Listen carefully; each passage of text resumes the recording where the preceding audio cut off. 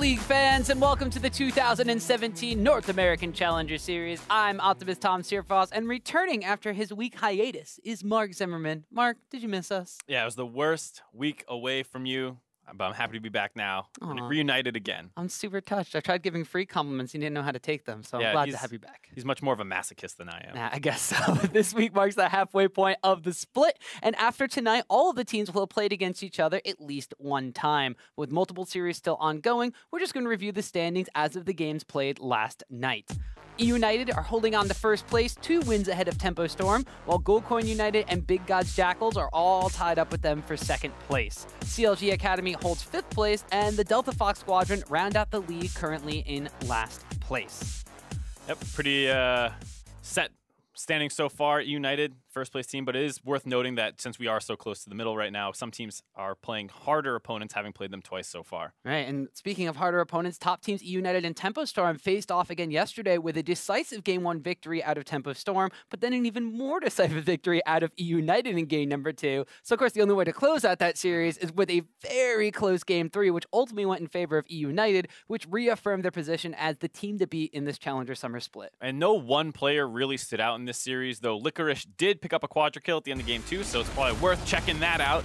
He's on the Lucian counter pick, ahead as you should be as a Lucian, gets a good culling to start things off on the kind of chain CC'd Quas, and then from there, he's kind of hard to focus down the rest of this fight, and if you give Lucian room to work, he can go off. And there you get to see a very fast quadra kill for him as Tristana jumps in for that final cleanup kill, doing what she does best with the resets. Stealing pentas? Is that what she does? Yeah, that's what she does best. Or getting them. Anything involving pentas. All right, so Tristana getting the last kill, but very good stuff coming out from Licorice on the Lucian top pick. But CLG Academy also faced off against Goldcoin United last night, and Santorin for GCU was back at work on Rek'Sai in both games of the series, walking away with a massively impressive KDA score. Yeah, that's kind of nuts to look at 23 KDA. The Rek'Sai pick is one that I'm sure we'll touch on in a minute here about the changes on 7-12. Some people still a little up in the air on exactly how strong it is, but well respected as being strong overall. And you get to see him getting in a lot of early work and some skirmishes, something that Rek'Sai has always been strong at, still very, very strong there. But scaling into a little bit more of a threat now as opposed to a tanky CC knockup bot with the changes. And Santorin as a player also was someone who, during his time on TSM, kind of picked up a bad reputation as being very passive. And while he still has shades of that tendency, he's been a lot more aggressive. His time on NRG, he was very, very aggressive, probably the standout player. Now on GCU, he held up well versus Lyra in the promotion tournament. He's having a great start to the summer split. Yeah, and very impressive kind of stuff to see now the Rek'Sai is, like you mentioned, more skirmish-oriented, deals a bit more damage. Santorin still pretty much having the same kind of success on that champion. Yeah, and I think it speaks well to his playstyle change, like we were just saying. The champion no longer as kind of ult knockup bot that it was before Farm Machine. Now it's a lot scrappier, more damage 1v1, and Santorin's playstyle is kind of matching the changes with Rek'Sai. Yeah, well, as both playstyles will change, we'll have to see what else kind of changes around the Rift. But in addition to that, we had Delta Fox finally rematching against Big Gods Jackals yesterday, but they weren't able to walk away with the win. And we aren't going to talk about their series against eUnited, which was ongoing, because Mark and I will be sticking around after the Tempo Storm versus CLG Academy cast for that series for you guys tonight. So be sure to tune in and see how the Stream Meme Dream Team fares with some bonus coverage. That's going to be something I know a lot of people are going to be tuning in for. That's right, but one last thing we got to cover before we get into tonight's match. We're on 7-12 this week, which means that there's some changes to not only itemization, but tweaks to some of the champions we're going to see, starting off with that Rek'Sai. Yeah, so Rek'Sai, obviously, like we said, in 7-11 is when the big patch came changing, where they turned everything into bonus AD as opposed to total and gave us a better ratio, so you're rewarded more for buying more AD, as well as some changes to the knockup, not being able to knock up more than one person means she's really focused on killing one person, with the ultimate change being the big one as well. Singling out a target and kind of gap closing onto them. The 7-12 changes just gave you a little bit more damage on your W knockup, as well as some early game stats. So she was already in an okay spot, depending on who you ask, and now some people think she might be one of the top junglers in the meta, and someone you're going to have to keep your eye out for. Right, and the jungle pool isn't the only thing that potentially changed. We've seen some buffs to Corki, who could potentially show back up, maybe not in the bottom side of the map, but the mid lane. Yeah, Corki's been a lot more popular in the mid lane ever since they changed his attack damage, or his auto attacks be 50% magic, 50% physical. They pushed it even further into magic damage at 80% now, and he's always been more of a spell-based AD carry, but this does synergize better with the early penetration boots that you usually get, as well as sometimes when you're snowballing, you get the double pen, getting an early Leandries and things like that. So it's just pushing him further into that play style of, yes, you build AD, but you want to do magic damage. And while the champions on the Rift have gotten stronger, the itemization kind of has to follow suit after that one. We've already seen some changes to tank itemization earlier on in this split. This time around, we've seen a couple tweaks to some of the support itemization, mainly the Locket of the Iron Salon. Yeah, that's really the big one you have to touch on, the fact that now it scales off HP. So when you have that Gargoyle Stone plate, you pop that to get a ton of health, and then you use your Locket as well, and you basically provide a 2,000 AoE shield for your entire team. It gets really, really, really crazy, and it's kind of crowding out some of the other changes that you saw, like Zeke's Convergence being an item. I haven't seen too much of that, given the fact that the current combination with Locket and Stone plate Gargoyle is so strong. Well, we'll see if we wind up seeing some itemization changes on the Rift tonight, but without further ado, let's move on to today's matchup, which pits new kids on the block, Counter Logic Gaming Academy, against a revamped Tempo Storm roster. Now, before we get into the stories behind these teams, let's take a look at some of these fresh faces on the rosters, and we'll start off on the blue side for game number 1 with CLG Academy. In the top lane, Fallen Bandit. Their jungler, Omar God. Mid lane is Tuesday. Bot laner, Zag, and his support, Phil. And over on the red side, it's Team Tempo Storm. The top laner, Quas. Jungle, Wiggly. Mid lane, Selfie. Bot lane, Freeze. And support is Sheep. Both of these teams, this is the first time we're getting a chance to see them here on the Challenger broadcast. And CLG Academy, their team failed to qualify for the spring split of Challenger, but they continued to play and persevere together as substitutes for CLG's LCS roster. Now they find themselves competing against some of this top-tier Challenger teams in the summer. Right, and the player to watch for this team is their jungler, Omar God. He was picked first in the scouting grounds and was one of that tournament's top performers. Of course, he had support from the rest of the team, Cloud Drake. The squad was under the tutelage of CLG and Afromu, and included the entire rest of the CLA roster. But the exception was Tuesday, not a part of that. These are a group of really talented guys who were scouted by CLG because they perform well as a unit like they did at that event. And that's kind of what we expect to see out of this team in the Challenger Series. It's a group of talented players who will hopefully be elevated by their team synergy. Yeah, and their victory over Delta Fox is kind of in week number 1 is proof to the hype behind their combined synergy. They took down some more mechanically gifted or proficient players in the lane versus lane matchups, and they did it through some superior team and macro-oriented play. This team is still sitting in 5th place, and they're going to have a tough job against Tempo Storm, who made some roster changes of their own that have been delivering results. And the man to talk about is Selfie in the mid lane. He comes from the European League scene and brings a lot of early laning presence to the Tempo Storm squad. He has a proven track record of promoting teams from the Challenger Series all the way into the LCS, and then continuing to do so well once he gets in there. Tempo Storm also picked up Wiggly in the jungle and Revan in the bot lane. And these players you might not think of as strict upgrades, but it gives Tempo Storm more options in their playstyle. So, you know, Wiggly's going to bring a wider champion pool than their previous jungler in Sentinel, who mostly played Vi. And Freeze has been playing multiple games this split so far already, as taking to the Rift tonight early on. So you can expect Tempo Storm to swap out between some AD carry players depending on what comp they want to execute or who's potentially playing better that week. And of course, when you're talking about Tempo Storm, you always had the fact that Quas has this kind of interesting champion pool on the top side of the map. We saw when they wound up losing against eUnited, he was playing the Alawi still in the top lane. We've seen Swain bands kind of coming through in some of their matches as well. And he actually played a Mordekaiser game, so we could see some pretty interesting things too. Pick and ban. Yeah, he does some crazy stuff. I know, you know, sometimes your teammates are supportive of it when it's going well, and then when things start going poorly, it's the kind of thing that people turn on very early on. So it puts a kind of a burden on yourself to always perform whenever you're taking these kind of weird off-meta picks. Well, we talked to Tempo Storm the end of last split, and that was kind of Freeze's opinion on it too. He's like, as long as it's working, he can kind of do whatever he wants. But we'll see if anything has changed between the spring and the summer as we're into picks and bans for game number 1 of tonight's first best-of-3 matchup. You can see already a Thresh ban coming out against Sheep. Not only are the playmaking supports back in full force, however, Sheep is a very, very powerful Thresh player. Yep, got his name kind of one-tricking Thresh a little bit way back just in solo queue before he got picked up. Surprisingly, a Warwick ban. That's something that some people have played, and it's a little considered underpowered compared to some of the top junglers, things like the Elise, the Lee Sin, the Thresh. A little bit more obvious in how it plays the game out with its very, strong initiation in its ultimate, but very telegraphed as well, and not a super strong early game in terms of skirmishing. So, you know, if you get to 6 with it, it can work, and I guess CLG had seen enough of it out of Wiggly potentially in solo queue that they didn't want to give it up to him there. Well, it's one of the things we've seen in the EU LCS as well. We've seen Xerxes from Unicorns of Love, and earlier today, Yankos was playing it, and it kind of fits more with the not necessarily more with just the fact that you're a carry jungler kind of style, but the carry junglers of the European LCS are using it. And I mean, when Omar God was scouted at the scouting grounds, he was that first pick overall because he had that sort of carry potential. So that being banned away, interesting kind of target ban, but surprisingly, there's none from the side of CLG Academy. The LeBlanc, the Elise, very powerful picks being banned away. Zac and Gragas kind of follow suit as well as very powerful picks in the meta, but that leaves open the Galio. Well, the big thing to talk about as well is the fact that that's 4 jungler bans right now. So Tempo Storm's also going to be able to get the first pick out of this.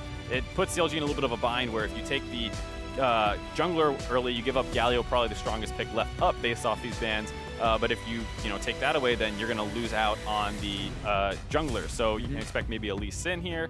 And then from that, you're looking what really is the next strongest thing. Maybe that Rek'Sai is something that Omar God has hopefully been playing. They'll have to see if he's done that. The Caitlyn pick as well, extremely strong. Pretty much the best bot laner, what people would say universally. Strong in lane. Its mid-game power trough is greatly exaggerated. It's totally fine. And then its late game gets crazy. So Caitlyn, super strong pick overall. Good to see Tempo Storm grabbing that. Yeah, so they wind up going with the Rek'Sai as well, which is also pretty good into the Lee Sin. Lee Sin, of course, very much excels in the fact that he makes early game plays happen, whether it be ganks or invading upon the opposing jungler, and Rek'Sai just has that knockup to kind of interrupt the damage from the Sonic Wave Resonating Strike. And it has very unique early paths as well with its ability to get over walls easily. So she can do these kind of tricky, what I call Lyra clears, because he was the first guy I saw doing it, where you take the XP quints and you go 2 jungle camps and a Scuttle Crab. And that's really terrifying on red side early on because your top laner is going to be very, very exposed for the wraparound gank where you come over the wall. So that's a path that I've seen that's very tricky to deal with. And even if, your Rek'Sai isn't doing that, you still have to be scared of it as a top laner on red side. So, Fallen Bandit could be under a little bit of pressure here. Well, we've seen the evolution of Santorin throughout his gameplay. We'll see if he's evolved his jungle pass to kind of match that style as well. The Olaf is going to pick up for Omar God, which is something that he was very proficient with during the scouting grounds. It was a very long time ago and a bit of a different Olaf, but he still has kind of seen some more competitive play, specifically from Reignover. Right, it's still a strong pick. If you play Olaf well, you're still a monster in the early game. It's about being able to find those openings. With the Galio, though, it does give you a little bit more setup in a sense, where the problem with Olaf is you need to build health, which makes you pretty weak to resistances, and then you kind of run at people, and if they kite you out, you die. Having the extra damage reduction from the Galio ultimate protects you a ton, as well as, you're delivering the Galio on top of you, so you usually have more follow-up than you might otherwise. Jhin, a pick that synergizes pretty well with that, can contribute from long range with the ultimate. Yep, we've seen more and more Jhin being picked into the Caitlyn as Caitlyn's kind of become the quintessential bot lane first pick overall. Jhin, one of the more powerful utility picks, but also kind of survive in lane against the long range of Caitlyn, as you mentioned already, can stay very far away. The Orianna is going to be the last pick coming out here from Tempo Storm. A little bit of a different pick here from Selfie. He was known to pretty much play anything that was very powerful, was very well known for his assassin play out of the mid lane. His Fizz was powerful, his Kassadin was very, very aggressive, but that also has the synergy with the Rek'Sai now, so they wind up going into those team fight situations. Gives Rek'Sai a way to deliver that ball system. Right, so with the ultimate, you now have 2 gap closers. That was a big problem previously for Rek'Sai, was that the tunnel in was relatively slow and telegraphed, so if they had any sort of displacement or knockup or anything, they could stop you from really getting into the team fight. You relied on your flash extremely hard. Now with being able to use the Prey Seeker to kind of set up your ultimate to be able to get into a team fight, it allows you a couple more options for engaging. Orianna, of course, can then put the ball on you, you go right in. It might also be a takeaway because Olaf with an Orianna is extremely terrifying as well, so it could be a little bit of a takeaway as well as fitting their comp. No, well, now we're in the second ban phase. We see some of the interesting kind of target bans coming out here. We see the Alawi banned away here by CLG Academy, but heavily targeting down on Tuesday's mid lane champion pool. They've gotten the Orianna for themselves, so they'll ban away the Syndra, they'll ban away the Talia, the things that you would normally wind up picking into that Orianna to have a little bit of an advantageous early game matchup. It is a little surprising that they didn't ban the Ahri there. Syndra does well, but Orianna is considered pretty close to a skill matchup against it. Talia pushes it in, roams around the map, mostly ignores it, doesn't want to interact with the Orianna, and they targeted those 2 away as opposed to what many consider the stronger counter pick in the Ahri. I guess this is Selfie saying they don't think Tuesday's going to play that into him, and we'll have to see if that's the case, but no surprise to see some mid lane bans given that they had 1 pick and CLG Academy did not. No, the last ban was the Rakan coming out from the side of CLG Academy, so Tempo Storm are going to be prompted to take something maybe a little bit more major. Like we saw the hover of the Braum, but they are going to wind up blocking in the Zyra, so a very powerful bully lane on the bottom lane of the Zyra and Caitlyn. It's not quite the Ashe-Zyra combination we've seen, but there's a lot of damage down there. Definitely one of the most annoying lanes to deal with early on. Huge push potential, huge harass potential underneath the turrets.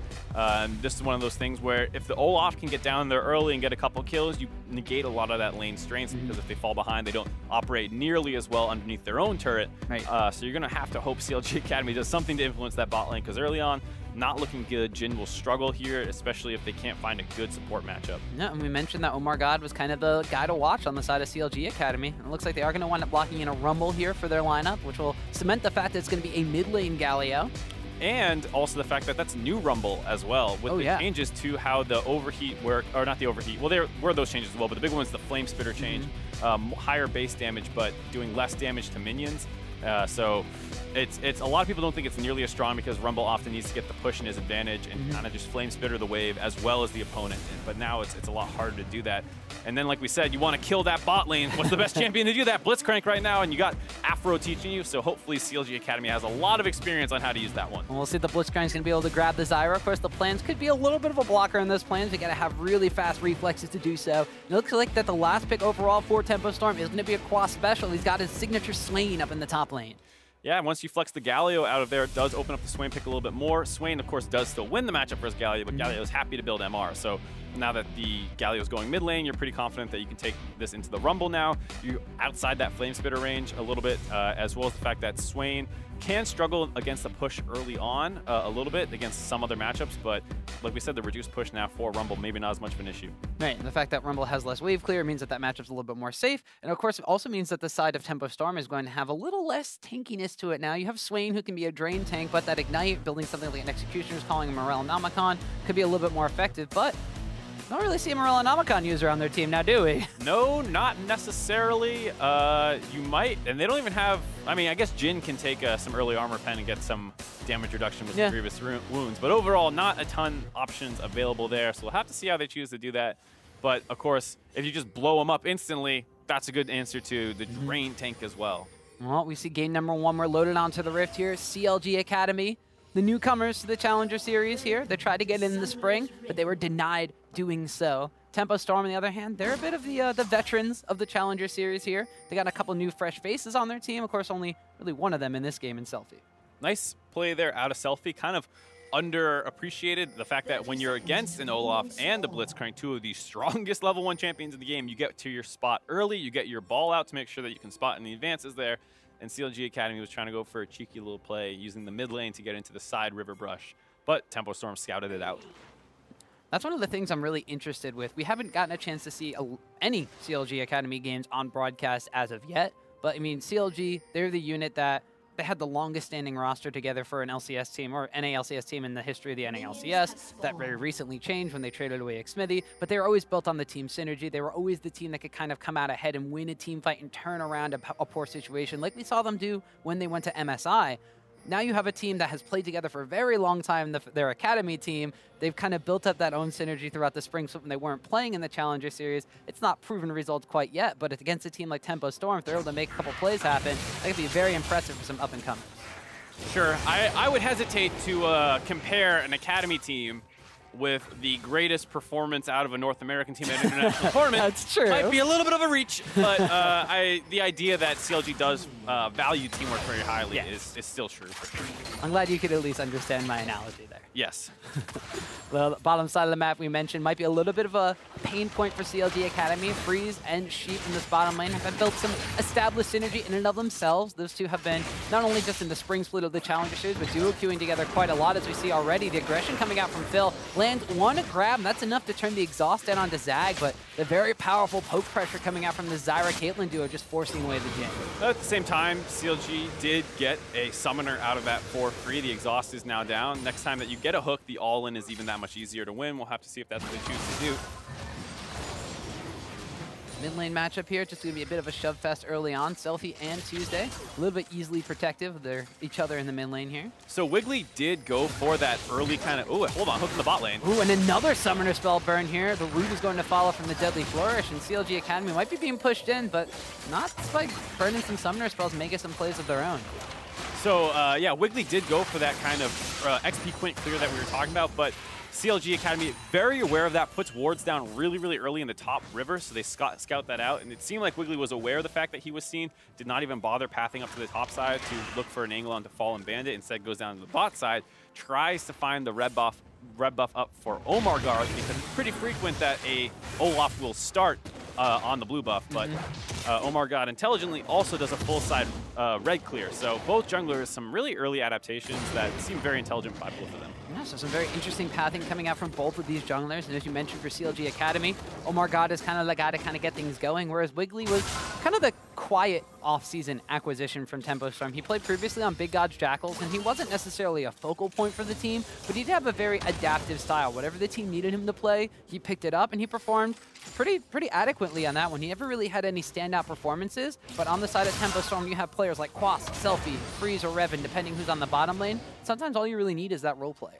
Sure, and we talk about how Sentinel's champ pool was clearly best on Vi, and even he and the team were kind of saying, we don't know why we do the best on Vi, but whenever they had that with some other chain CC, like a Syndra and Ashe, and they would just find pickoffs and get easy kills that way. Now, with Wiggly being able to come in and, like you said, fill that team role a little bit easier. Here, Selfie getting ganked. Gap close with the Justice Punch into the Idol Duran taunt, but Omar God was not going to be able to land the axe to follow chase on that one. Selfie did want to pop in his Ghost, though. He's got a little bit spooked in the mid lane. Yeah, like CLG Academy running around, getting summoners all over the place. Some early in the bot lane. Now they get a Ghost in the mid lane. And you see Phil potentially wanting to roam up and find an angle onto the Orianna as well. Fallen Bandit showing that the Rumble's still fine, already at level 5. And a lot of people said that the initial concern was the level 1 and level 2. And even with the potential pressure from the Rek'Sai, the fact it was scouted out so well, he could continue playing the top lane aggressive early on. Yeah, and we see a little bit of itemization adaptation from that early game. Both of those top laners going for the Doran shield rather than seeing something like a Doran's ring start on Swain. Where in the bottom lane matchup with the Doran shield were more popular, we saw a Longsword 3 health potion start from the side of Zag, but already CLG Academy getting down some early pressure on the map, transitioning that into some early dragging controls. They did force away Sheep and Freeze, so they did pull both summoner spells. That's just going to be an easy Infernal extremely early on. Yeah, Omar God, right before that gank, he turned mid lane and dropped a ward on the top side. It had scouted out Wiggly, I believe, and so they know that they're free on the bot lane to move in and grab that Infernal Dragon. Similarly, because they had already forced some of those summoners down the bot lane, Tempo Storm's playing a little bit more aggressive. You see here freezing the lane instead of really hard shoving it, not wanting to get hooked in an exposed lane. So Tempo Storm, one of the things that was a bit of their downfall in the spring split was the fact that they tended to play very heavily around the bottom side of the map, and if Freeze didn't necessarily have a lot going, they didn't make things happen on the map until after about the 20-minute mark or so. CLG Academy, their strength is kind of in their team play, and we mentioned they had some decent macro moves across the map, specifically in their game against Delta Fox, but they're making the early map movements here. The big question we're going to see now, I mean, we're only 5 minutes into the game, so there's a lot of questions we still have yet to answer, but are CLG Academy going to be able to capitalize and have Tempo Storm adapted their playstyle? There goes Wiggly into the mid lane, trying to get onto Tuesday. Yeah, was able to go on to get in the knock-up onto him, but a good flash away from the command shockwave. A teleport's going to be trying to turn this one around as Fallen Bandit comes in. Equalizer cuts off Selfie's escape. He has to flash back under his tower, but he's in a small corridor. Flash forward, and first blood goes to Fallen Bandit. Nice teleport gank, not 100% out of the woods yet. Tempo Storm not actually going to collapse. Nice reaction there as a team. That's the synergy you're talking about, ready to teleport at a moment's notice. He had just gone back to base to shop, and it was the perfect time to teleport back in. Quas had not shoved in the top lane quite as much as he probably wanted to, and a nice first blood for CLG Academy here. Yeah. And capitalizing kind of the fact that Tempo Storm was freezing away in the bottom lane. They weren't necessarily in a spot to really jump onto Zag, and that let Phil kind of roam around to that mid lane as well. Good hook, forces the flash away from Sheep as well, and this early game is all CLG Academy. They need to keep pushing this early game advantage. You would think that Tempo Storm's comp with the Orianna and the Caitlyn will outscale eventually. And here's another look at this first blood. That teleport coming in. Selfie trying to hold his flash a little bit here. Doesn't actually take that much more damage. There's a nice look, but just when you have an Olaf and a Rumble willing to flash underneath your turret, it's hard to get out of there as an Orianna. Yeah, when you got 4 members of the opposing team in your lane at level 6 or level 7, it's very difficult to get away as well. Not quite ready for that one. CLG Academy focusing down on, you know, one of the strong points you mentioned from Tempo Storm, the fact that Selfie, we saw in his stats at the beginning of the series, you know, he had one of the highest mid lane jungle proximity. He was 2nd place overall in the Challenger Series. His CS differential was 1st place for mid laners in the Challenger Series, and he's kind of been a point that Tempo Storm have not necessarily built around, but they've kind of shored up some of those earlier game weaknesses in the fact that they've switched out Selfie for Hatrix, and Hatrix is a little bit more of a I'll go even style. Selfie, like you mentioned, more aggressive in the middle. And that's something that the team, like you said, struggled with at points last year, was having enough playmaking early, as Phil getting a little bit caught out here.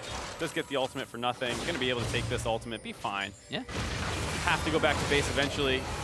Tuesday getting opened up on. Yeah, looks like Tempo Storm still not content to let this mid lane go, and Wiggly on a return gank finally picks up that kill on the Galio. That's what we're talking about, the playing around mid lane that you were just hitting on. The fact that Selfie does play so much more aggressive than Hat Tricks. It forces openings, forces the enemy to either trade aggressive with you or back off and end up in a CS differential. And if the guy's willing to go toe-to-toe with you, bring your jungler and get a kill. Yeah, and we saw that kind of textbook executed here as the return gank from Wiggly nets Selfie an assist. Wiggly winds up being the one to pick up the kill, but they're going to trade back on some mid lane tower damage. Forces Phil to continue to move around the map and kind of be in these places just to threaten with the Blitzcrank hook, but it has given him a bit of an experience disadvantage. We see him now just hitting level 5, whereas on the bottom lane, in return to kind of help Zag relieve a little bit of pressure, there were 2 level 6s down there for Tempo Storm. And also while I was out of lane this entire time, they're continuing pushing the bot lane very, very aggressively, getting that one low. Now Fallen Bandit getting chased down by Quas on the top side. Yeah, Quas just with the Ravenous Flock on, trying to chase down Fallen Bandit. A flash forward, but the Scrap Shield's going to save him. One more auto attack will not seal the deal. Fallen Bandit stays up. Just barely staying alive there, almost dying to the all-in out of Quas. And despite some of these good early game plays out of CLG Academy, it doesn't seem like they quite have a hold on this grip. Now a big CS advantage accruing in the top and mid lane, as well as the kill being answered. And the turret's starting to get low. Yeah, bottom lane here. Maybe assuming that the Caitlyn lane is going to wind up coming out ahead anyway, trying to utilize the Blitzcrank's early game advantages to roam around and get those, at least the threat of the Blitzcrank hooks down. But as you mentioned, the early game advantages they've been making to move around the map are kind of set off by the fact that they are down in CS in multiple lanes. The other thing, too, is it's really nice to be able to land those hooks on Desira and burn her flash so they can't play quite as aggressive as they really want to. But at the same time, you need to start turning some actual kills with it. And so as great as it is that you force Sheep's flash twice, what is the net result? What, a slightly slower turret dropping, maybe a little bit less of a CS advantage out of the Caitlyn than you would really think. That's not really what you're hoping for with your comp. Yeah, I guess it gives them the opportunity to roam around, because with Zyra with no flash, if Olaf shows up, then she's pretty much dead. They have to play a little bit safer, and they have been freezing. But the fact of the matter is Phil's blown some summoner spells. He's got no assists for all the roams he's had all around the map. So yeah, he's roaming more to cover plays than he is to make his own. And at the same time, Zyra is not much of a roamer anyway, so she's perfectly content to stay in lane and just shove the turret down anytime he's out of lane. You know, showing mid, catching CS, that's the perfect time to get some harassment down. And if they were able to combo an Olaf gank down that bot lane at some point and really take that bot lane strength away from Tempo Storm, then the Blitzcrank pick would have been great. But all that said, Blitzcrank is known for the ability to just instantly win a game at any point, assuming it's a late game hook. Well, so while Tempo Storm's bottom lane is A-OK to be rooted down here, CLG Academy are once again moving around the bottom side of the map, making sure they establish vision control, because it's been 6 minutes since the first Dragon fell. We're only 11 minutes into this game. A Cloud Drake's going to be the next one to come on up. CLG Academy might not be the best one for their combat stats, but the Drake control could be something they look to establish early on this game. Have to see if they're able to keep going for those Dragons. It's one of those team synergy things you hope that they're a lot cleaner on with their ability to control around Dragon. Here, they're going to try and make a bot lane dive, TPing in Fallen Bandit, but Tempo Storm's going to answer. Yeah, curtain calls here. They even wind up using the hero's entrance to want to pick up the first kill down on the Sheep. It's teleport follow was there from Quas, but this is all going perfect for CLG Academy. Double kill picked up for Tuesday. Another one falls for Omar God, and now they're trying to focus out on this first tower, but Wiggly's coming in with a response. The ultimate's going to get dodged out. He takes a large amount of damage and has to get the command protect from Orianna just to stay alive. CLG finally find the opportunity to make a big bot lane play, and it seemed like Tempo Storm underestimated CLG Academy's collapse. They were not ready for the Galio to come in as well, thinking that they're going to turn a 4v3 dive, ends up being a 5v3 dive, and that's a little bit too easy for the very tanky CLG Academy to make. Starts off with that long-range Jhin ultimate. This is what we were saying, that when you have your Olaf Galio diving, Jhin can still contribute from very far away. Starts slowing down the members of Tempo Storm. Actually lands all his shots. Great contribution there on the Jhin. And then one person instantly dead. Very easy to chase down the rest. We talk about the drain tanking of Swain. Not very effective when you're completely focused fire down, and a great play out of CLG Academy there. Yeah, specifically when you have Blitzcrank running Ignite in the bottom lane as well, because he wants to play aggressive, wants to play up in their faces. So you see CLG Academy, they haven't been able to answer with a tower, but they have been able to answer back a couple of kills, which gives them a slight, about 1,000 gold lead so far. Scuttle Crab, however, has been secured by Tempo Storm off the back of that play, and it looks like they're going to be going for a response in this bottom lane as well. You mentioned the pressure Zyra and Caitlyn were putting down this bottom lane tower.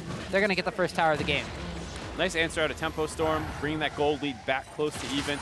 CLG Academy wanted to collapse down there. You saw Omar God and Tuesday moving down, but a little bit too late to save the turret. They head back to their respective lanes. and instead they're going to try and make a play here on the mid lane. Selfie just walks away.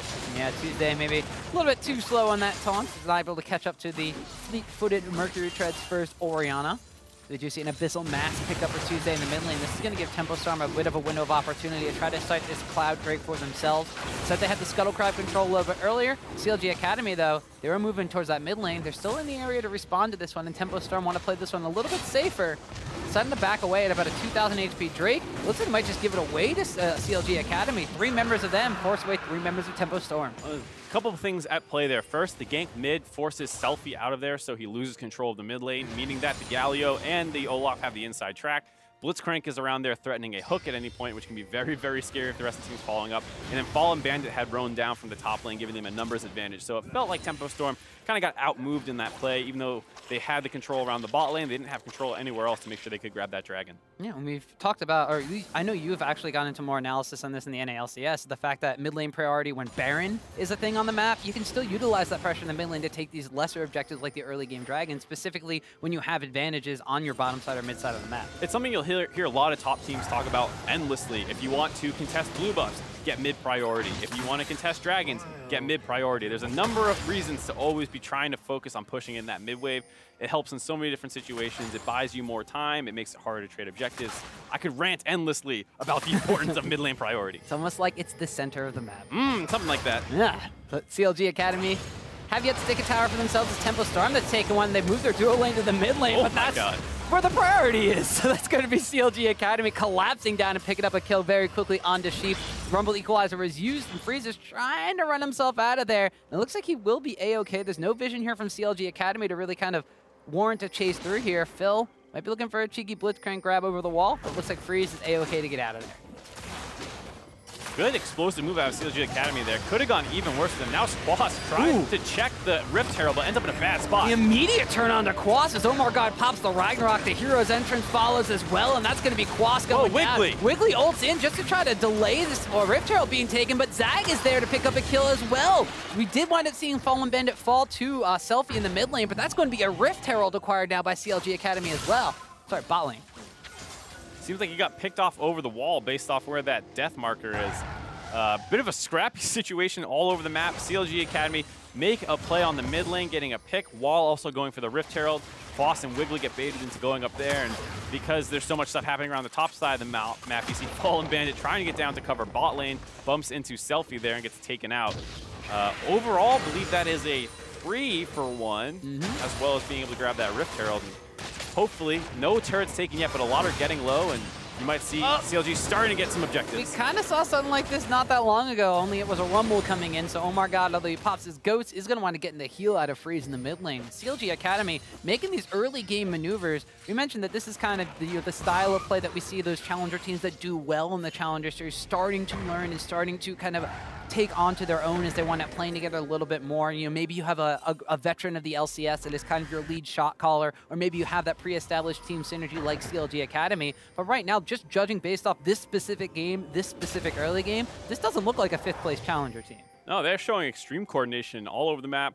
The early dive in the bot lane, that gank on the mid lane with the roaming Rumble, the coordination on turning off of the Rift Herald to finish off Quas.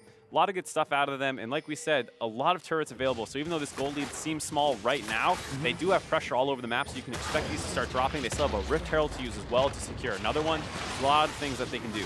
Now, one of the things that they don't have on their side are some of these CS advantages. Like you mentioned, mid lane still an advantage of the side of Tempo Storm. Top lane has kind of evened out a little bit, but Tempo Storm, they're the established team. They have the veteran experience. They're the ones that know that even if they are slightly behind at this point, they do have a composition that will scale very well into the later stages of the game. You have the Orianna turnaround team fights. You have a Caitlyn who will be a monster in the later stages of the game, and even though she's maybe falling behind a little bit of her power trough or power curve right now, you know, kind of the Energizer build, the static ship rapid fire cannon has eliminated some of that mid-game power lull from the Caitlyn pick. So Tempo Storm still the composure to kind of hang on here, but CLG Academy are trying to put the pedal to the metal once again in the mid lane. Omar God running forward and zoning people away from that tower as the Rift Herald helps them take it down. They've actually picked up a kill on the Selfie, and a Blitzcrank hook comes in. They get a double kill on the Fallen Bandit now. Rift Herald's still alive. Falling. This is going to be a 2-tower push in the mid lane, and I was saying the Tempo Storm maybe were stemming the bleeding, but at this point, CLG Academy are continuing to pry open that wound. They're pressuring a middle inhibitor tower at 18 minutes into this game. You get to see the power of a Rift Herald when someone makes a mistake. Tempo Storm cannot defend this turret. They're getting down very low, 3v5, trying to make sure they can't get it. CLG Academy getting a little greedy now, trying to finish off this turret. Will they actually walk forward to try and get it? Zig getting the last shot in. They got it. That was quite... Zigzag. Zigzag. Well, when you dodge, you're zigging. When you're winning this game, you're zagging, I guess. The CLG Academy transition a Rift Herald into a 3-tower push in the mid lane. This is something that their comp is extremely strong at, just being able to shove people off turrets. Jhin ultimate plus Rumble ultimate are both great for that. Olaf runs forward. They recognize the number advantage. There you see that Rumble equalizer thrown on top as well. Phil getting that kind of flank off, setting up a lot of these plays. Gets the follow-up hook onto Sheep. 2 people dead instantly. Rift Herald's still alive from that initial push. It's going to help them grab 3 turrets in the mid lane early on and jump out to about a 3,500 gold lead. Well, everything that Tempo Storm pretty much had in their advantage there, it's kind of been nullified a little bit. Zag was at a CS disadvantage, but he's currently a 1-0-5 Jhin, so those kills and assists are more than making up for the CS advantages that Freeze have over him. Mid lane matchup 2-1-4 now on this Galio compared to the 1-2-1, so with 30 CS differential, not going to be all too much different here. And all that Galio really has to do is be a tank. He just needs to have a little bit of wave clear. He needs to use the hero's entrance onto potentially Olaf, as we've seen so far in these matchups, and he's doing his job. Well, so the thing that's great with the Olaf Rumble is the fact that Galio Rumble is the mid lane Galio often goes Abyssal Mask very early on, increasing the damage of people who are going to be doing magic damage. And Rumble doesn't actually need to be nearby to do that magic damage. He just throws his equalizer on top of whoever Tuesday and Omar God are going to be running crazy. So you're able to get that Abyssal Mask damage amplification without actually needing the Rumble to be near the Galio. It's actually a pretty cute combination, and I like the way it's working out for him so far. And we see this equalizer being used for another purpose of itself, which is wave clear duty to keep away Tempo Storm from the top tower here. That lets Omar God just solo down on the 3rd elemental break of the game. CLG Academy objective control is all theirs now with the 4 towers they've taken, 3 of them off of that Rift Herald they got, and now a 3rd Dragon and Ocean Drake for themselves. Tempo Storm not completely deterred from the top lane. Gonna have to be forced out now that they're done with the Dragon. CLG Academy start rotating up there, scare them away. Fallen Bandit clears the wave, and Tuesday just keeps pushing down around this bot lane. Gonna grab their 5th turret of the game just 20 minutes in. And CLG Academy are putting on quite the show in their first match here on the Challenger broadcast. Like we said, we haven't seen much of them so far in the Challenger series. They're currently in 5th place in Tempo Storm. They've fallen down a little bit. They are currently in a tie for 2nd place, although their only 2 losses currently are against eUnited. So you can't really fault them for that when you're losing to the 1st place team who is currently undefeated. Similarly for CLG Academy, they have to play Big God Jackals as well as Delta Fox, still 2 people that they should at least be very competitive with, so they can claw their way back into that 4th place spot, get back into the playoffs very, very easily based off the matches that they have left to play. Yeah, and they did wind up playing against Big God Jackals once already, as we mentioned earlier today. We are kind of in the 2nd half of the Challenger Series split. So this is, you know, the chance for CLG Academy to kind of come back and stay on par with those other teams that will be in that kind of currently tied for 2nd place spot, but in the top 4 to try to make it into the Challenger Series playoffs. They lost against Big God Jackals the first time around, so that's got to be something on their minds as they play them a little bit later on in this split. But if you could take a win off of a team like Tempo Storm, who is tied in that 2nd place position, all of a sudden you could wind up leapfrogging into 3rd, you could wind up leapfrogging into 2nd place. And if you're doing it looking this good, this is a team that has taken eUnited to 3 games both times as they collapse down onto Sheep. The curtain call goes out and it's lights out for Zyra. Good call by Sheep there, not even to bother flashing. You're still in so much trouble. If you flash away, you can get Blitzcrank hooked back. You still get shot by the Jhin. There's no reason to burn your flash there. They do lose their mid inhibitor off of it though, so it's a kind of lose-lose situation for Tempo Storm. And with that, one of the things I was going to talk about was the fact that CLG Academy, despite their lead, still need to execute around Baron pretty well. But if you have the mid lane inhibitor already down, it makes it so much easier to pressure Baron. It's almost like you have priority in that lane. Does it on its own.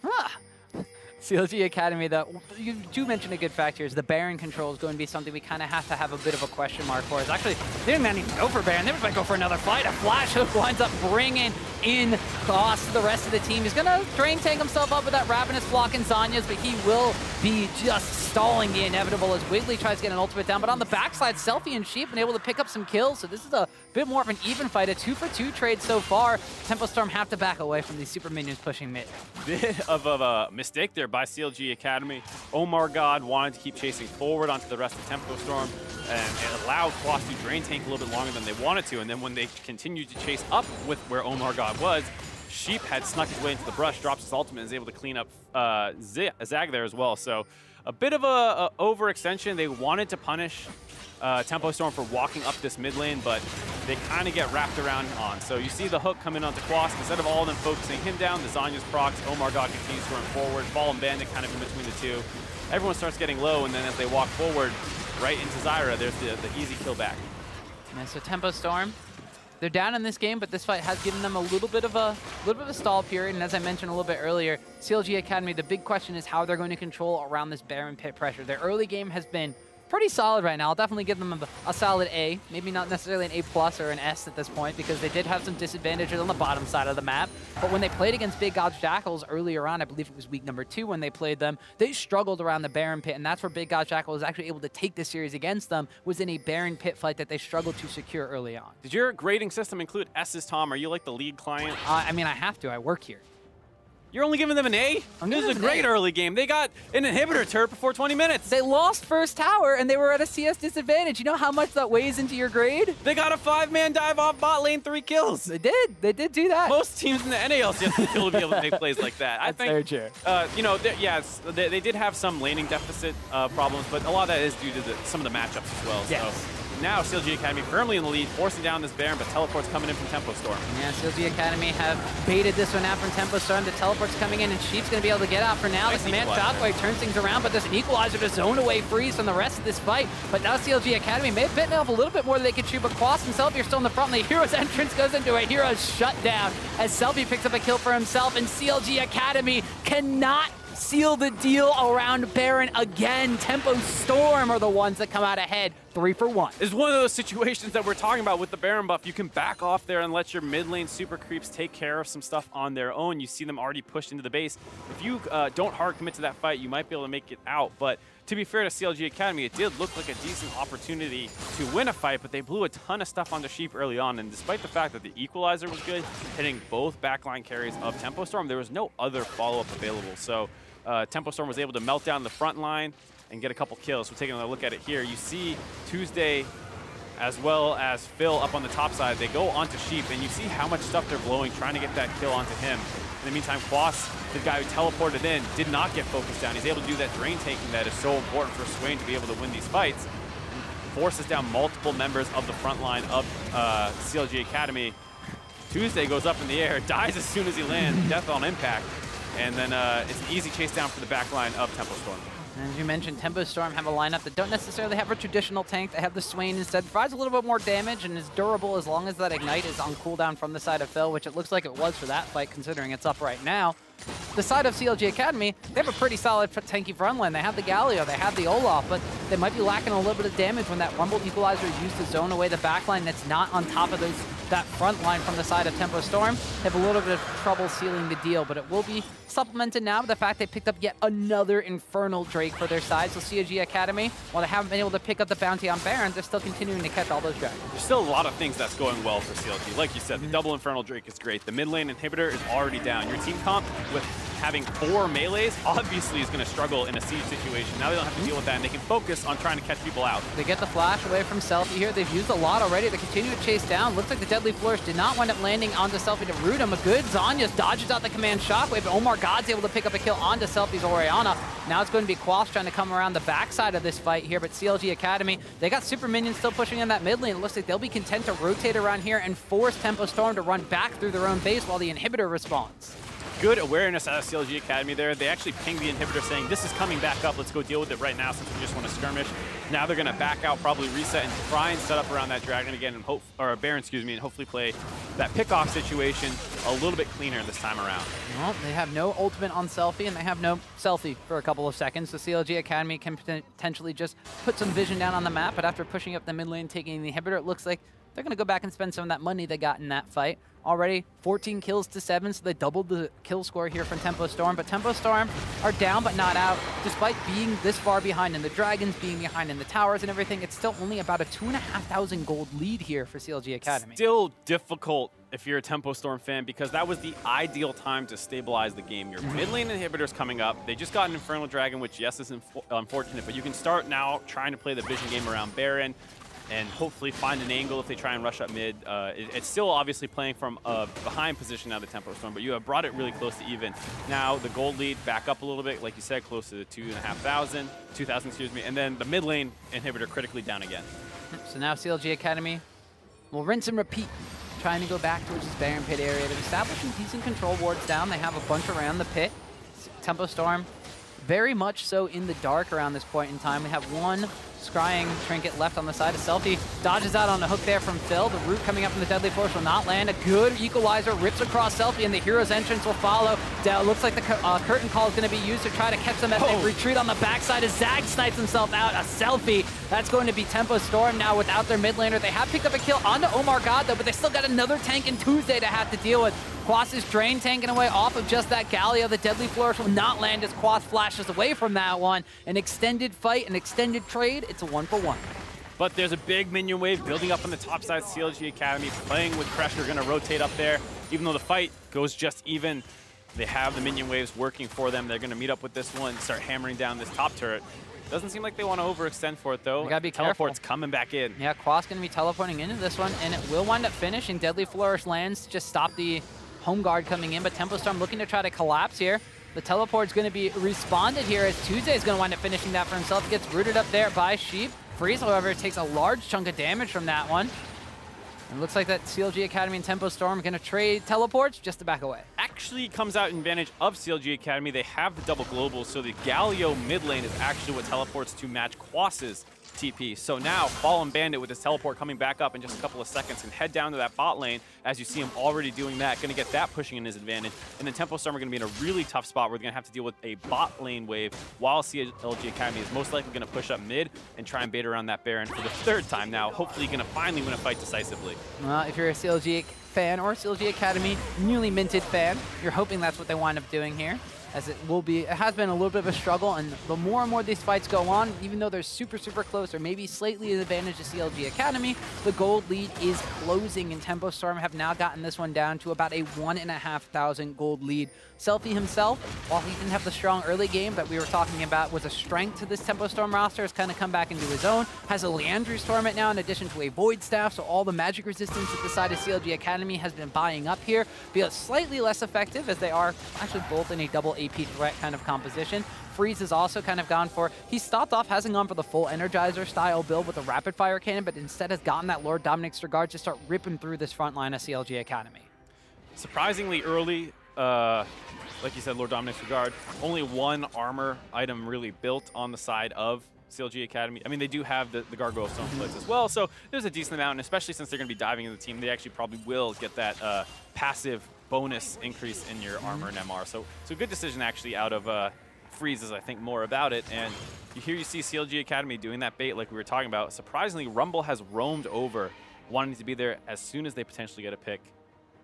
Gonna see if they can find anyone, but doesn't seem like Tempo Storm's biting quite yet. They have solo laners pushing away on the top and mid of the map right now. It's now Tempo Storm going to be turning on the Galio, but with Freeze on that top lane and seeing Selfie kind of poke his head down into the bottom side, they're going to be starting up this Baron, but they're doing it a little bit slow. They've only got a Jhin for some major they got the Rek'Sai. Ooh, Rek'Sai winds up going over the wall. I don't know if Wiggly wanted to do that one, but there's going to be a Stranglethorn to try to save their jungler, and they will. Phil will go down as Freeze gets the credit from the Baron kill. Quas is in the front line. Zanyas is through the equalizer. The hero's entrance is going to fall on top of that. Command Shockwave lands on the Tuesday, and he's got to Justice Punch himself the heck out of there. Tempo Storm with an engagement on the Baron pit will force CLG Academy away. They're not done yet, though. Sheep has to burn his flash. Baron's hungry for supports as he fires a shot at the Zyra.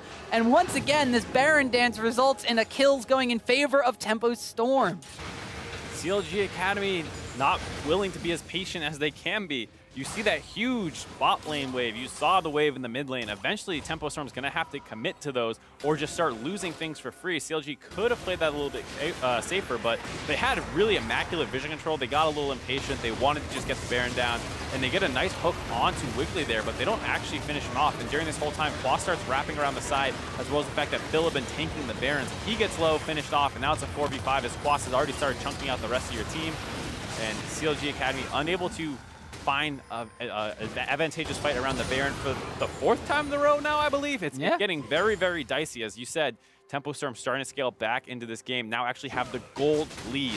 Yeah, I gave CLG Academy a solid A for their early game. Disagreed with me a little bit there, but now I'm going to give them a solid D for their mid to late game for detrimental as they've lost that gold lead. They can't seal the deal around Baron. One of the things they do have on their side is the stacking of the Elemental Drakes. There's a 5th Elemental Drake in this game, which is very rare that we got to getting to 5 Elemental Drakes to begin with, but that Elder Dragon could be maybe that little bit of oomph in these team fights that they're lacking. The Elder Dragon burn at that point will be well over 200 damage. They still got a while to go, though. They have to take down the Ocean Drake spawning, which they've had trouble with, and then seal the deal the fact that the Elder Dragon is going to spawn. And it's not looking that great. It's still difficult for Tempo Storm, but now that their mid lane inhibitor has respawned for the 2nd time, but this time not instantly dropped, hopefully they can contest around mid a little bit easier. They don't have to spend so long wailing on a super creep. CLG still ahead in terms of map position, though. Gonna start off on this Ocean Dragon for free. Tempo Storm does have some vision on it. They know this is going on, so they're moving into the Baron area to get some vision back in their favor, so it's a little bit easier to contest when CLG flips back up to that side of the map. Yeah, CLG Academy had a large amount of vision over at the Baron pit area, so it's going to take Tempo Storm some time to clear that one out. You mentioned at the same time, it's going to be an Ocean Drake that goes over to the side of CLG Academy. Tempo Storm, in the meantime, have put down some Baron vision. So now CLG Academy won't be necessarily as safe. And now they're only going to have to try to fight to get the Baron for themselves or try to fight Tempo Storm. They're going to try to fight for vision control around the pit. The other thing that we were talking about in the early game was the fact that CLG Academy, when they were behind a little bit in gold, they still had a lot of turrets to grab. The flip side is now true for Tempo Storm as well. If you look at the minimap, you see a lot of those kind of hollowed out looking turrets. That means they're pretty low and close to dropping. If Tempo Storm can actually get enough pressure to grab a couple of those, they can actually start building a pretty substantial gold lead for themselves, as well as even potentially just winning a team fight decisively as a way to open that up. Yeah, with the gold lead, or the gold count pretty much dead even here. Tempo Storm, you mentioned, down 1 tower compared to 5. Looks like CLG Academy, though, might be going for a bit of a play here. Teleport coming in here from Fallen Bandit. They're trying to catch on the self, but Quas is also in the area. Quickly throws down the Decrepify AoE to try to wind up zoning away CLG Academy, and one of those towers on the map will fall for Tempo Storm, so Teleport burn and Tempo Storm come out ahead. Yeah, they tried to find an opening onto Selfie in the top lane, but Tempo Storm reacted quickly enough to cut off the collapse coming in from Counter Logic Gaming, and then you see Selfie able to just walk on out of there with some extra help from Quas zoning away. They get a teleport out of Fallen Bandit, and they also are able to grab a top turret. Great play out of them.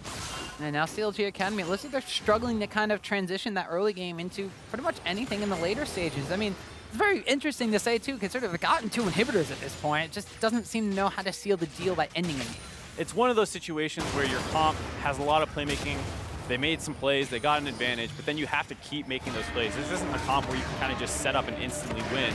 You actually have to land the hooks and those kinds of things, and they struggle to find decisive victories. And Tempo Storm's comp, on the other hand, can sit back with the Swain, with the Ori, with the Caitlyn, and play it slow, but that's a good equalizer. It winds up zoning down onto 3. The 2 tanks get locked up by that command shockwave. Fallen Bandit goes golden with the Zanya's Hourglass in the front line. Quas is kind of behind everybody. They're chasing forward onto Freeze. They're taking down 1 DPS, and now they can turn down into the tank. Quas, Zanya's Hourglass goes out. The Drain Tank is there, but a good Deadly Flourish locks him down. A double kill for Zag.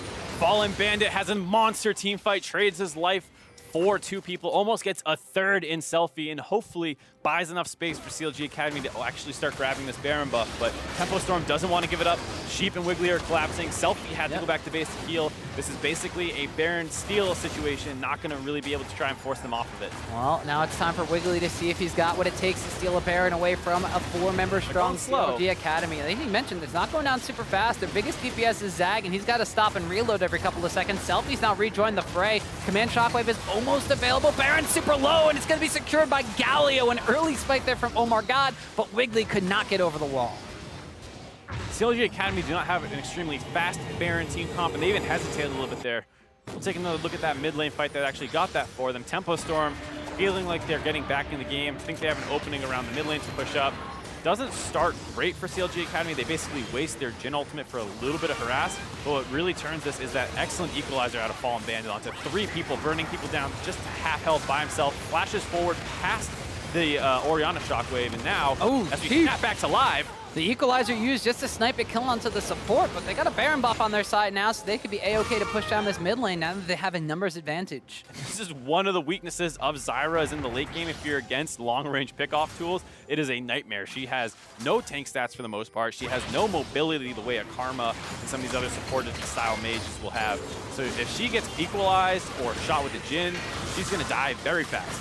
Yeah, meanwhile, speaking of dying really fast, the 3rd inhibitor of the game falls, although it's the same inhibitor that's fallen 3 times. Yeah, a little disingenuous to call it. They get their 3rd inhibitor. No, it's only 1 inhibitor down still, but a good job out of CLG Academy. Just when we think they're starting to slip out of the game, they find a great team fight off the back of Fallen Bandit. They get the Baron, and then they are also able to grab their mid inhibitor. Now they need to actually start grabbing some other turrets and inhibitors, because they've been in this situation a couple times before, but without the Baron buff. Yep, so now we'll see if that Baron buff is a little bit of oomph they need to push them over the edge and crack the base of Tempo Storm. Backside though, Tempo Storm will have to be on wave clear duties here. Freeze has kind of gone for full Energizer build, now has the rapid fire cannon available to himself, so he will be the majority of wave clear duty as these Baron buffed up minions will not be taking nearly as much damage from Swain or Orianna. CLG Academy, though, will get themselves one of the last remaining outer towers on the map for Tempo Storm, the last one up in that top side. And we'll have to see now if they're able to crack the bottom lane inhibitor. Well, Caitlyn does have her trap defense set up. One of the most annoying things about sieging first to Caitlyn, and especially for the comp of CLG Academy. Like we said, 4 melee champions. Yes, they do have a little bit more range than some melee champions do. Rumble, Equalizer, as well as the Blitzcrank hook going pretty far. But at the end of the day, it is hard to posture around a turret if no one is actually able to walk up and start hitting it. It's not as threatening as it is when you have an all-range comp kind of on like Tempo Storm does. No, Tempo Storm, it's a large minion wave for here for CLG Academy, so they can't defend the last outer tower on the map, but they're looking to establish the Caitlyn defense now on the top side. So with those cupcakes available, CLG Academy will be hard-pressed to push through this one, but looks like they might just be going for a brute force on this one. The curtain call is channeled as Zag misses that 4th shot, but lands the other 3, getting a little bit of damage down on the Tempo Storm. Sheep walking away from the team will get hooked in and taken down. CLG Academy find an opening here. Command Shockwave being used, but the Xanya's Hourglass was still there. Equalizer over the wall, trying to zone people away. Fallen Bandit will finally go down as Freeze is left unharmed over the wall. Wiggly jumped in and he will wind up falling to Omar God, but now Freeze, large chunk of damage from that crit shot on Zig, but Freeze is the one that picks up a kill onto Blitzcrank. CLG Academy, they started that one out, but they're the ones who come out behind. CLG Academy want to scare them off the turret with the Jhin ultimate. Doesn't actually do that much damage, but they still find a hook onto whoa! Zag flashing forward. Hero's entrance used just for the resistances against the towers. Quas is kind of on the back line here. Zag, though, Deadly Flourish will not land. Quash has to flash away from that one as Galio actually winds up falling. Freeze now, the lone marksman trying to chase down into a low HP Olaf and a low HP Jhin. Forces them away. Just when you thought they might have backed off that top inhibitor turret, they continue to try and force it down. Doesn't quite work out for them, though, as they lose a couple extra members on the side of CLG Academy. And like we said, they wanted to force really hard around that turret. You don't really have another way to play it. You can't whittle the turret down with this comp. You need to either force them off or get a pick. The force off failed. They do find a pick, but once again, it's on to Sheep. He's not the most threatening member of the team at 1-6-6. Does have his Leandry, so you can't completely ignore his damage, but not the biggest threat. And now Tempo Storm are going to try and get down this Elder Dragon. Might be their first neutral objective on the map. It looks like CLG Academy are not ready to respond to this one. Equalizer rips across the back line. Omar God in the pit, tries to take it away, and Zag gets the Elder Dragon, and now that's a 5-6 stack Elder Dragon burn for CLG Academy, and they're going to roast through Tempo Storm. Quas is trying to sustain himself, but he's gonna fall. Wiggly going to be the only one left alive as it's Tuesday in the front line, wailing away on the wreck side. CLG Academy, this could be the end. Wiggly gets out, but a 4-0 for CLG Academy off the Tempo Storm force. The mid inhibitors are already down. They have super creeps heading into the base. There's no way for a Rek'Sai to defend 1v5. CLG Academy are going to be able to grab game 1 off the back of a decisive Elder Dragon fight. And it looked very, very good for them in the early game. A little bit shaky towards the mid game, but the late game objective stacking from CLG Academy will be the reason they were able to take game number 1 over Tempo Storm. And honestly, I don't hate the call on the side of Tempo Storm to force down that Elder Dragon. Sure, it doesn't do very much for you if you get it, but there's two properties about Elder Dragon. We always talk about how the burn increases if you have a lot of dragons. It actually takes longer to do if you have a lot of Elder Dragons. So, you know, they have no dragons on the side of Tempo Storm. You can take that one relatively quickly and deny, CLG from being able to force around it. So they were trying to go for that. Another good play out of Fallen Bandit, teleport in on the side, chunk down multiple members, buying enough time for the rest of his team to get in there. And then it's actually the Jhin who's able to steal away the Elder Dragon. And we saw very good usage of the ultimates in these team fights from CLG Academy, whether it was just the fact that they were that coordinated to use them or just the composition that they picked. You mentioned the Jhin being able to kind of sit away in the back line, very far away from his very beefy front line. Even though he was the only ranged member in a 4 melee composition, he was able to whale DPS on the backside. I think Zag only died once that entire game. Very effective usage of the composition coming out from CLG. It's one of those comps where if you execute on it, it looks genius. And if you fail, it looks like, what were you thinking? You had no way of getting onto the Orianna and the Zyra and the Caitlyn, but they found enough opportunities.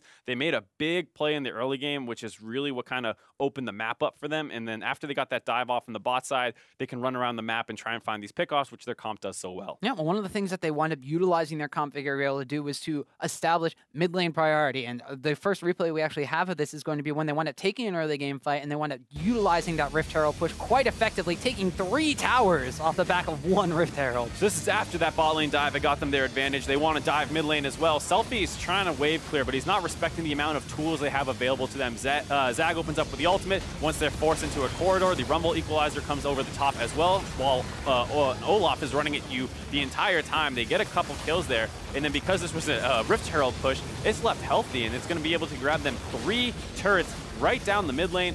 It does get a little dicey at the end for CLG Academy, but they're able to just barely clean up that last inhibitor turret.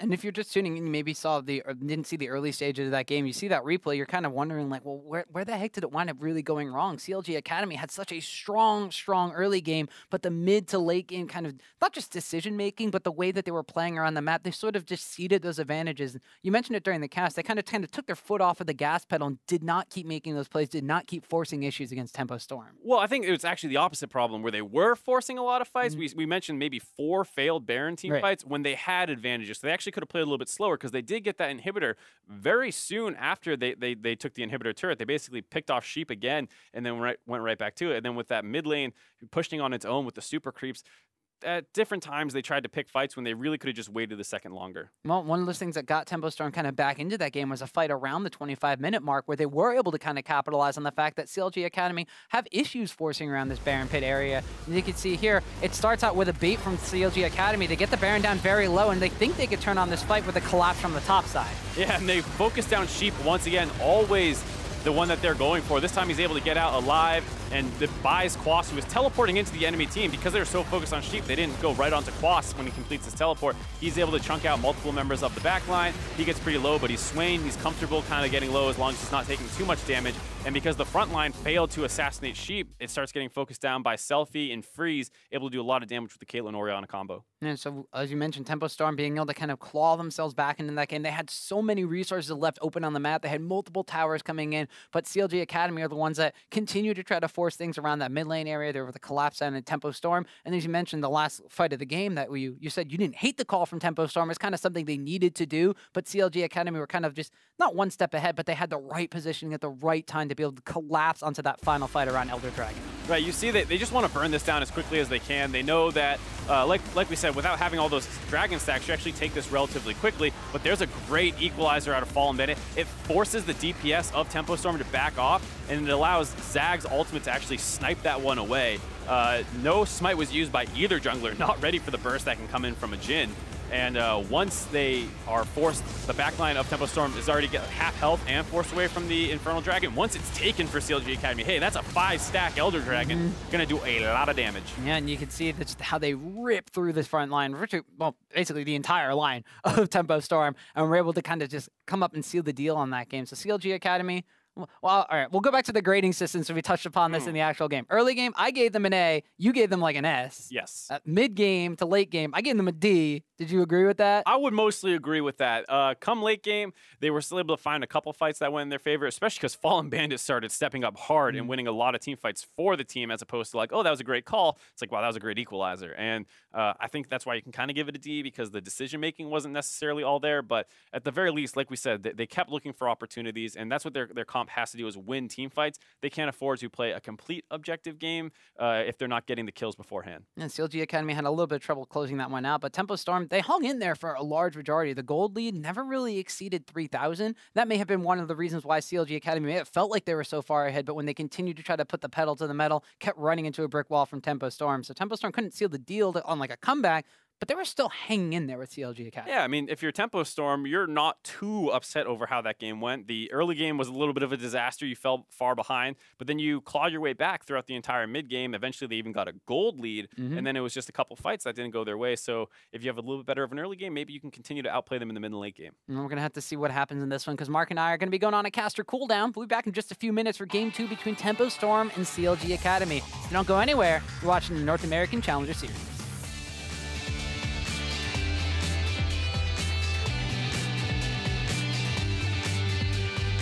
Teleport's going to be trying to turn this one around as Fallen Bandit comes in. Equalizer cuts off Selfie's escape. He has to flash back under his tower, but he's in a small corridor. Flash forward and first blood. They even wind up using the hero's entrance to want to pick up the first kill down on the Sheep. It's teleport follow was there from Quas, but this is all going perfect for CLG Academy. He's going to drain tank himself up with that Ravenous Flock and Zanya's, but he will be just stalling the inevitable as Wiggly tries to get an ultimate down. But on the backside, Selfie and Sheep been able to pick up some kills. He's kind of behind everybody. They're chasing forward on to Freeze. They taking down one DPS, and now they can turn down into the tank Quas. Zanya's Hourglass goes out, the Drain Tank is there, but a good Deadly Flourish locks him down. A double kill for Zag. Command Shockwave being used, but oh, the Zanya's Hourglass was still there. Equalizer over the wall, trying to zone people away. Fallen Bandit will finally go down as Freeze is left unharmed over the wall. Wiggly jumped in, and he will wind up falling to Omar Gop.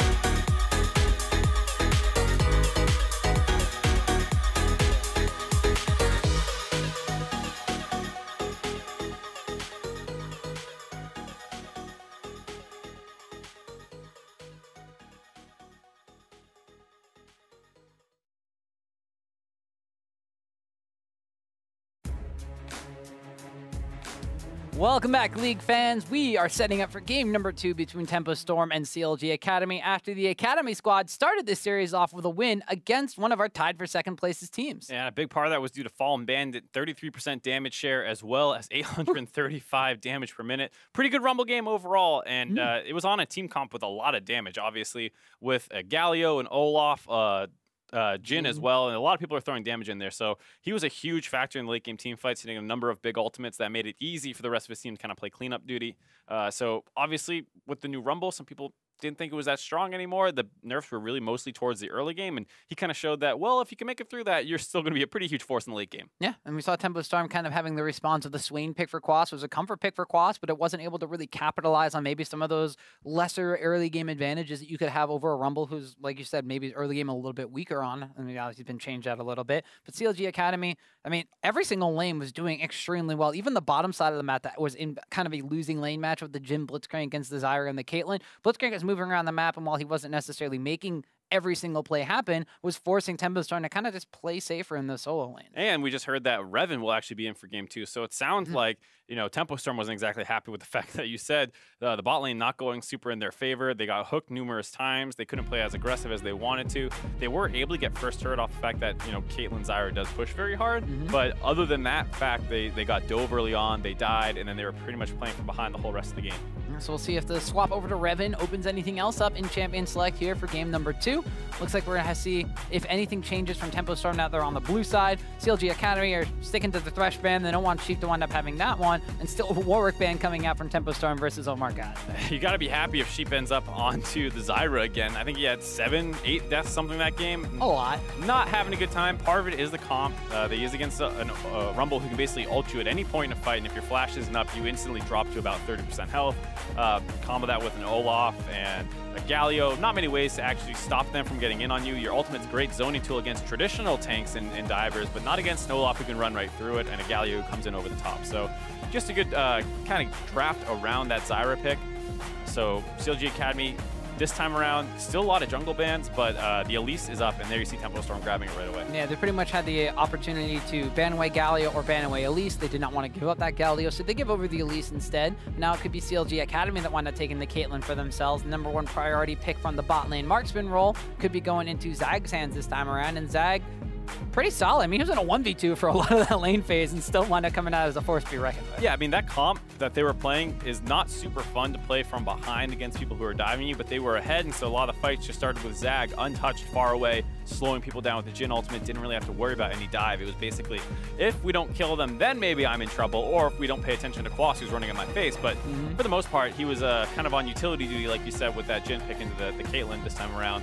Gonna have to be the aggressor in the lane, trying to bully out the side of Tempo Storm. We'll see if they're able to get advantage on the bottom side. It looks like CLG Academy really like that Rumble. They're able to pick, they want to be picking it up blind here in the first rotation. A little surprising to see that. There were still a couple top lane bans that they threw out, but it seems like they realized that we actually don't think that Quas has much to play into it. And like we said, the Rumble in the early game may be a little bit of an issue, but if he doesn't have a counter pick prepared, then they're fine just taking it blind and letting him scale into the late game. Because like we said, clearly competent at team fighting late.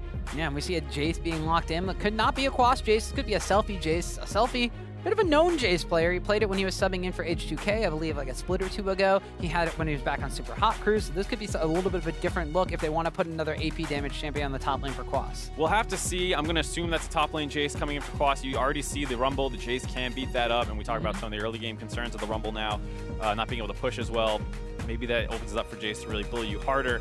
And on top of the fact that you can flex it mid after seeing the draft, but no matter what, you're going to have to take your mid lane blind here, most likely, assuming CLG Academy doesn't show it early for some reason. So the likelihood of being like, ah, yes, this is a great time to flex, you're probably not going to know that. So that Jace is most likely going top.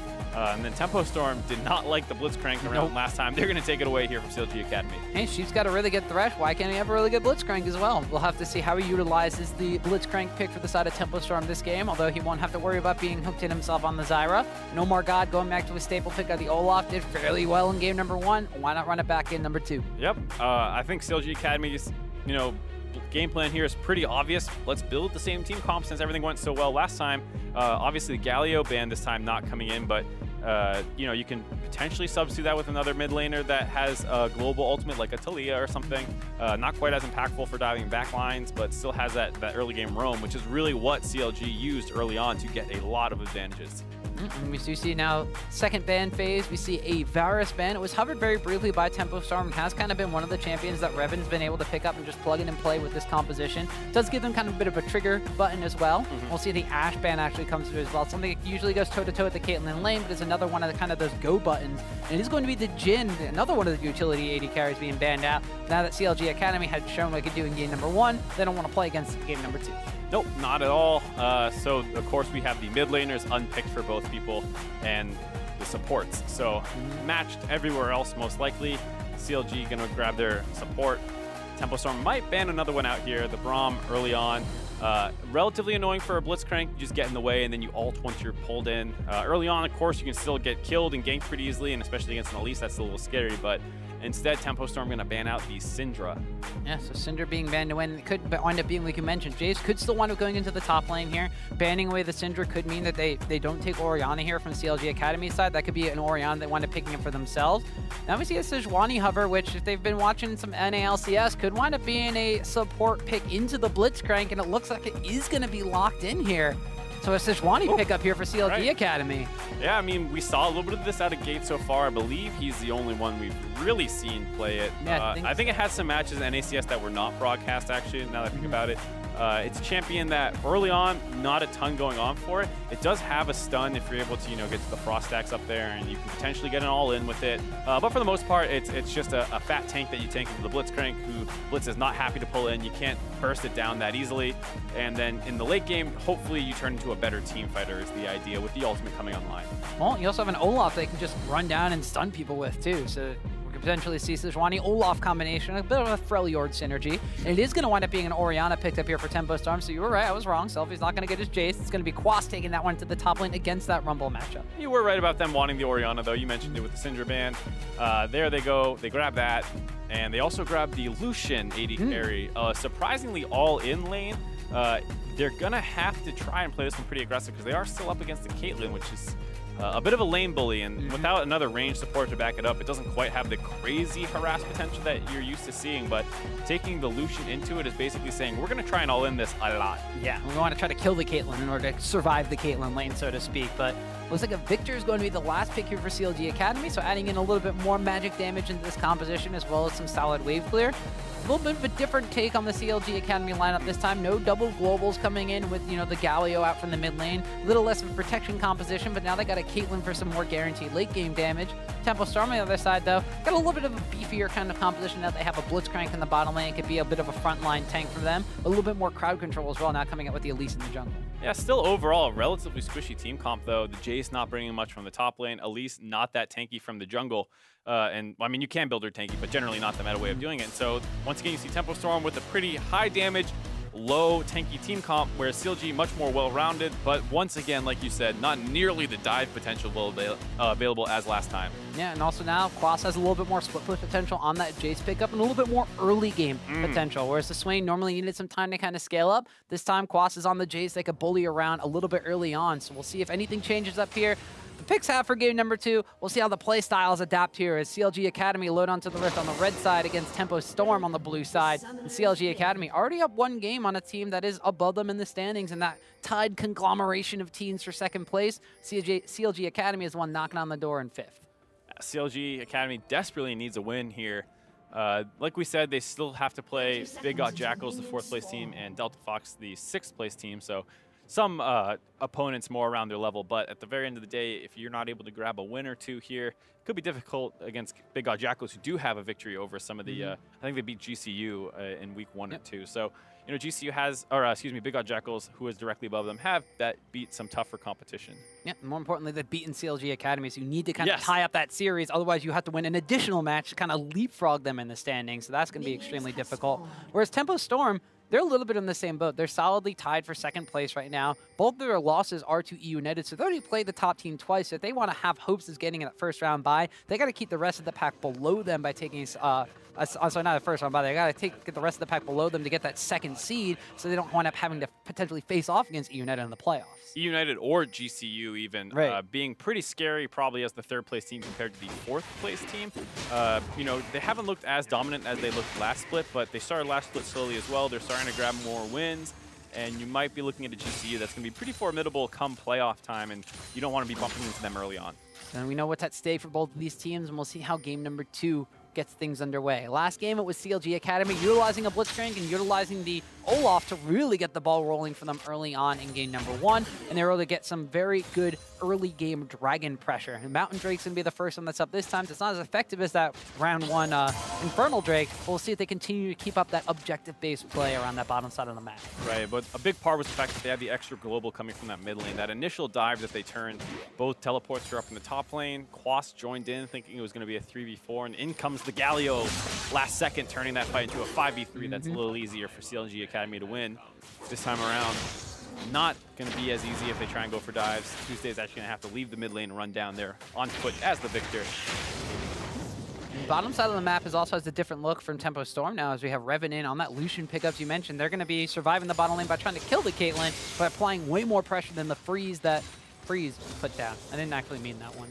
He froze the lane. I'll let you get away with that one. Jungle Paths, once again, getting scouted out early by CLG Academy. They've done a good job controlling Wiggly early on. You see that river ward in the top side as Wiggly went for the Scuttle Crab after doing a 3-camp clear. They see him, they know he's up there, and his early gank's probably not going to be super successful. Omar God this time around going for basically a full clear, skipping out on the Krugs on the top side. But instead of doing that early red side clear and ending relatively healthy, I mean, same thing here, but needs to wait for that blue buff to take a little bit more to get his mana back up. Just adaptations out of both teams, but once again, CLG Academy getting the early vision down on Wiggly. Yeah, this also winds up putting Omar God on the bottom side of the map as his first jungle clear as well. So we'll see if he winds up skirting towards that mid lane to put the pressure down on the selfie, or if he winds up trying to get something else done around the bottom side of the map. We see danger pings coming out from the side of Tempo Storm as they know that Omar God is down on that bottom side. Ghost being popped here by both Selfie and Omar God. Winds up throwing the axe into the brush. However, there's a ward there that spots out Wiggly coming in. Counter gank by just showing up. Good usage of that ward there out of CLG Academy, not getting baited into running into Selfie. Ghost for ghost trade between Omar God and Selfie, but both teams are going to back away. A little bit of an awkward footsie dance there on the top side as Omar God wants to get into his top jungle and Wiggly playing a little bit of keep away. Yeah, so both of these junglers now on the same side of the map after some early game jungle path scouting had gone slightly in favor of CLG Academy. Wiggly, though, now on a bit more of an early game aggressive jungler in this Elites pickup. We'll see if he's able to wind up capitalizing on anything. Victor has not taken the cleanse in that mid lane, too, so that means that a cocoon landing from Wiggly could seal the deal to get Selfie those early game advantages that we said he was able to get for the side of Tempo Storm in their previous matches. CLG Phil went in, got a couple of deep wards down the bot side jungle. You see a question mark ping around the Raptor timing, which gives it away to Fallen Bandit that the Elise is probably up on the top side. You see him playing very far back right now. Really intelligent out of CLG Academy. Good communication overall. The fact that you saw the question mark ping go down. The 4:30 timing on the jungle camps is one that you hear a lot of casters talking about. The fact that it spawns if you start on it, and it's a very high XP and gold camp, so you want to get back to it as soon as you can. And if he's not there right away, you can assume that the jungler is trying to make a play somewhere else. Well, top side of the map, as you mentioned, was the area that CLG Academy thought we were going to see Wiggly, although he is not over there. And we see trades going down between Quas and Fallen Bandit. Already a bit more of an early game-centric pick here from Quas, getting a solid CS advantage of 40 compared to 26 as Fallen Bandit and Quas continue just to trade some damage back and forth. Fallen Bandit, though, got to be careful. He took a tower shot there from throwing out that Electro Harpoon. Yeah, I mean, he's taking some damage, and he's lost a lot of CS. Quas with a pretty substantial lead here. There was some jungle pressure up on the top side, but that's a lot of that due to the laning matchup as well, most likely. Yeah, so things a little bit more calm in this game, specifically from the camp of CLG Academy. Without that double global pressure, they have been a little bit less of roaming on this map, and without the kind of guaranteed CC from Blitzcrank Hook and more of a Sejuani on their side this time, they've been content to play this one a little bit slower, although Tempo Storm had the advantages in the early game laning phase, and they continue to have the CS advantages in this game. Feels like Tempo Storm would be a team that's very happy taking this slowly against CLG Academy. We talked about how they had, laning advantages last time, as well as playing better in the mid and late game. If you can kind of make it less volatile this time around, avoid those big dives, you might be in a great spot to take game 2 here. We see Them just dancing out of the range of the Sejuani. Kind of throwing a hook there just to annoy Omar God, who's probably not someone you actually want to hook right now into a 3v2. Let's say that might have been a purposefully missed hook here. As that Omar God with his ghost back up, tries to land one axe on the sheep, is going to wind up missing. Does not land the second undertow either, so ghost burn from Omar God. Looks like they're just trying to control vision around this bottom side of the map. As a Wiggly, though, I've been making a kind of response gank in this mid lane. Does get the wraparound down on the Tuesday. Cocoon has to get flashed away. Nice free flash there for Wiggly. Comes in on the side. Tuesday thinking he can juke it, but ends up flashing away.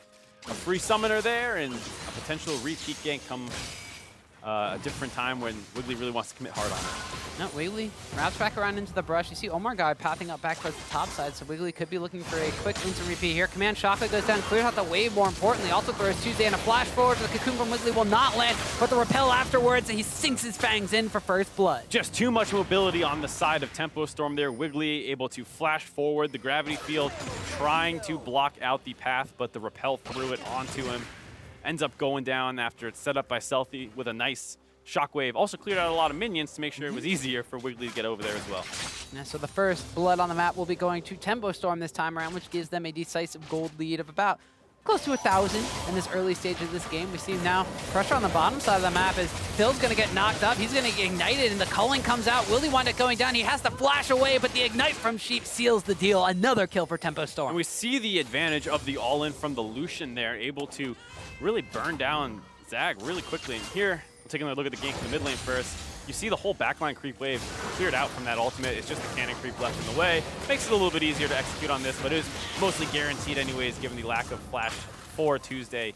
The repeat gank, well timed too, given the fact that they waited for Omar God to get up into that red buff out of range to really try and turn that one back around. If he's right on the Raptor camp or something, maybe that's a little dicier, but Tempo Storm able to find another kill, and they actually had a kill in the mid lane early on in last game as well, so showing that there is some good jungle mid synergy between the two of them. Yeah, so Selfie, we mentioned, second highest jungle proximity in the Challenger Series here between him and Wiggly, and they're going to be converting this into early game advantages, normally ahead by, I believe it was about 12.7 CSD at 15. At this point, he's rocking about the 17 right now. So Selfie with these early game advantages on Orianna this time around. We'll see if he's able to carry it through into, the post lane phase here. As Tempo Storm, though, true to their name, going to keep up the beat here, trying to get a gank down onto Fallen Bennett on the top side of the map, who is having a much, much more difficult time against this Quas chase. Yeah, a lot more lane dominant than the Swain is known to be. Both are known to be relatively lane dominant, but the all-in threat that comes from a Jace is a little bit higher, and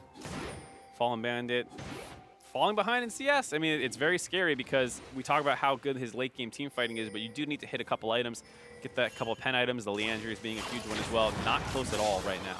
It's like CLG Academy might be trying to make a play down towards this mid lane. We saw pings around the Dragon Pit area, and then with that control ward down in the Pixel Brush there, they were able to kind of just skirt over a ward coming out from the side of Tempo Storm.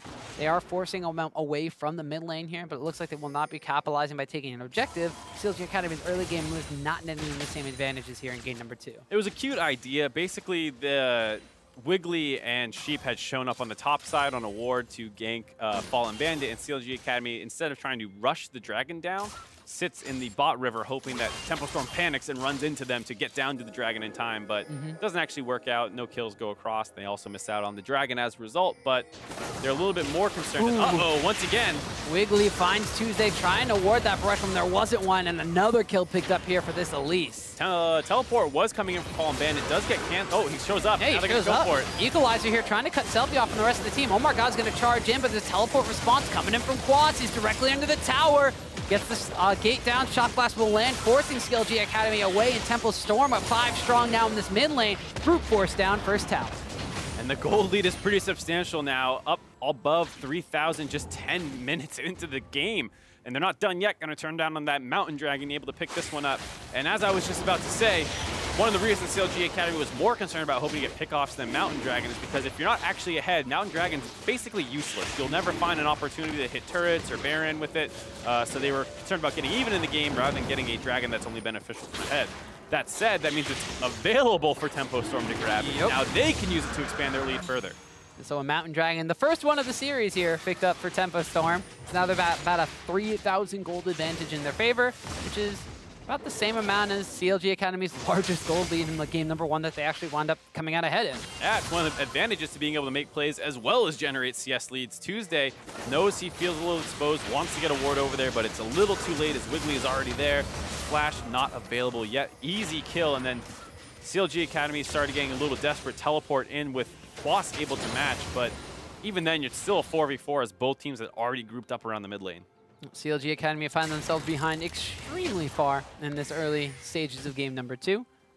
Tempo Storm, however, definitely turned up the heat a little bit, and a lot of it has been centered around this mid lane matchup. We talked about how Selfie was one of the guys who has more aggressive play style. They've changed out Sentinel for Wiggly, and he seems to be synergizing extremely well, not just with Selfie, but being a little bit more of a presence on the map. He's the one that has the 2 kills in this game. Granted, they were both gotten for him in the mid lane, but this Elise pickup is something we would not have seen Sentinel playing. He usually played the Vi or something a little bit tankier, but now being a little bit more proactive on the map. And they've also subbed in Revan on this bottom lane, who we saw playing up and in the face with this Lucian pickup, and while he's down in CS, that's to be expected from a Caitlyn lane, but he's got himself an assist, and he's got himself bot lane pressure. Overall, Revan, it's hard to know on the outside, what the differences are exactly between the two, but, the Lucian pick, very aggressive, and with the Blitzcrank going for that more all-in style, they got a solo kill down the bot lane, as well as the fact that the Caitlyn, like we said, without the additional range support to help harass, it's not quite as effective as of a pick. And as a result, Tempo Storm won the bot lane relatively hard, though the CS is, close here. The big thing is that the Caitlyn was not constantly shoving in.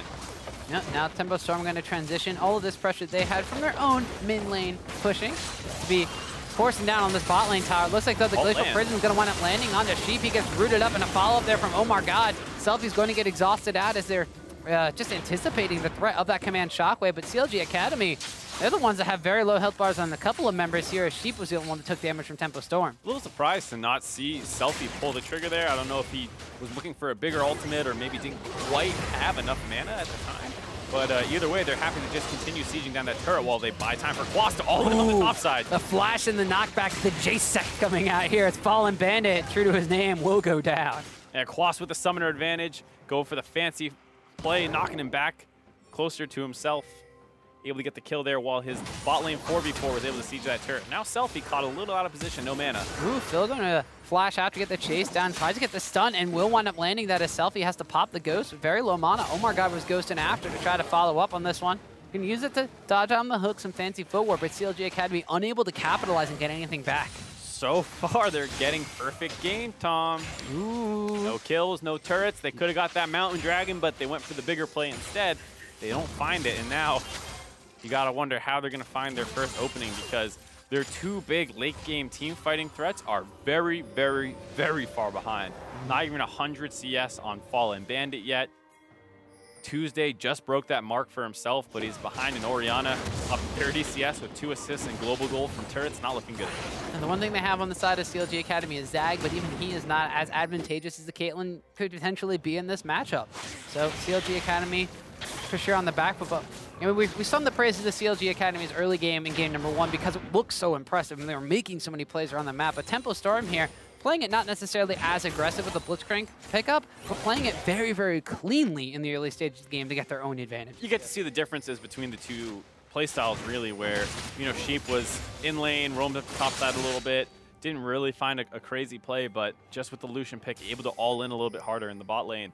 And compared to last game where CLG Academy had a lot more go buttons, the Blitzcrank itself, you could say, a little bit easier to find an opening than the Sejuani maybe, because you can throw that Q out on a low cooldown, and if it hits, great. You can't really have the same philosophy about the Sejuani ultimate, which is her main engage tool. A lot bigger of a cooldown if you miss, as now Tempo Storm forcing around the Rift Herald. Yeah, they got this one down below half HP. The teleport's coming in from Fallen Bandit. He's still a little bit far behind, and Phil's going to wind up landing the Glacial Prison himself. Goes down on a Quas. That's a beefy member of Tempo Storm that will wind up going down. Omar God going to chase past the Rift Herald. It will wind up going to the side of Tempo Storm, who are able actually to pick it up and have Wheatley flash away from that one.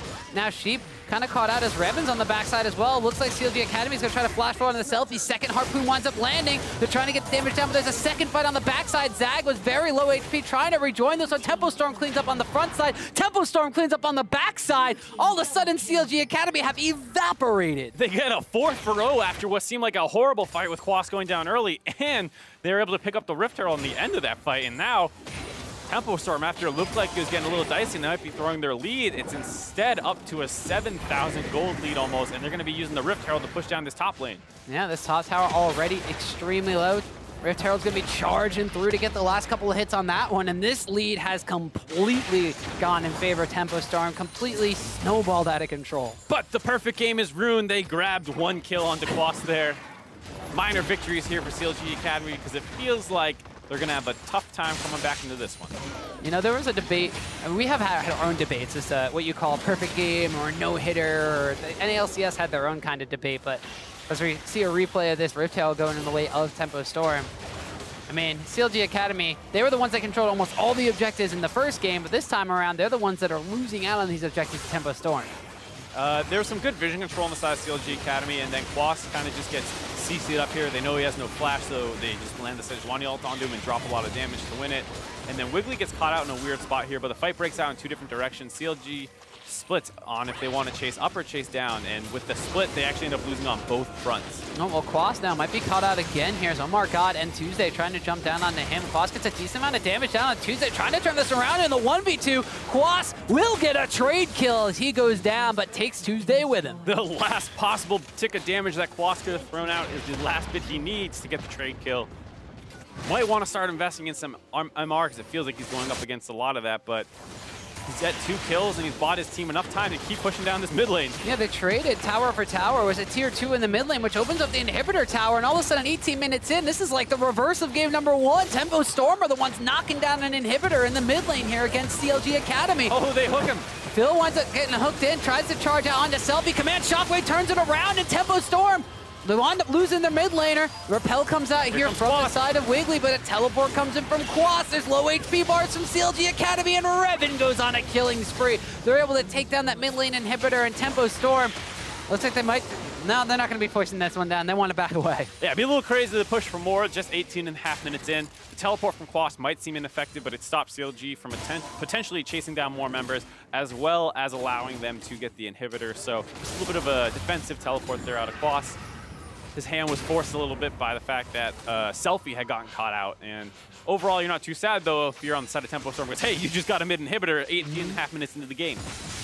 So we see now CLG Academy having a taste of their own medicine from game number 1. Tuesday, his mid lane matchup not going very, very well for him this time around. 0, 4, and 2 on the victors. We saw him falling down in a 1v2 situation against Quas, and CLG Academy, the strengths they had in game number 1, the kind of synergy between their front line with the Galio pickup in the mid lane, and the fact that Rumble was able to just provide massive amounts of damage in game number 1, just not the same effect here. Fallen Bandit still is yet to crest the 100 CS mark. Might actually get Flame Horizon by Quas if he doesn't hit that soon. Yeah, I mean, he's in a lot of trouble. Quas, there's a big minion wave heading to Fallen Bandit right now, but the rest of Tempo Storm is rotating up there. If he shows, he might get hooked by Sheep here. Yep. He wants this minion wave, probably going to end up ulting it. It's going to be up in a couple seconds for him, so he should be able to clear this out for the most part. We'll see how much he's actually able to get. This tower's pretty healthy, so it doesn't look like Tempo Storm will be able to force that one down, but it's just another distraction for them to take away yet another objective on the map from CLG Academy as they wind up getting the Ocean Drake for themselves. Fallen Bandit was able to hold on to the equalizer for himself. Does crest 100 CS mark, so small milestones for him, but Tempo Storm now with the most members on the bottom side from that Ocean Drake, going to be contented to siege down on this bottom lane tower. The hook winds up landing, and they wind up taking down Zag, and that's a crucial target here. CLG Academy trying to collapse. They will wind up taking down Selfie. Omar Guy gets a double kill, actually, as he's forced away.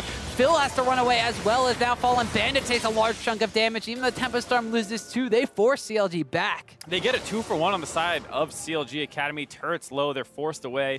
Might still go in favor of Tempo Storm because they have to go back and deal with the mid lane super creeps. And overall, a nice stand there out of CLG Academy, but not one decisively enough to really get much off of it. A couple cleanup kills is nice and all, but they need a lot more to get back into this 9,000 gold deficit. So if they weren't about 9,000 gold behind, that could have gotten the turning point for them. But now it's just kind of a stabilizing point. As you mentioned, they have to defend against the super minions, and Tempo Storm, off of a messy fight where they come out down in kills, are still able to secure the kill on this tower. And you see the strength of this composition potentially from an even game, even though Zag gets hooked in and instantly deleted. They're under the turret. They get wombo comboed a little bit with the Sejuani ultimate into the Rumble ult. The early Zanyas is a surprising pickup, given that usually you want your Leandries to at least be relevant in damage, but he's able to dodge out on the Orianna Shockwave as a result, and the rest of CLG Academy able to get out there after Zag got popped instantly.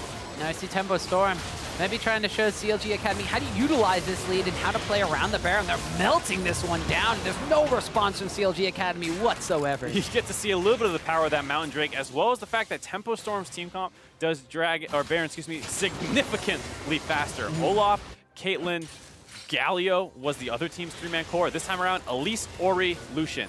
A little bit faster on that side if they're trying to burn it down, as well as the fact I believe Quas was involved in that as well. So double play the Rune King users taking down a Baron. And Elise with the Leandries Torment on top of that one as a shock blast to the face forces Zag to back away here. Tempo Storm turning up the heat in game number 2, continuing to force down this pressure. They have about 3 minutes still on a Baron buff, a 10,500 gold lead in CLG Academy.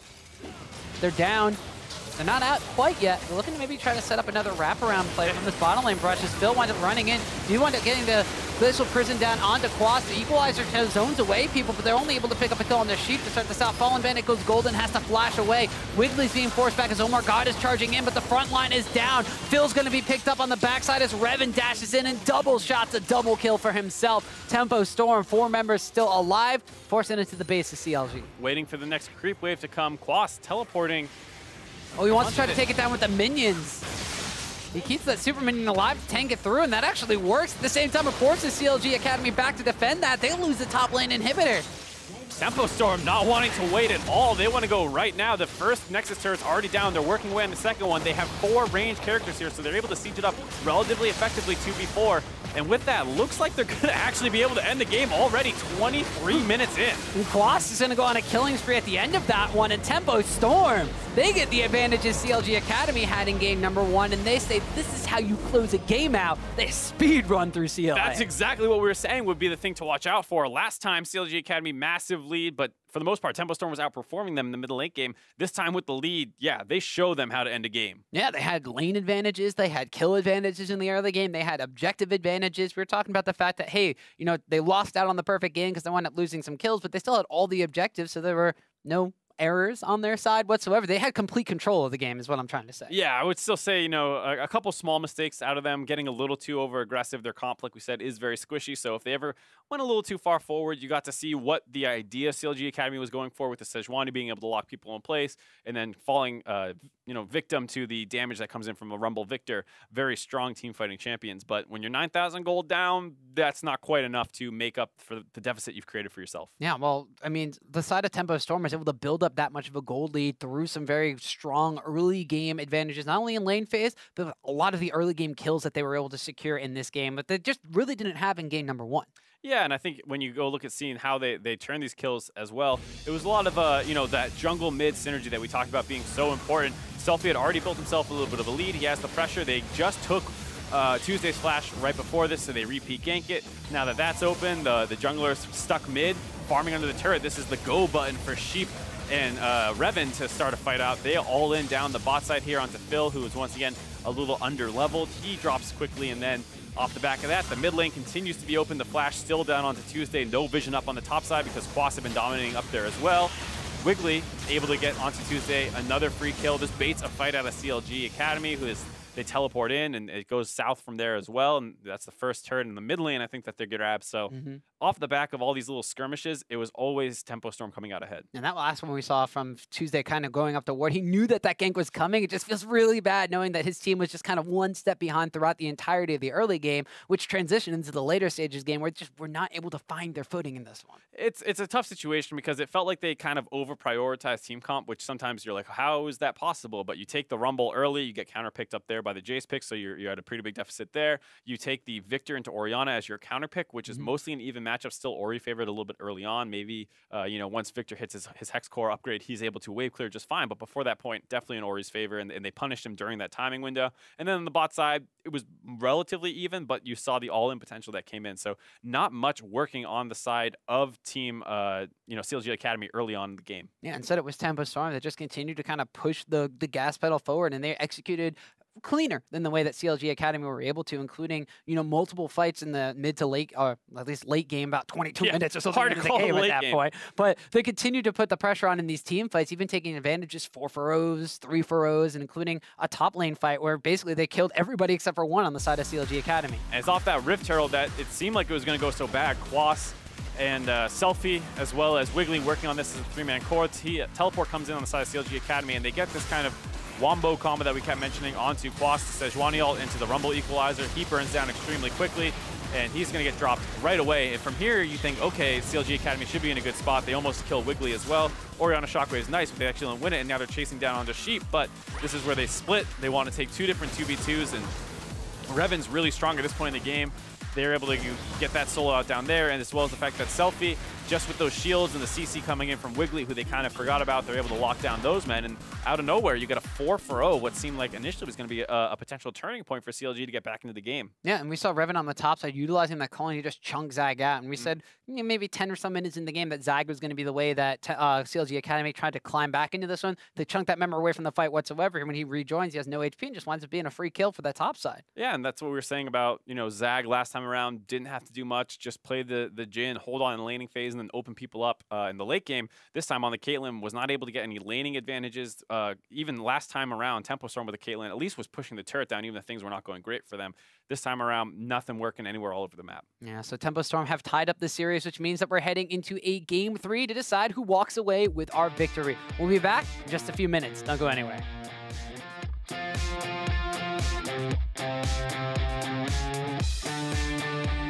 Man, Shaka goes down to clear out the wave, more importantly. Also throws Tuesday and a flash forward. The Cocoon from Wiggly will not land, but the repel afterwards, and he sinks his fangs in for first blood. Flash forward on the Selfie, second Harpoon winds up landing. They're trying to get the damage down, but there's a second fight on the backside. Zag was very low HP, trying to rejoin this, so Tempo Storm cleans up on the front side. Tempo Storm cleans up on the backside. Golden has to flash away. Wiggly's being forced back as Omar God is charging in, but the front line is down. Phil's going to be picked up on the backside as Revan dashes in and double shots, a double kill for himself.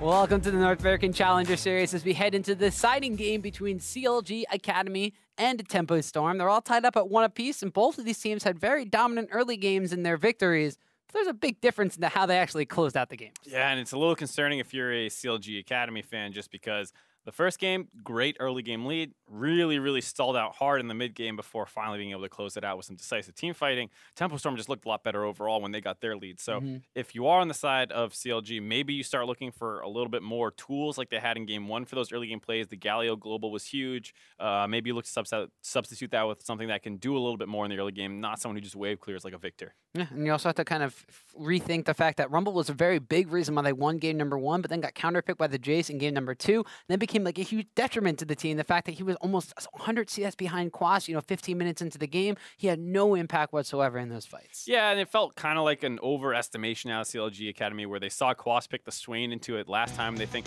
oh, I guess that's his only counterpick. That wasn't that scary, so we'll just take it blind early. And then he pulls out the Jace, he smashes it in lane, he's winning 1v2s in side lanes, trading out kills, and kind of look back and go, maybe we overestimated how important the Rumble pick is. Yeah, so we'll see if the adaptations in game number 3 are, as CLG Academy is back on the blue side, so that could potentially open up the fact that Tempo Storm now has to decide if they ban away the Elise or ban away the Galio, but the Thresh continuously being banned for CLG Academy against Tempo Storm, as well as the Warwick being banned away by Tempo Storm against Omar Guy. Yeah, and I'm surprised to see Tempo Storm kind of keep that ban. It's a little surprising to say we need this maybe. I understand that sometimes you don't want to change up too many variables at once, and all of a sudden they bring in the Warwick pick and you're not prepared to deal with it, and you feel pretty comfortable out of what you've seen so far today against CLG Academy, but looks like they are going to go with the Galio ban instead, and then you're most likely to see a Zac ban come in. CLG Academy banning out that LeBlanc. It was left through last time, I believe, all the way throughout the draft, and neither team really took it, so a little surprising to see them ban that one away this time. Yeah, we'll see if there's going to be a continuous mid-lane theme of bans from CLG Academy, or if they wind up banning away the Elise, and it will be the Elise, which means that now the Zac potentially being banned by Tempo Storm means we're going to see something completely different here from the side of CLG Academy. They had to pick a new mid laner. They could still wind up going with that Olaf pickup for jungle, though. I'm surprised to see the Elise ban. It might be a little bit of a telegraph saying, oh my god, does not really play this. If you had left it up, we would have let it through. And then the Zac ban for Tempo Storm means that great. Now we can get rid of all that. Not a ton of super high priority stuff left available right now, I believe. So we'll have to see what they want to go with early on here. They're going to go with the Karagas, a great champion in the fact that it's flexible, it's a tank, it brings magic damage, it does everything well, but not a dominant pick in terms of how it actually plays out in game. Right, and you said the flexibility of the pick is really good to kind of take it as that one overall slot as they wind up grabbing that, potentially going to be something that could go into the top or into the jungle. The Annie hover. Yeah. Shout out to LS, who's always preaching about simple champions for simple players.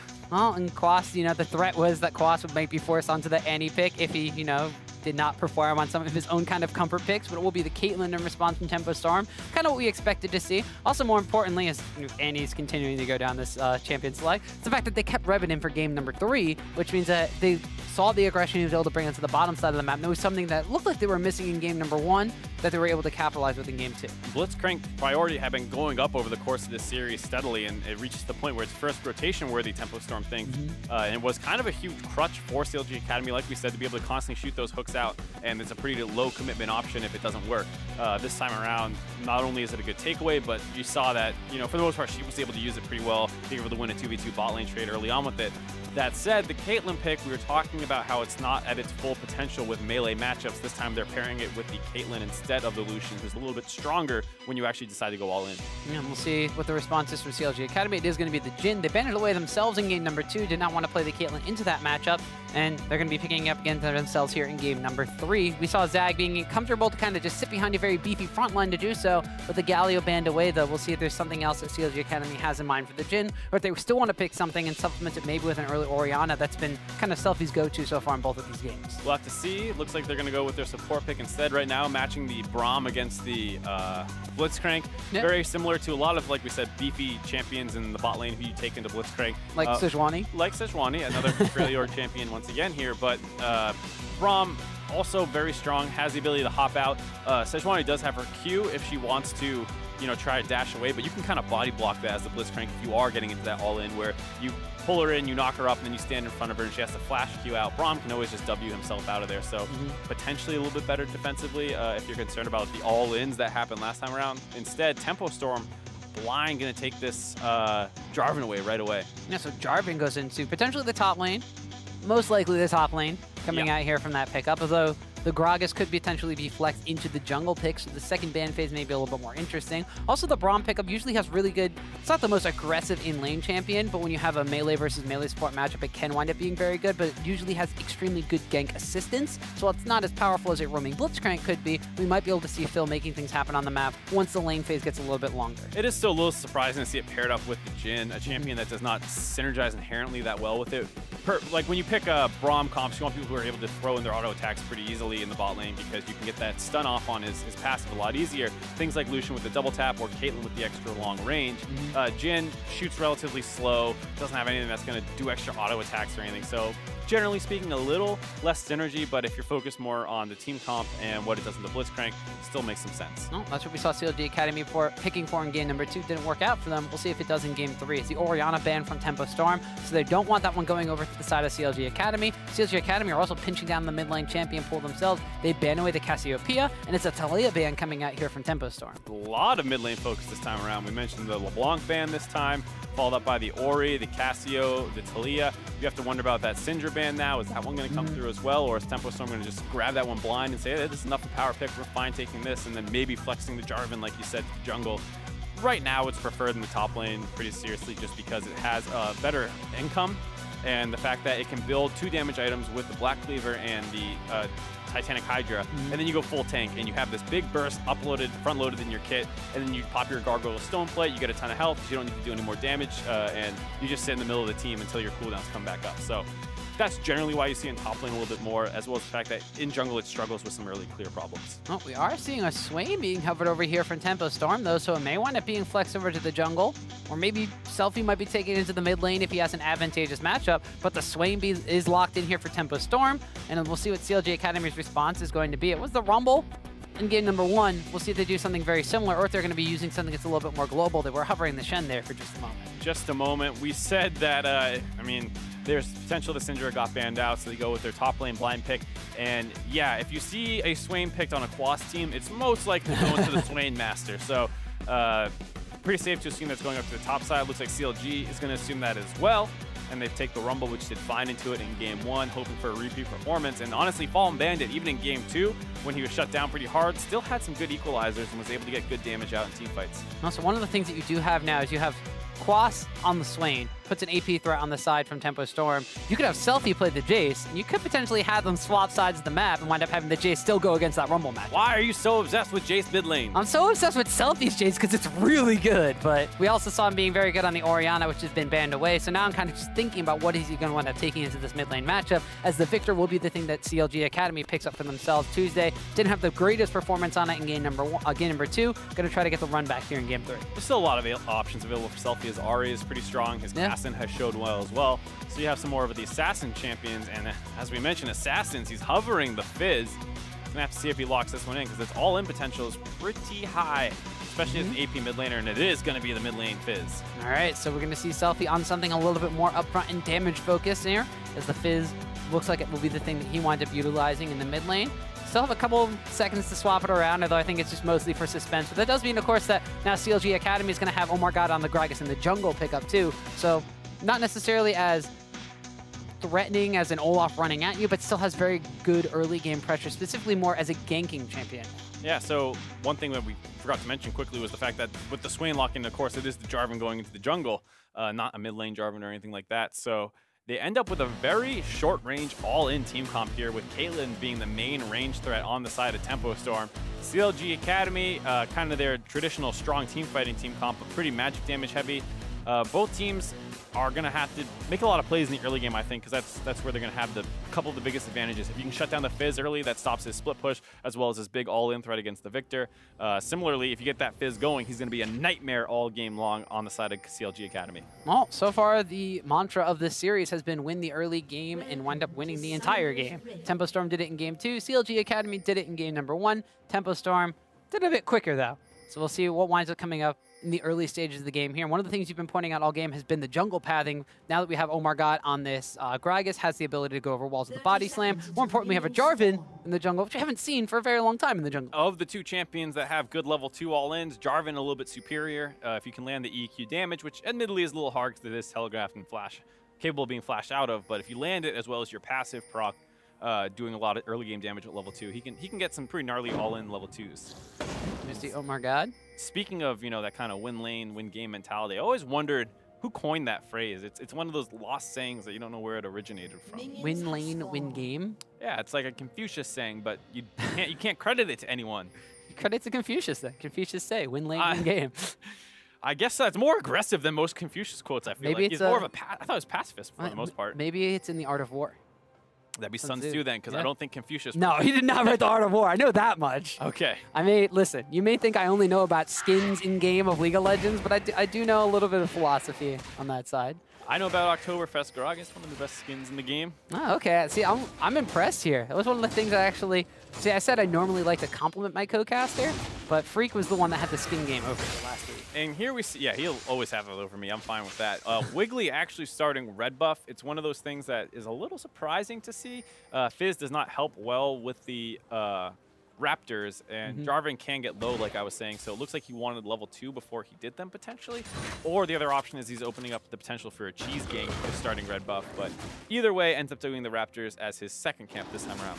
Yeah, we actually saw on the bottom side of the map, CLG Academy completely zoned away just by the threat of a Blitzcrank hook, so both of these teams going to be relying on, I guess, where their junglers are going to be, as we see pings going down from the side of CLG Academy, trying to scout out where they think Wiggly is on the map right now.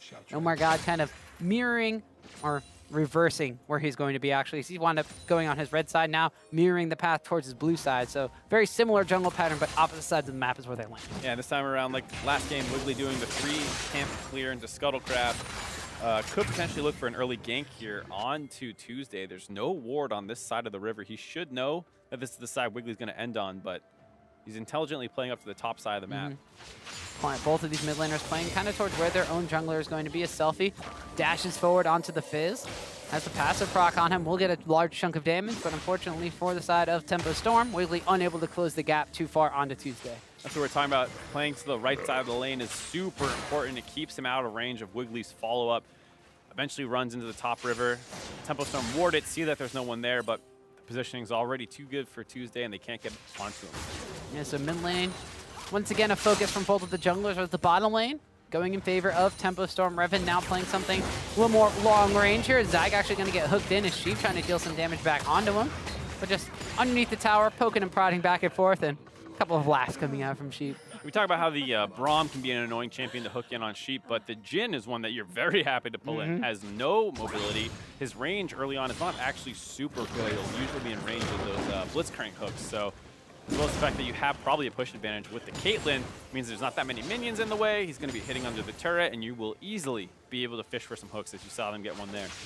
We see Wiggly trying to make it repeat getting into this mid lane. There are no summoner spells burned before, so Tuesday has a life advantage over Self. He just flash away from the knock-up here from Wiggly. A flash body slam from Omar God is going to wind up saving his mid laner, but this is going to be for some safekeeping as Tuesday drops extremely low. No one able to pick up kills in the mid lane. A lot of flashes traded overall, though, and most importantly, they get Tuesdays while keeping selfies available. So at level 6, get ready for an explosive all-in at the mid lane. Omar God did a good job of covering to make sure that it wasn't a death instantly here, which is great and all, but you're still very, very happy about that, as Tempo Storm being able to get that flash out on the Victor will make it super hard to play out at 6. Yeah, we see Selfie immediately using his teleport to get back into lane, so he's going to be able to soak up a bit of that CS that was crashing into his tower. Most importantly, keeping even in the matchup here in CS, where Fizz normally as the melee assassin falls behind against these ranged champions early on. As you mentioned, going to make that level 6 all-in extremely powerful. Some good attention early on out of Wiggly. Not only is it great because, one, that Tempo Storm style, like you said, they always want to have Wiggly playing around Selfie. It helps kind of control the lane a little bit easier. So if you're more focused on trading and trying to keep the Fizz off you because there's this extra attention coming in from the Jarvan, you know, Fizz is able to CS a little bit more as opposed to just get auto-attacked relentlessly by the ranged Victor. Top side of the map, this matchup going pretty much dead even. We actually didn't see Fallen Bandit getting huge advantages in the early lane phase over Kwasi Sween, which is why Cross would probably pick this matchup into the Rumble, but it was the team fight advantage that Rumble was able to really get on the side of CLG Academy. A lot of that was facilitated through that early bottom lane dive, which CLG Academy looks like they're no way ready to set up for once again, specifically the fact that they're lacking a Galio in the mid lane. But now we'll have to see kind of, if they're left to their own device on the top side, can Quas kind of go for the 1v1 Selfie here? Not quite level 6, able to set up a little bit of damage though onto Tuesday. So you now see Sheep kind of walk around that side as well. Oh my god, and Filler here smites away the Scuttle Crab from Wiggly, so that's going to be vision advantage on the bottom side going towards CLG Academy. Oh my god, they're getting a little bit pushy here. Stun winds up landing down from the passive proc from Braum. Has to flash away from the Deadly Flourish there as Sheep. Gonna lock him up there if that lands, and Victor was in range to potentially get the follow-up damage needed to get the kill. And one thing that's happening here is with the attention that Wiggly was putting on the mid lane, he's fallen pretty far behind in XP. We talk about how with the new jungle camps, CS can be a little deceiving, but Omar God, I believe, is up at least a full Raptor camp, which puts him pretty far ahead. Wiggly's still 4 to Omar God's 5. And if they can delay the level 6 power spike from coming in from Wiggly, it does make Tuesday a little bit extra safer in the mid lane as they're waiting to hopefully survive his flash cooldown being down. Yeah, not only that, but by putting more pressure towards that mid lane here from CLG Academy, they're diminishing the fact that Selfie hit level 6, has the Chum the Warders available, and they're trying to buy time for Tuesday to get some of his summoner spells back up. Barrier almost left back available for them. So now Selfie, don't know if Omar God saw him walk into that brush, actually. Oh my god, he's going to be the victim of the first Chum the Warders. The Playful Trickster is there. He gets poked back in by Sheep. Wiggly's going to make up for some CS. His first experience, his first blood goes over to Selfie. Yeah, and we said, there's a 2-for-1 trade of summoners. We're talking all about Tuesday's flash being down. Well, guess what? Omar God's is down too. Yep. Caught out in the river there off a roaming Selfie. Gets into that brush, hides away from him, bumps into him in the river. And with the help of the roaming Sheep as well, able to get first blood for his team. And now you're starting to get worried with that Fizz getting off the ground pretty well here as best you could. Yep, he's got that Dark Seal, so 2 stacks on that one. Gonna give him a little bit of extra ability power. Normally it's Sheep that are being herded, but this time around it was Sheep that was able to kind of make this play happen as, oh my god, getting a little bit pushy. Puts some vision down on the top side of the map, but yeah, he's not able to see Selfie sneak into this pixel rush, just barely doesn't see him. And not only is it about Fog of War distance, it's about angles as well. Able to sneak into that brush because it was blocked out of the line of sight. From that, Omar God gets taken down. Kind of unfortunate there with the timing because it wasn't like Tempo Storm knew that he had just invaded the topside jungle for vision. They didn't have any up there. So just one of those things that breaks Tempo Storm's way and could really put the game in their favor. But now they want to group up as 5 mid. They're trying to play around this power spike. The flash is almost back available. Group as 5 and stop Fizz from being able to all in with a big push, as well as stopping his ability to wave clear. Yeah, I mean, Fizz himself and chunked out in that mid lane here for some pressure coming out from Tuesday, and CLG Academy put some really good damage down. See, quick little barrel toss going at the explosive cast, not able to seal the deal on Selfie as Omar God takes a couple of tower shots. The Ignite is on, one last tower shot will seal the deal. Sheep gets himself a kill. Big mistake out of CLG Academy getting too aggressive around that mid lane turret. Now they're getting collapsed on. Yeah, not done quite yet. Quas coming in, the Never Move lands. They're actually able to separate Phil and Tuesday. The heal and the flash have to come out as well. Tempo Storm not able to net some kills, but more summoner spells burned. Barely missing that hook by Sheep, but great roams overall by him. Able to throw that Ignite in to make sure that they actually get the kill on the overextending CLG. And then Revan, with that time alone, gets the CS advantage before roaming up to join in the mid lane. And they withstand CLG's attempted mid lane push. They get a kill, and now they're going to be able to grab a dragon while being ahead as well. And this is starting to sound kind of similar to the script of Game 2. Yeah, Tempo Storm, early game advantages, transition it into a Mountain Dragon. It's really good when you're already ahead. They don't have the same kind of tower advantages that they did in game number 2 at the early game here, but they still have a kill on the Selfie and this kill on the Sheep. It's the second one that he's able to pick up with an Ignite. Really greedy on the side of Omar God there, trying to get onto Selfie with his Gragas ultimate, hoping it's enough to finish him off by himself. I would need to check if Selfie is running MR Blues, but it's pretty conceivable against the matchup that he's in. And if that's the case, there's no chance that does enough damage. Even without it, would have been close most likely. And either way, the Fizz lives relatively easily, and Omar God basically gives himself up to Sheep, who is underneath the turret. And we see Selfie here on the Fizz, 68 magic resistance already. With the null magic mantle, that means he's running a couple magic resistance, potentially blues in there. He does have a blue buff for himself now as well, so Selfie well off the ground in this one. Has his Hextech revolver as well, so the Fizz potentially be the one that we see making plays for the side of Tempo Storm. More importantly, even though it's only a slight 9 CS advantage in this mid lane match, the fact that a Fizz is ahead in CS is phenomenal. Right, that's the kind of thing with Fizz, is you're hoping you get out of the first 6 levels down 10 CS only, and then you start all-inning people like crazy or split pushing to get some kills.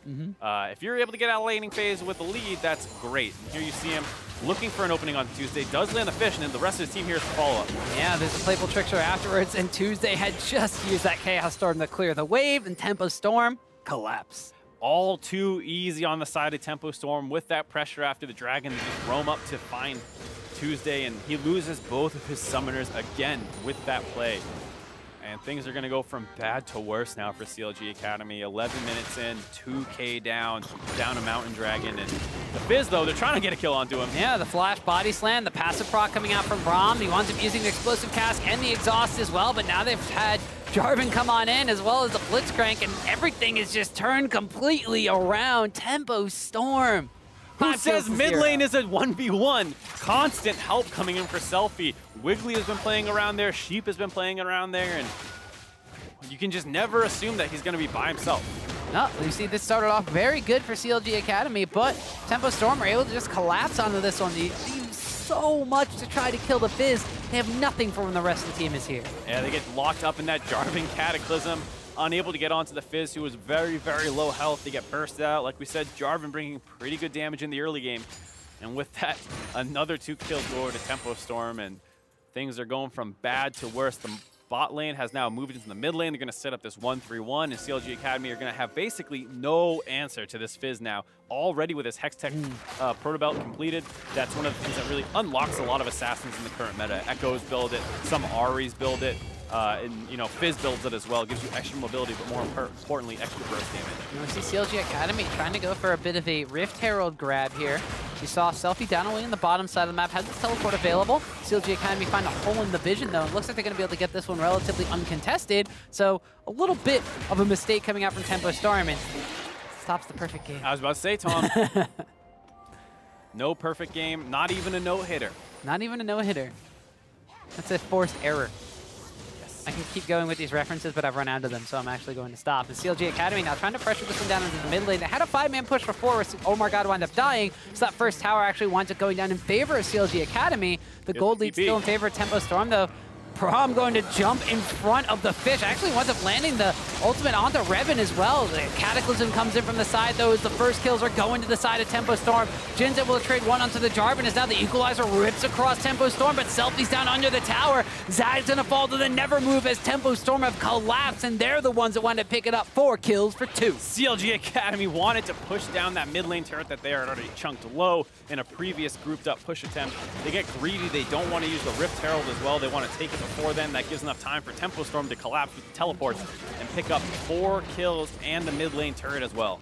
So despite CLG Academy taking Earth Herald and getting the first tower gold off the back of that fight, it's a 3,500 gold advantage in favor of Tempo Storm, who lost the first tower, but respond by picking up the middle one after this fight. Like we said, they are forced to step a little bit further forward. That's an opportunity to potentially use the Rift Herald to just finish that one off and back off.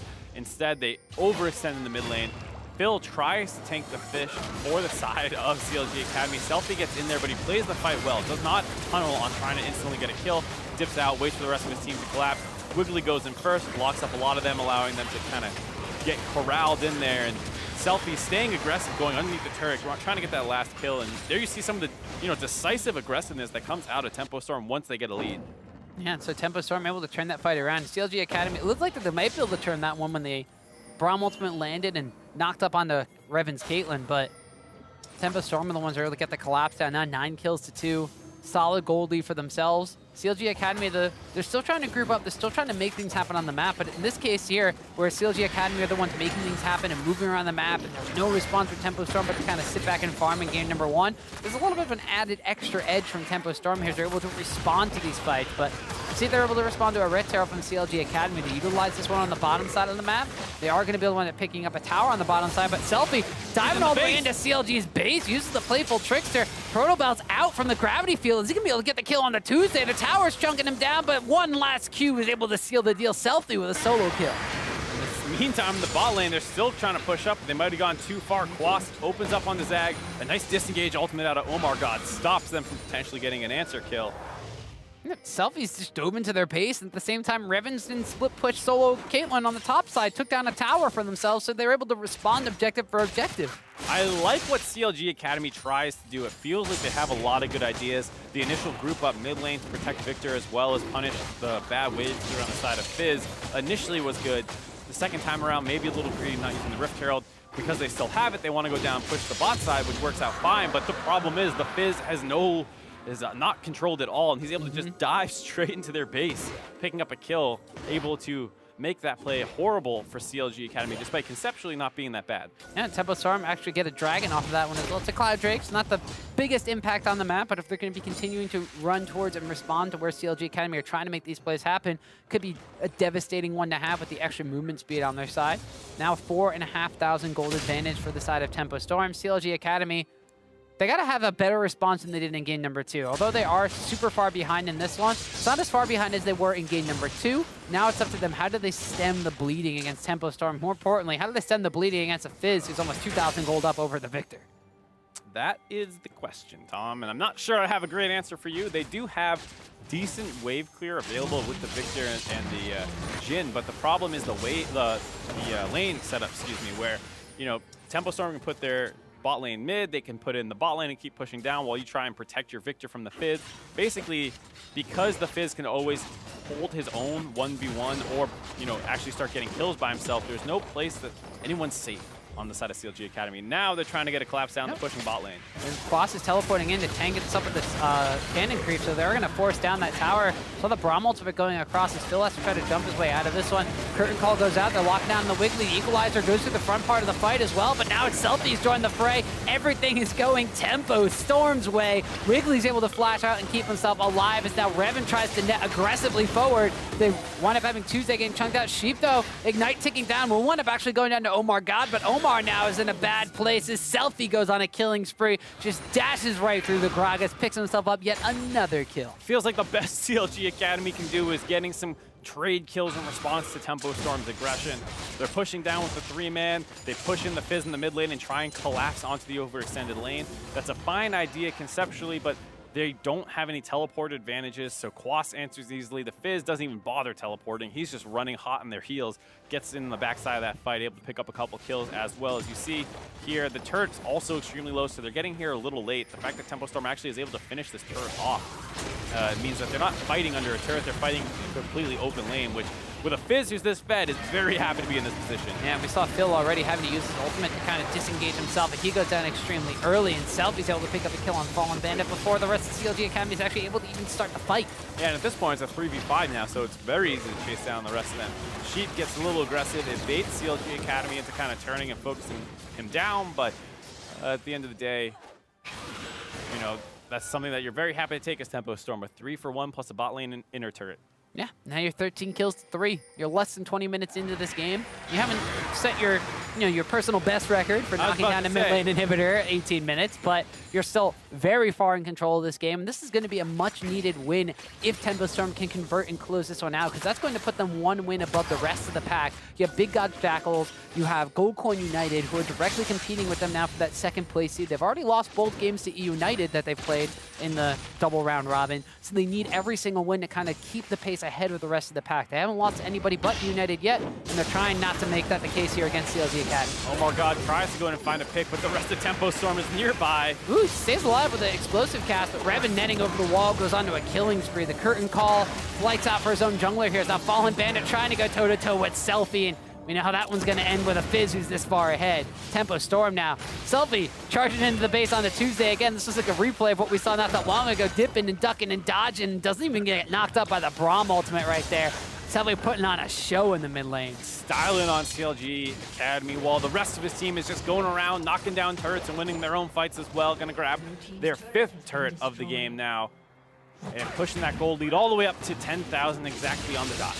Yeah, now we see them continuing to pressure down into this mid lane. I'd say they could peel back for Baron, but it just spawned on the map. So actually, why not? ping's going down. They might actually be looking to do this one. And don't exactly know who was pinging that one, but Tempo Storm decided they're going to back away after taking all of those advantages for themselves and spend all the large amounts of gold they've acquired. I'm sure they've got quite a handful.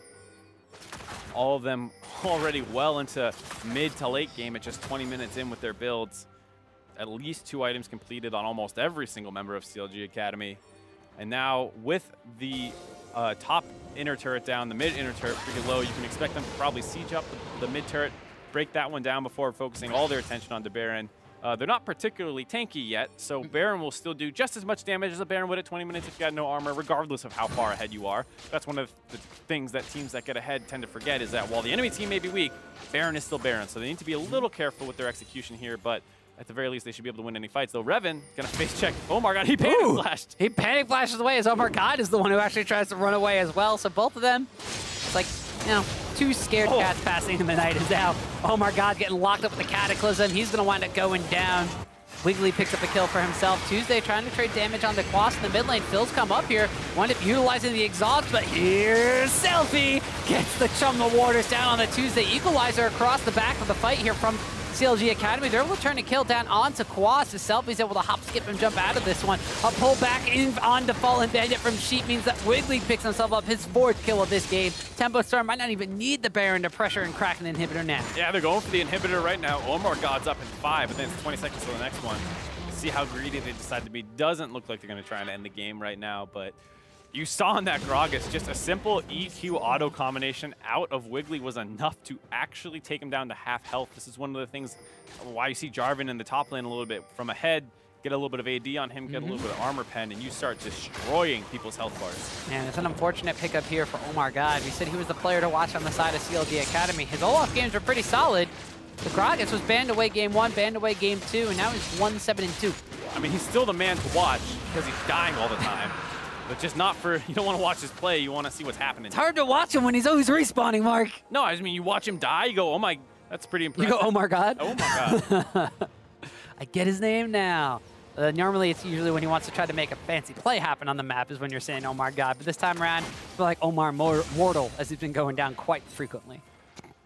All right. I got you to laugh! No, that was not a laugh. That was a chortle at the ridiculousness of it. Here, Quasco is aggressive by himself, knowing that Selfie's coming in, but they should have known the rest of CLG Academy was just around the wall to get a little over-aggressive. They're super far ahead, so it's no problem at all. Sheep collapses after the kill on the top side, able to get the hook to make this, you know, not as even as a trade, and they can continue pushing down after that. And now Tempo Storm established vision control around the Baron pit. This time Omar God's waiting in the same brush and doesn't panic when it's Selfie that face checks. It has to flash over the wall. The Equalizer goes across with a hook closing on the Fallen Bandit. The curtain call trying to cover CLG Academy in this fight, but already Revan's picked up a kill. Selfie's low, as is Sheep, but they're able to try to turn around. Now Quas kind of flanking on this one with a teleport play. Zag gets chunked down extremely low, and one last crow from the Ravenous Flock follows him after that. We also saw Omar God falling down on the front lines, and Tempo Storm, they bait the Baron. They might not even need it to push in for this win. Nope, looks like they're going to try and end the game right now. 20 seconds on the side of CLG Academy, but there's already a minion wave in the base. They're going to try and end the game right now, trying to beat their record of old last time. I think they're already a little bit over it, but going for their second 23-minute game in a row. Yeah, 21 kills to their name to the 4. CLG Academy with 8 of them on this Selfie Fizz pickup. Tempo Storm, they lost game 1, but they've crushed through games 2 and 3, and they're able to take the 2-1 victory. Very impressive game 2 and 3 outside of Tempo Storm. Their early game might not be the most explosive thing you've ever seen, but once they get a lead, they know where and how to pressure. Once that Fizz pick gets going a little bit, they make sure that they protect him at all the right times. They go for all in. CLG Academy, you know, to be fair, did their best to kind of play around the fact that they lost their flash on Victor. Basically, the worst time you can lose it, right as they're about to start hitting sixes on the side of Tempo Storm. But too little, too late, and you get to see why Tempo Storm's a bit of a nightmare to play against, because they have so many things that you want to get rid of on their side that it almost feels like a little bit of a waste to start trying to target Selfie. Yeah, and well, that's one of the things that we talked about when they changed their roster around, is the fact that like they used to kind of slowly stall things out for a little bit, and it took them maybe until 20 minutes to really make plays happen. But the synergy between Wiggly and Selfie, no matter what champions they're actually playing on, the focus on this mid lane from Tempo Storm, just, I mean, it keeps the tempo going. It keeps them pushing forward through these early games that were usually lackluster in the spring split. Yeah, they combo everything together well. We talked about the Jarvan early pick. We just assumed that was going topside. Then Quas picks the Swain. Netflix is the jungle. Then you get a Fizz pick, and they all of a sudden have this crazy mid-jungle dive around, you know, it's level 6, and puts a ton of pressure on the immobile champion of Victor. So really smart drafting out of the team, and just really good execution as well. Yeah, and we mentioned that could be one of the things that Wiggly brings to the team, is the fact that they have that versatility now in the entire pick and ban phase, and they're able to craft these compositions that get them these early game advantages. And I mean, we saw it in game number 2, the fact that they had all these early kills and all these early plays across the map that were netting them these early game advantages. It's kind of the same thing that rinse and repeated here in game number 3, is this early kill montage from Tempo Storm shows how aggressive they were with these pickups. Yeah, the roaming sheep, very, very active this game. They're able to make sure that he's able to lock down the kill for Selfie, having the hook onto Omar God. Does it again there in the mid lane. And then this time around, they're trying to open up onto Selfie just after that kill, but the rest of Tempo Storm has his back. The flash EQ combo out of Wiggly, also able to lock them down with the Cataclysm, making sure they can't get out. And once again, who's there? Sheep. There to make sure that he's able to lend support to his carry and Selfie. And now that they've got this massive lead, anytime CLG Academy tries to push up mid lane, the entire team is ready to collapse. And you mentioned the fact that the Blitzcrank priority rose kind of throughout the entirety of the picks and ban phase in this series. You could see the impact that it had in this game. The fact that whoever had the Blitzcrank was the one that made the plays happen in the early game. Yeah, it's an extremely strong pick. It doesn't get punished too hard by the current range champions. There's a lot of aggressive junglers right now that can combo well to make sure you actually get down there and kill them. And then, you know, even if you don't get kills in the early game, the champion still functions pretty well in the late game. As long as there's a mobile champions on the other side that you're happy to hook in, you will always probably find opportunities to potentially bring the game back in your favor if you fall behind, or just win the game instantly with a huge pick. Yeah, as I said, that last point is the thing you hammered home in game number 1 for CLG Academy. It was the fact that the Blitzcrank was like that playmaking factor. It was the one champion that you can not rely on, the one champion that could just make or break a late game team composition. We saw CLG Academy struggling to use that in game number 1, but eventually found themselves the win, whereas Tempo Storm, maybe just because they're a little bit more of the disciplined team, they had the more of the competitive experience on their individual players, maybe not together as a unit, but they're able to utilize that among the other picks they were able to secure to just cement those advantages, whereas CLG Academy struggled to not only close out games, but come back in games where they were falling behind. That said, I do think that they had some intelligent moves around the map that I like overall. It was just that for the most part, they're getting outperformed by Tempo Storm. So on the early situation where, you know, your Victor loses his flash, your Gragas loses his flash, and you just lost first blood, you're scared of this Fizz popping off. You try and group up mid lane to stop him from being able to get going. That actually works out decently well. The problem is the second time that they group up mid, instead of just using the Rift Herald to get the turret for free, they overextend and the teleports come in from the sides. And CLG Academy had some of their woes in this series, but Tempo Storm the ones that come out ahead. And for more on that 2-1 series win, I'd like to welcome Quas to the broadcast via Skype. How's it going? Hey, it's going pretty well. Thank you. Not too shabby. I see you guys, you lost game number 1, so you gave us a little bit of a scare, but you're able to come back and close out the series 2-1. CLG Academy are below you in this standings. Is that something that you were kind of anticipating, or like how did you react to that game number 1 loss? Yeah, we just wanted to make this series more interesting for the fans to watch. You did a good job of that. The champion picks helped out as well. You played your signature Swain. I'm sure everyone was happy to see that. And then you also, even in the third game, had a couple of flex picks going on. You put the Jarvan in the jungle, something that we haven't seen too much of so far. What's it like playing on a team that everyone has a lot of unique picks? As you know, last split it was a little bit more focused on you having your champion pool. This time around, the Fizz comes out as well as that Jarvan. Yeah, I think it's really hard for teams to ban us out, so we can be very flexible with strategies. And yeah, I mean, game 1 was just CLG Black played very well and punished our mistakes. So yeah, just we'll learn from it anyway. Yeah. And then one of the other things that happened between game 1 and the other ones was the fact that you guys had swapped out Freeze for Revan. So just for some clarity for us on the outside, you know, what kind of goes into why you choose to play each one? Is it kind of like on a loss, just swap them no matter what? Some teams have done that, or is it more based off how they're looking that day, or is it comp things? We're trying to figure out what strengths each has, I guess, with the team. So they each both of them bring different things to the table. So we try to implement and play around both and see what like how we perform best. So yeah, just opens up a lot of new things for us to do on draft as well. You guys are able to make it to the playoffs of the Challenger Series in the spring split. This time around in the summer split, you guys are, with that victory now, solidly in second place. Are there any kind of teams, I mean, I know you've already played against eUnited twice. Are there any other teams that you're looking forward to try to facing off against, or any teams that you guys seem like you might have a little bit of a hard time with? Yeah, it's just United and Gold Coin, I think, are our toughest competition. Of course, Delta Fox is unpredictable. So everyone's worst nightmare. Yeah, we'll have to watch out for them as well. But yeah, that's those two are the biggest threats. Definitely eUnited being the toughest competition that we have for sure. All right. Well, I want to congratulate you on the 2-1 victory you guys just had here in the broadcast over at CLG Academy, and thanks for coming on for the interview. Yep. Thank you for having me.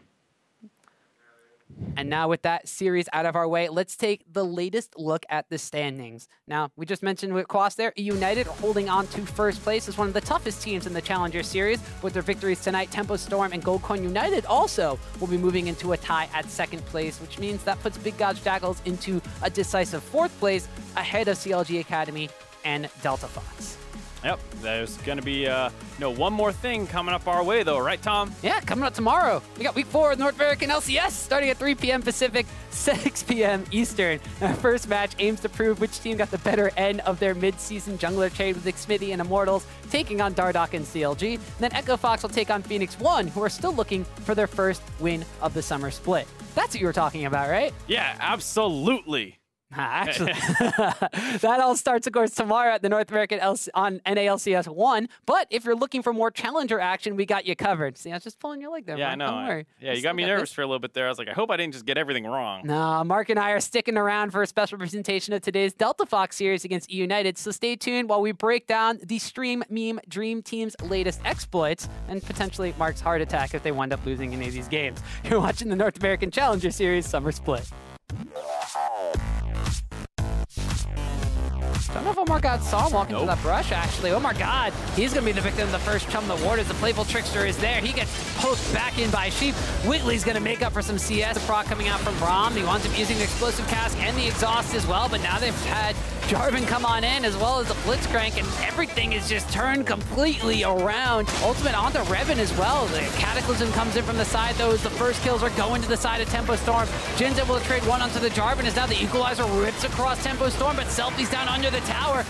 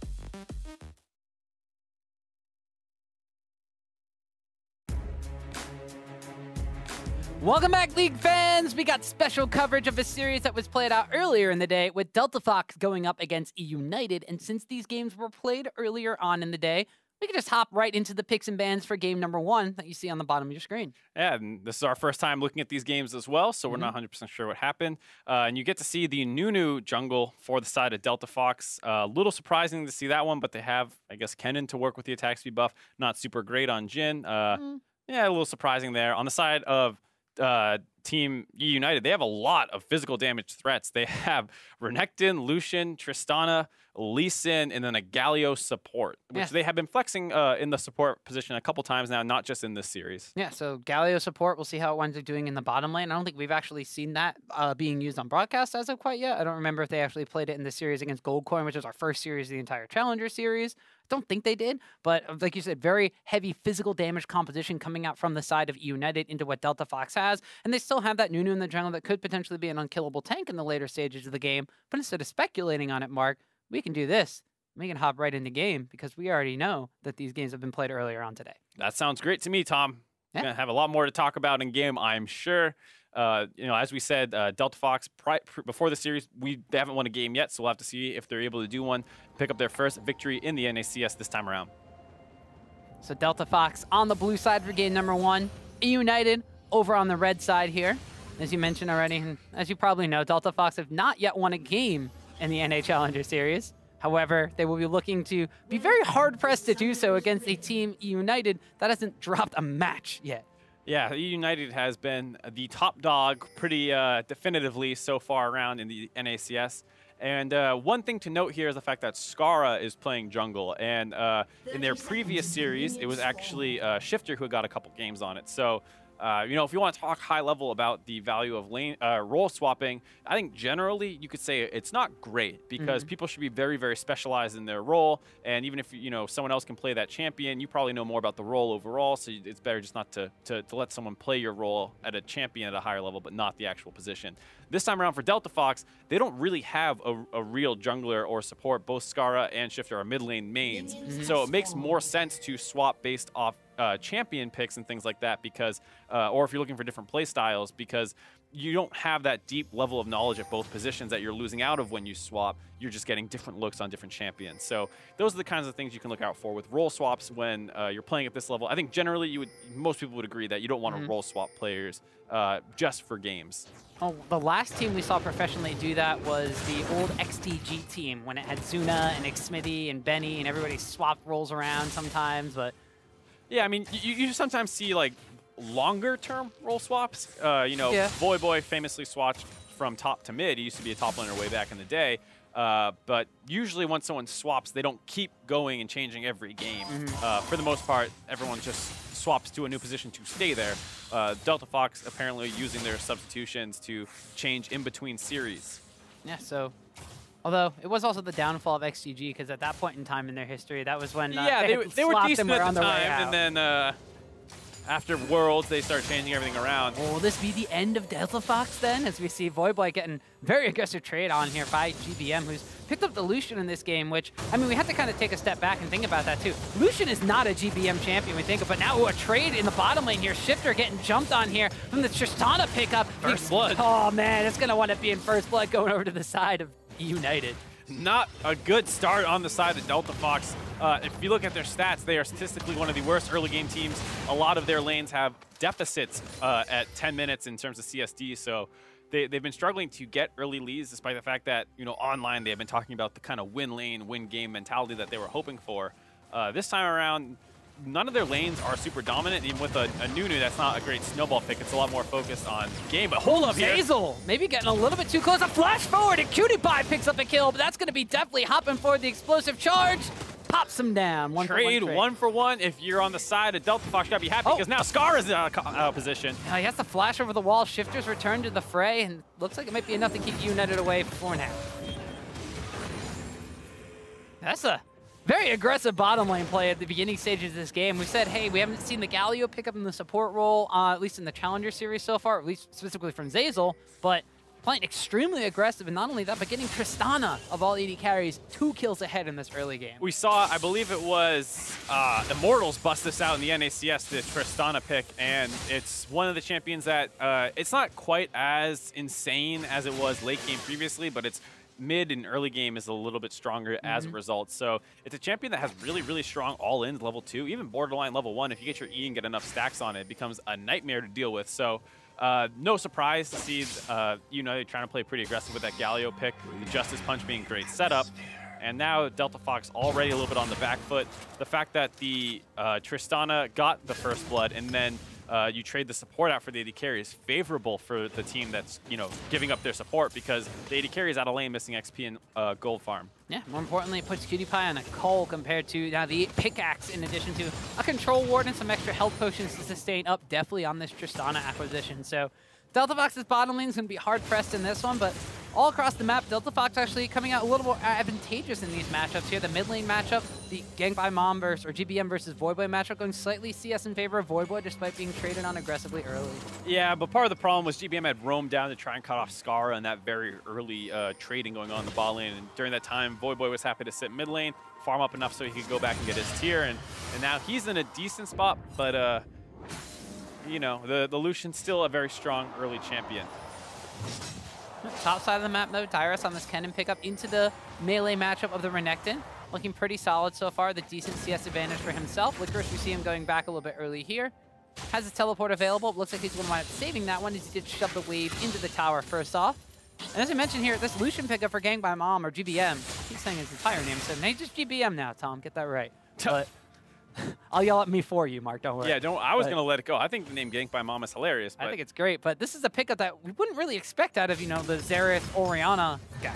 Yeah, always a guy who was better known for his late game team fighting than he is for his early game aggression. Here, getting opened up on a little bit by Voyboy, but actually passed forward away from the miasma, but he is going to go drop down to this poison most likely. There he goes, but Dandy gets the cleanup kill.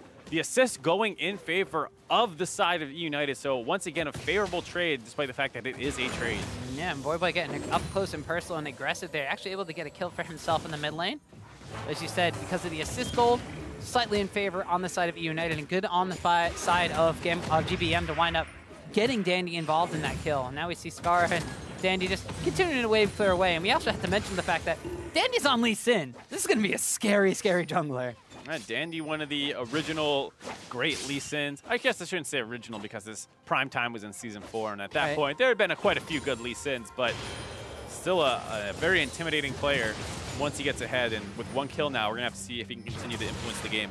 And the bottom side of the map continually going in the favor of eUnited with those 2 kills picked up already for Deathly. This is a large CS advantage, about 15. Mid lane matchup, the Voyboy continuing to get aggressive down here onto GBM, as trying to get advantages here on this Cassiopeia pickup, which you wouldn't think is like an early stages of the game, can bully people around, but with support from Scara on the backside, not afraid to get up close and personal with this Lucian. Well, that's one of the things is Cassiopeia is actually one of the highest DPS champions throughout the entire game, not just the late game, which is when people really start getting terrified of her, but even early on, you've seen players like Faker just with the E-spam, without even needing the poison tick to increase the damage, being able to chunk people out level 1. And Lucian's a champion that has good burst in his trades, but if he wants to get in range to trade with Cassiopeia, he has to dash in. And during that time, if Cassiopeia can land her poison, she's actually going to be able to trade damage relatively well. So, it's a little surprising to see eUnited end up with this draft overall. The Lucian into Cassiopeia is not seemingly as favorable as a matchup as you might be able to get into some of the other mages like in Orianna or Talia. We see bottom side of the map, because of those advantages that eUnited got early on in those trades, able to chunk down that tower and denying as much CS as possible, as Zeyzal and Danny completely zone away the bottom side of the map from Delta Fox, and first tower goes solo to Deathly. Yeah, things looking pretty bad for Delta Fox. 2,000 gold deficit just 8 minutes into the game. The red buff being stolen away from Scara, who's up on the top side of the map, mirror jungling, staying away from this. And the question is, what can Delta Fox do to get back in this game? Because their team comp is not particularly proactive. You have a Kennen who can split push up in the top side, but the Renekton's farming relatively even. And then your only real playmaking comes from Shifter on the Bard, who can hopefully start a fight out with his ultimate. But already pretty far behind. Yeah, I was going to say, if your playmaker is in the bottom side of the map that is this far behind, you're not going to be making plays for quite some time. 26 CS advantage results into Berserker's Grease and a BF sword as definitely goes back. Ascara on this Nunu pickup has not even really been able to get a lot of counter jungling down pat. Danny has been able to soak up some CS in the mid lane, and although we don't normally look at the CS between junglers because of the way the different camps work out, normally you expect a Nunu who's going to be counter jungling and not ganking and assisting his lanes with 0 assist to be somewhat ahead of this Lee Sin pickup. It's tough to say because the Nunu pick is more about finding openings in the enemy's jungler, being able to catch him out, run up, steal his camp away, and run away. And he's not much of an actual power farmer. He has a hard time clearing his own jungle. So if you end up in a split map situation, it really doesn't benefit Nunu at all. And here we see eUnited rotating their bot lane up to the top side, opening up onto Dyrus. They're playing this game at a pretty quick pace, already trying to get their second outer turret down. Yeah, going from one marksman on the bottom lane they're abusing to the second one in the top lane as Dyrus has the Bilgewater Cutlass, is going for what was most likely with that double door and start the AD style of Kennen. We see now Dandy wrapping around the backside, but the rest of Delta Fox is coming up as well. Yeah, they got to be careful here on this dive. They might be overextending as Delta Fox is here to cover. Yeah, they already get a kill on the Dyrus, but the Absolute Zero comes out from Nunu. The hero's entrance is going to wind up knocking everybody up, but Cutie Pie is able to get a kill on the Dandy. Make that 2 as he wants to get a kill on Zazel. Definitely gets locked up by the Tempered Fate. The stun is there, and they're going to give a Cutie Pie a triple kill on Jin. Huge turnaround out of Delta Fox early on in this game. We're talking about how they can potentially get back into it, and it's an over-aggression on the side of eUnited, trying to dive that turret, but Delta Fox had a read on the play. They get there in time to get the trade kills back. And one of the things about the Tristana pick is she often wants to jump in range to really unload all of her damage, and that's perfect for Nunu, who's going to be able to Ice Blast her when she finally gets aggressive. And having that attack speed slow, able to negate what is part of Tristana's biggest strengths in her kit is her Q steroid. So that's a pretty interesting counter pick, depending on how the team fights actually play out. Might stop some of the aggression that Tristana normally wants to play with. That said, if she does get the kill, she can also just jump out right away. Yeah, so we'll see now if the Tristana pickup will be able to compete with a 4-1 Jin as the Rift Herald gets acquired and immediately uses. Delta Fox had that rotation from their bottom lane to match that of eUnited's, and now trying to push this advantage for all it's worth here. Rift Herald charges forward, gets some damage down onto this tower. Dandy still has this smite available to deal some extra damage, but they are actually able to get the tower here in the top lane. Boy able to keep GBM at bay in the mid lane, and Delta Fox able to respond by evening up the gold lead, evening up the tower lead. Huge advantage. Swinging back, game now even, and I gotta say, if you're Cutie Pie, you gotta be pretty happy because the big problem was you're down a lot in farm. How do you get back into the game if Tristana just keeps pushing you in over and over and over? Turns out, 4 kills is a great way to get back into the game and even that gold up a little bit. Yeah, gotta say so. Still at a 20 CS disadvantage, but those extra 2 kills are gonna more than make up for that. So now eUnited and Delta Fox both have their dual lanes on the top side of the map, but we'll see if anybody gets moved around, as it's a bit of an uneven distribution of towers here. So if Delta Fox stays up here, it's more on defense duty. As you have Dyrus on the Kennen now with 3 assists to his name, because he did get that slicing maelstrom off in that fight before he wound up going down. So he's got some extra gold now over Licorice in that bottom side of the map, who is 0-0-0. And you see the power of the Nunu pick starting to come online a little bit now that they've stabilized. He can run into the jungle, ward up, and buy a lot of vision for his team to be able to focus more on pushing in their lanes. Obviously, the bot lane's still getting pressured by the extremely easy pushing Tristana, who, when you combo that with the Galio, has a ton of wave clear early on. But it also allows the Kennen to kind of just pressure in that Renekton over and over. And like you said, in the mid lane, Boy's doing a good job matching up with GBM, so you kind of have a losing bot lane, which is now up on the top side of the map, and a pretty stable other 2 lanes. Now we see Licorice slicing forward, not getting the dice down on the Dyrus, instead just content to clear out minions, as now the Tristana Galio wave clear coming into effect. Definitely is going to want to get Tempered Faded up there. The stun is going to land on 2 minions, and shit's just going to get knocked up and has to flash away. But I'm a Cutie Pie now going forward. One last shot will secure the kill onto Zazel. Whereas on the opposite side, Dragon goes over to the side of eUnited as Dandy gets that one, but Skara and Dyrus are trying to start a fight. It's a 2v3 situation, and Dandy gets a kill. A little risky going for that Dragon while Boy was back in base. Seemed like Delta Fox wanted to sneak that one away. eUnited responds and gets a kill, but like you said, up on the top side, Zazel getting too far forward. The Galio trying to get that CC down and puts him in turret range. Cutie Pie's able to trade some damage back and then able to finish him off. And there was a little bit of lack of synergy there. Zazel going in, as we see. Hold on, Dandy! Dandy gets taken down with a slice of a Bilgewater Cutlass, sticking around a little too long, and Dyrus finds him. mistakes coming in all over the place for eUnited. A little sloppy on their end. As I was saying, just in that top lane play, Wall definitely's in stasis from the Bard.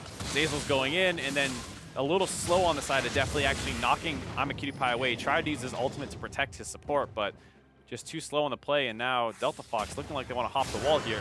No, Voyboy and Scour jump over. They find themselves. Zeyzal is able to Justice Punch himself the heck out of there. Ice Blast was just a little parting shot. As now Deathly might be caught on the Tristana. The Miasma lands. He does duck away from the Deadly Flourish, but Scour's Ice Blast holds true. Another kill for Delta Fox. Decent roam by them. They have the long lane on the top side, so even though Deathly and Zeyzal are pushing it relentlessly, it does open up some angles for roams, and Voyboy stacking a lot of CS in the mid lane to roam up there off the blue buff handoff from Skara.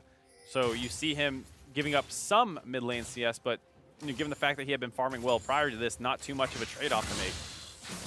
So Delta Fox now find themselves at a gold lead. 8 kills to 5. They haven't necessarily been able to answer in the objectives category and really push down on anything, but they are just kind of clearing out their waves. You see Dyrus on this bottom side has that red buff for himself, bullying around Licorice a little bit. The CS is relatively even, but if you're on the side of eUnited, you are still making very proactive plays. You see them moving down on the bottom side of the map, trying to establish some vision to try to make sure that they can rotate down onto Dyrus if Licorice is going to be continuing to push forward. But the duo lane from eUnited, when they went to the finals against Goldcorn United, that was a little bit of a weak point for them, which kind of seems to be showing through a little bit here. A combined 2-5 now after starting the game 2-0. Definitely a bit of a weak point on their side. The thing worth noting, too, is the fact that eUnited's team comp could run into a bit of a problem, given that they will be all physical damage, like we were saying before. Nunu is a champion who is very, very, very happy to stack armor, excuse me. And you see even CutiePie on the Jhin getting Merc Treads, or Ninja Tabby, excuse me. Definitely going to get hit up there by a Bard Q as the tunnel through the wall comes in. Has to just keep himself alive and go back at about half HP. So those advantages that Tristana had, not so much there anymore. Cole's been popped by CutiePie. He already has an Infinity Edge, and Tristana going for the pieces of her finished deal item and pieces of Infinity Edge. Now Dandy trying to make a play happen on the Skara. Kick him back. There's a stun on the GBM. A fully channeled Absolute Zero won't do all too much, though, as the hero's entrance able to save him. You see GBM going for that Hex Drinker early on to negate some of the damage coming in from the Cassiopeia, because he was struggling to really bully the matchup. And, you know, that does make him a little bit safer against magic damage. So Skara's ultimate not doing much, but now caught out. Flash is inside the Tempered Fate. There's no follow-up Q there from Bard, though, as that have been used already. Has to pop the cleanse, the culling after, but CutiePie is unstoppable. CutiePie gets the cleanup kill. And now, with the Lucian down, not too much wave clear available in the mid lane. Looks like Delta Fox is going to try and seize this one up. Delta Fox, very strong early game.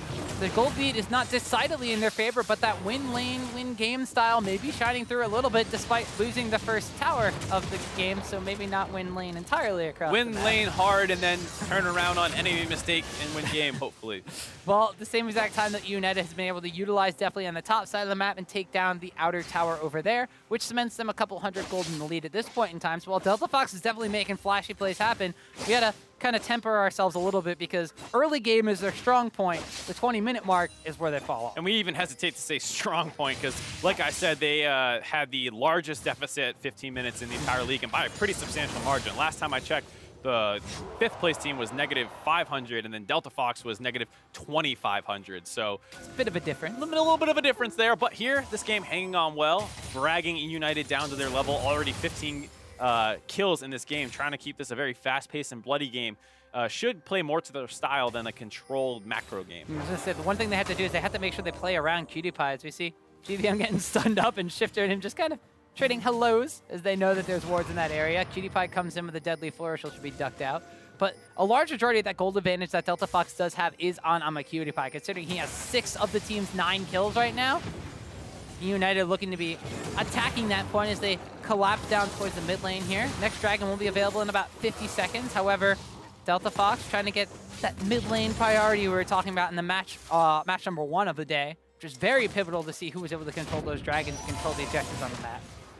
I gotta say, I'm a little surprised at GBM's build here. Why are you not going Blade of the Rune King? It's one of the things that people always build on the Lucian to give him strong 1v1ing potential. Going for the Death's Dance first, which is a little surprising.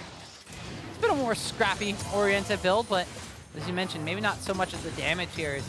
Scar and Shifter going to be forcing back GBM as Cutie continues to push up in that area. Dragon now ticking down to about 15 seconds on spawn. They see definitely kind of skirting towards that area. Delta Fox going to be moving down to try to establish some vision control in this area of the map. Gotta be careful though. eUnited looks like they might be able to kind of come around and collapse on this one. They're looking to try to get an engage in. They have Lee Sin and Galio in the area. Renekton has joined the fray as well. He's 0-0-1, pretty strong right now. Yeah, but eUnited is not in a great position. The Tristana off on the flank is not exactly where she wants to be. She wants to be grouped up with the rest of the team trying to fight front to back. So Cutie face checks her, actually gets chunked out pretty low and ulted over the wall. Yeah, we actually see the Buster Shot being used. Cutie goes back over the line. Temperfate locks up a lot of the damage on the backside. They kind of isolated Zeyzal. That's another kill for Cutie. He's dominating right now. Over the backside, he gets a deadly flourish onto Dandy. The kick comes out, but it's Cutie charging forward. He will wind up going down, but Dyrus is here to clean up a kill onto Dandy. Backside of the fight makes it 2 as he's able to get a double kill. As definitely gets another one for himself. Now Delta Fox, they have 3 members. eUnited only have 2. Nobody's going to get in the Infernal Drake, though. No one's getting the Infernal Drake. Multiple members low on all teams. It looks like eUnited doesn't want to necessarily give this one up quite yet. Not recalling while Delta Fox backing off a little bit. Very, very scrappy fight. And like we were saying, it's tough for the Tristana to really get involved in that fight. Had to jump over the wall. Then Dandy was flanking around in the meantime as well, so they just never found one target that they could focus down. Scar did a good job zoning away in the river, and it made the fight happen on multiple fronts. Doesn't really favor either team, because obviously Delta Fox as well is happy to fight front to back. Just a very scrappy fight overall. Let me see Voyboy maybe trying to solo out that Infernal Drake, but he is going to be spotted up by some wards that eUnited had on the side beforehand, on the bottom side. So he will not be able to do that, has to wind up going back away. And this hectic pace of the game is not what we would expect out of eUnited. Something we might be expecting out of Delta Fox, but eUnited are kind of trying to play Delta Fox's game, and although the gold counts are relatively even, they're not getting the same advantages that you would expect the first place challenger team to normally have. And here we see Delta Fox, like we said, after that reset, getting the red buff onto Cutie grouped up back around the Dragon. They have decent vision control here, so eUnited are going to have to face check with their tanks. Here comes the teleport flank right into the middle of the team, though. A slice and a dice, and they're trying to get on to Cutie. The hero's entrance is used, but by that time, Delta Fox is kind of disengaged. Scar takes the Bard portal through the wall. Is able to stay alive. A deadly flourish opens up into a curtain call. They land 1 shot on Licorice, 2 shots on Zeyzal. Now they're trying to lock up onto the support Galio. They blow up Dandy in transit, though. They're trying to go in and get a trade kill on Scar. They will get that as well as one on the Voyboy. Now Delta Fox kind of had to scatter. Definitely wants it going forward, but a double kill picked up by Cutie as all of a sudden GBM dies on the backside. A triple kill for Cutie and he's trying to pop off. Cutie 21 minutes into the game, 10, 2, and 3. Hell yeah. Someone needs to get this man under control. Jin going big. The red buff looks like it's what ticked down on the GBM, and now Delta Fox might not be done. No, he didn't have the red buff. No, it was the red buff, but it is also the Death's Dance being a relatively, I don't want to say bad item choice, but a pretty bad item choice, because he was in a 1v1 versus Cutie He could have taken that duel, potentially with the Blade of the Rune King, unable to do so, and then tries to retreat and run away from the duel, but you've already taken so much damage from the Fed Cutie that the Death Dance delayed damage comes and ticks back in with the red buff, killing him from about 200 health. So big misplay, big itemization problem potentially on the side of GBM, and off the back of that fight, Delta Fox grabbing an Infernal Dragon, which is really going to help the scaling of this team comp. Yeah, you get an Infernal Drake for yourselves as Delta Fox, you're up 5 kills, you're still down a tower, and the gold count, you have 200, 300 maybe in your favor. So you have this momentum, you have this huge Fed 80 carry on your side. You need to be able to transition this into some sorts of objectives, because that's where Delta Fox is losing out on these gold advantages. This is where they're losing out in these games. Yeah, this is, not unknown territory for this team. We've seen them have gold leads at 20, 25 minutes into the game with some of their... They've had decent early games, but the problem has always been closing the game out. They always seem to just lose one of these scrappy team fights, and then once things break a little bit their way, it completely falls apart as the enemy team has better objective control. This time around with the Nunu pick, maybe that's what they really need to shore up some of their weaknesses and just make it that much easier, because with a Cassio, a Kennen if he's grouped up, and a Jin, you have decent damage to force down a Baron, as well as the fact that you have that Infernal Dragon. So Delta Fox now, can they use this pressure? Can they use this advantage that they gain for themselves to push down into more sides of the map? More importantly, we're talking about Cutie popping off. Dyrus is also 3-1-6 now, and this is a Kennen matchup into the Renekton. Kennen already has his own Blade of the Rune King. Renekton already is at a disadvantage in some of these ranged matchups. We can see Dyrus utilizing that advantage now, utilizes the Blade of the Rune King, just diving through onto Licorice. Even has Scar coming in the backside here. Absolute zero game channel that draws the aggro, even Shifters here, and they will actually get the kill over the Shifter, and this could be a bottom lane tower now, too. Yeah, you see what happens with not much MR on the side of the Licorice there. Dyrus? Oh, okay, he's fine. He's going to just tank that turret up and be fine, and a nice rotation down onto the bot side by Delta Fox, move down to their pressure lane and dive the Renekton under the turret. It seemed like, you know, Dyrus was starting that one off from a pretty early state because Skara was not really in range yet, but he does have a lot of health available as the Kennen. Now they're not done diving. Ooh, denies the jump through from Deftly, and there's going to be a miasma. There's going to be everything going down. Boy gets on the board with his second kill. Yeah, but it's not completely unanswered. Up on the top side, GVM has gone into full split push mode, working down the top inner turret, answering the mid outer turret that was taken, while Kennen down the bot side taking the bot inner turret. So 3 turrets, 3 different lanes, all dropping in about 10 seconds. And a 3,000 gold lead now for Delta Fox, too. So these 7 kills have now compounded into a 1 tower advantage. So while they may be bleeding out on the opposite side of the map due to the Lucian split push, they're still pressing these advantages they've gained and actually taking objectives with it, which are now manifesting into keeping that gold lead and extending it. And that's the thing is in the mid game was where they, like we said, we lost their gold leads. Now actually able to keep making plays. A big part of it is the pressure in 2 lanes, and you see Skara and Shifter kind of working around both those, getting dives off. They have some pretty easy go buttons with the Bard ultimate as well as the Jhin, who's extremely fed, being able to just kind of drop his ultimate and set that play up. The question is, though, you know, we're always talking about the major objectives. Can they get a Baron? Can they get an Elder Dragon? Can they break an inhibitor? Well, that's the questions we posed to CLG Academy in the first match of this day. And they struggled. They did struggle. So now Delta Fox, they're going to have to try to one-up that. And CLG Academy had basically the same kind of lead. So we're in a very similar situation despite it being different kinds of compositions. And the other kind of question I have now for Delta Fox in and of themselves is pretty much like, are they going to be able to play around these power points? Are they going to be able to utilize the fact that AmaQtiePie's Jhin is super, super far ahead, and he has a very strong front line with the Nunu pickup? Are they going to be able to utilize that go button from the Bard that now that they're ahead, they're going to be able to potentially use extremely well? We mentioned that their lack of engage with this comp, or the kind of lack of a go button, might be detrimental, but now they can utilize that since they are ahead, but do they know how? Well, I mean, a nice part of the fact of being ahead with this team comp is hopefully you don't need to press a go button, and you can make them kind of run into you now. The Nunu pick, not only is he stacking armor correctly, Skara, but he is a little bit of an annoyance for a short-range Lucian to get involved in team fights, because he has to run into that slow zone that will be coming out, and the Tristana might be able to outrange it a little bit, but you're stuck hitting this Nunu who's just going to keep building armor, and the Lee Sin will have a tough time getting through that, as well as the Renekton. So they have really strong zone control with the Nunu Cassio combination. You see chain CC galore going down onto Licorice's Renekton, but he's still pretty beefy, so he's not taking all too much damage for that one. Has stopped off to get a Random Winds Omen for himself to get a little bit beefier against this very, very fed Jhin and Kennen, as he has not yet finished his own upgrade of the Titanic or Ravenous Hydra, just sitting on that Tiamat still. Delta Fox, though, since they have been able to take a couple of those more objectives on the map, are continuing to split push with Dyrus on the bottom side on this Kennen pickup, has his teleport available, as does Licorice.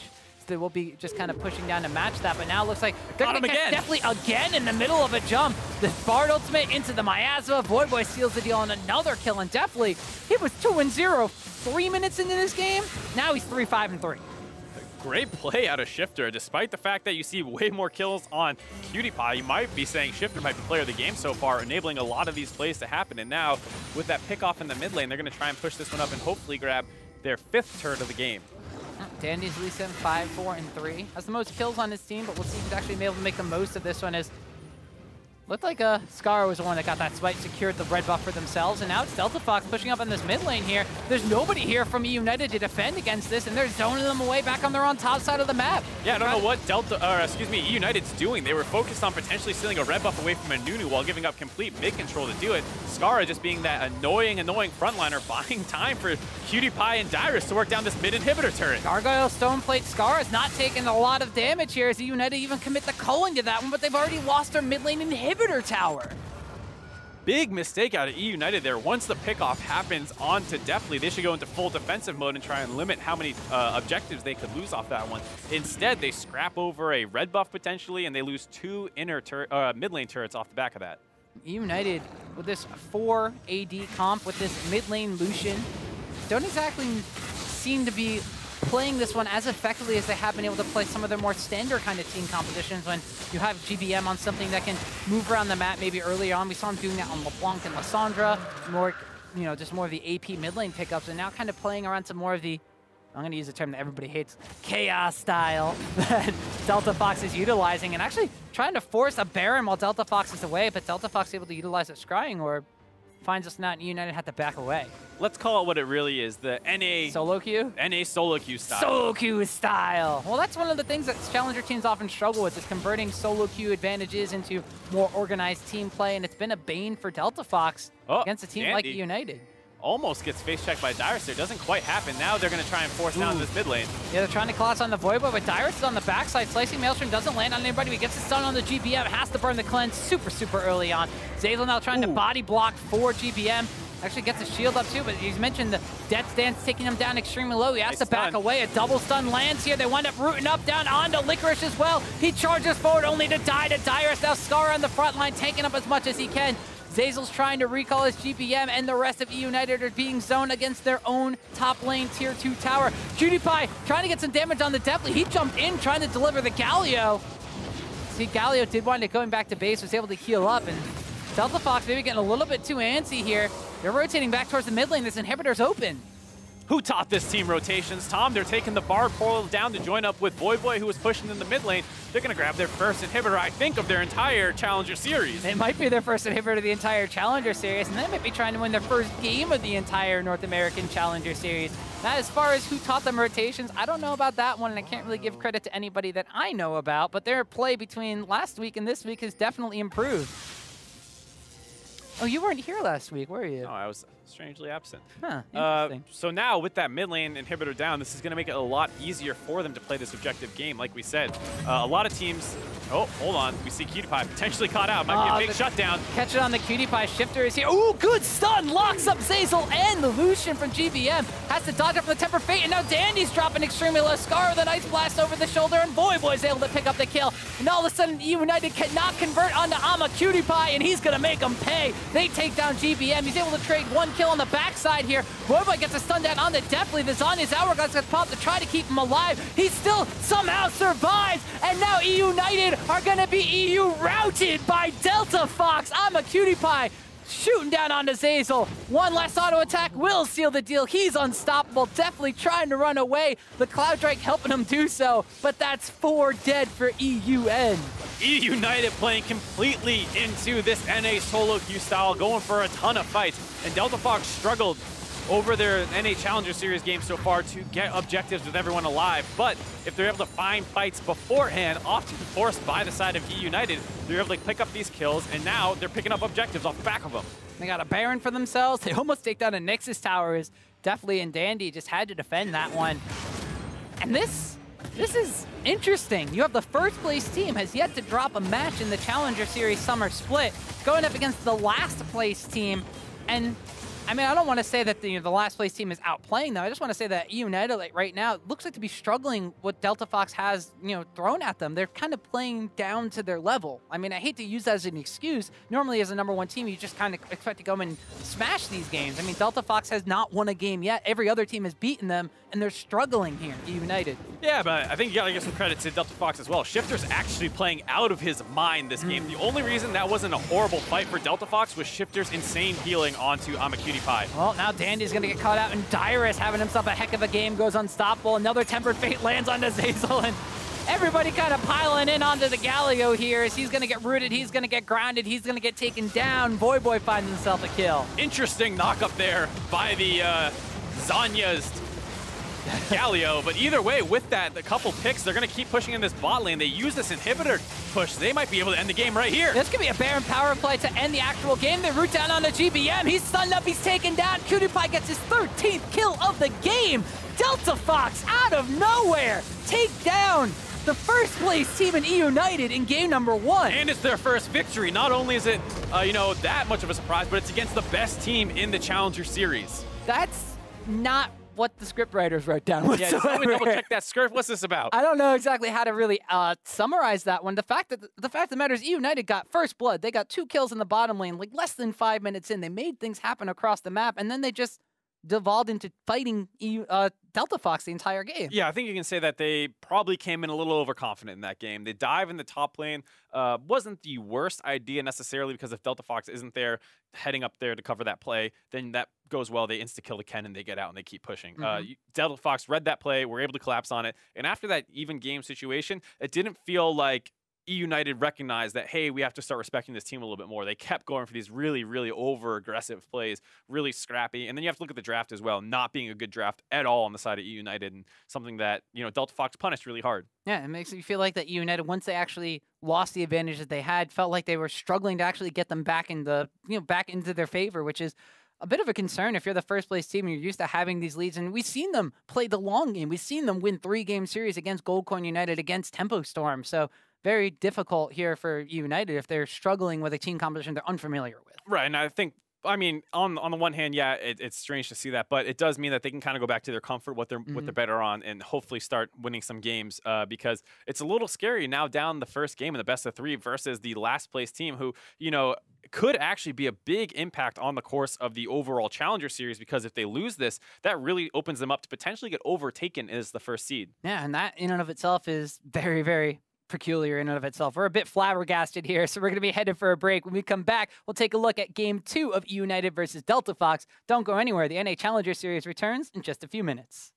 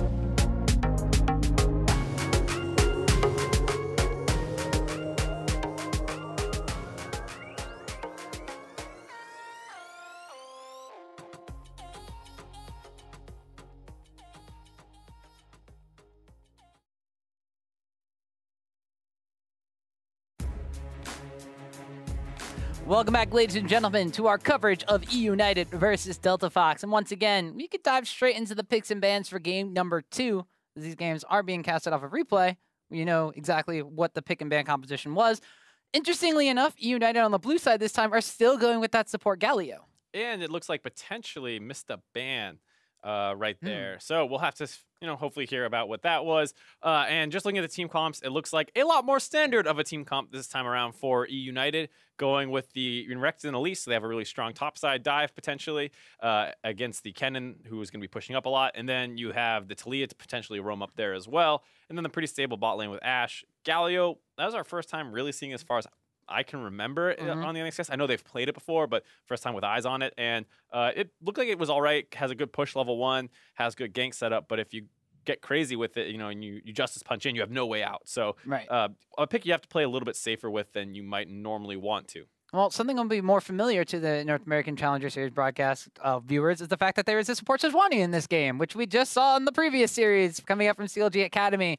And we'll see if Delta Fox is able to utilize this one a little bit better than CLA was, because CLA, they lost the game. They had the support Sejuani. I mean, I'm surprised to keep seeing support Sejuani come up. I saw it with Gate. Looked all right. If it gets out of lane, it can do some stuff, but they didn't do a ton with it. And then every time I see it since then, not nearly as impressive, though it appears we have some shenanigans, Tom. Yeah, everybody is not where they were previously. And even though Skara is in the jungle slot in your screen here, with a smite. With a smite, you see Shifter also running smite, but also playing Rek'Sai in the jungle. So if this team, all right, let me put it this way.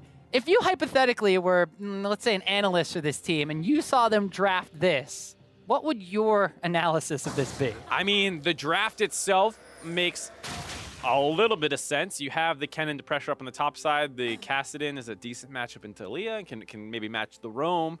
The Rek'Sai has a strong early game and can probably play into the Elise just fine. And then the bot lane, not one I'm particularly fond of. The Twitch, not a strong laner. And as far as I've seen, the Sejuani not particularly strong either, but you are against the Galio, so maybe it works out. The problem that you run into is the double smite. Now, maybe there's some crazy, strategy that we're just not prepared for going to come in with this Sejuani, but it could also be the case that Skara forgot, who knows, hypothetically, to change his summoners. Yeah, that's from his jungle game on Nunu last time. It could be. So maybe the bamboozling is not being done against eUnited, but within the Delta Fox team themselves. But we'll see. I mean, this could potentially pan out into something interesting. We talked about the changes to, the Locket of the Iron Solari at the pregame.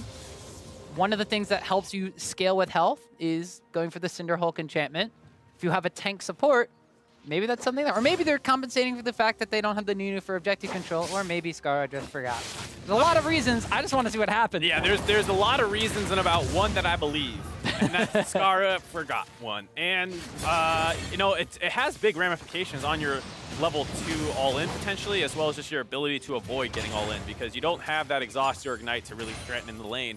And when you're playing a melee support, one of the reasons that you think melee supports aren't, super aggro is because it's hard to really kill them generally. But without an exhaust to cut the other one or an ignite to threaten the trade back, it becomes a lot easier to all in a melee support because he's not able to contribute anything from range the way, Karma can. It's also interesting now to see Skara paired up with PewDiePie on the bottom side of the map. I mean, former teammates were now on the bottom side, but at the same time, Shifter was a huge factor as to why they won that game and why PewDiePie got so far ahead. Yeah, so that's part of the thing is that we had seen Shifter and Skara actually swap roles in their previous matchup last time around on Wednesday.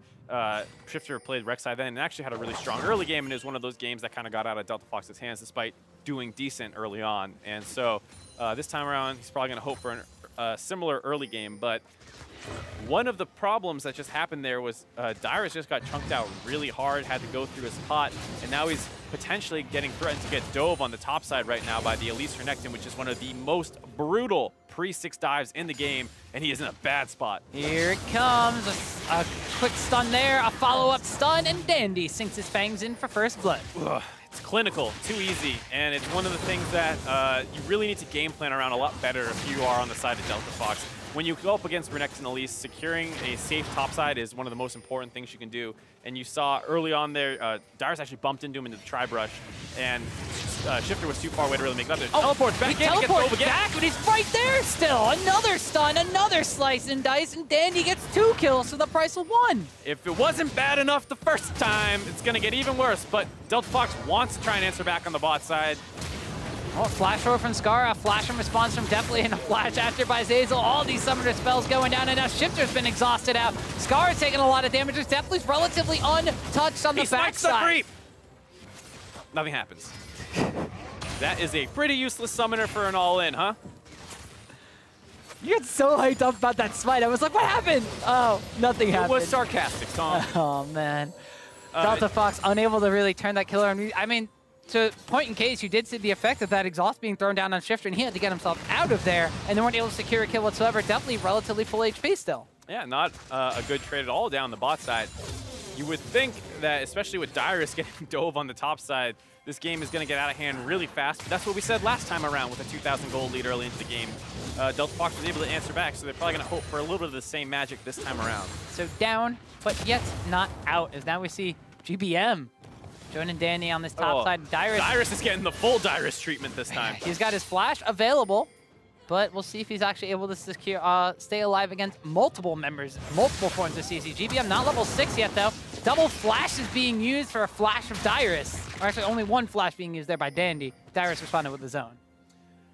Life is not fun for Dyrus right now, but it's one of those things that you kind of have to try and keep a good perspective on, because during that time, you know, GBM was out of lane, gets caught out of position and loses his flash. So Delta Fox slightly able to punish that kind of waste of resources that came out of eUnited there. Kennen, who has already been dove twice, shut down against a Renekton who's extremely strong. It's not a lane you need to keep pressuring anymore. You've kind of made the impact that you need to in that matchup, and using 3 people's time there, not the best use of resources. Yeah, more specifically, you've done it to Licorice, who was a huge factor for eUnited in the spring. He's continued to kind of be one of the more powerful points for this team. So ahead in this matchup, we've seen him be able to decimate most of the NACS Challenger top laners.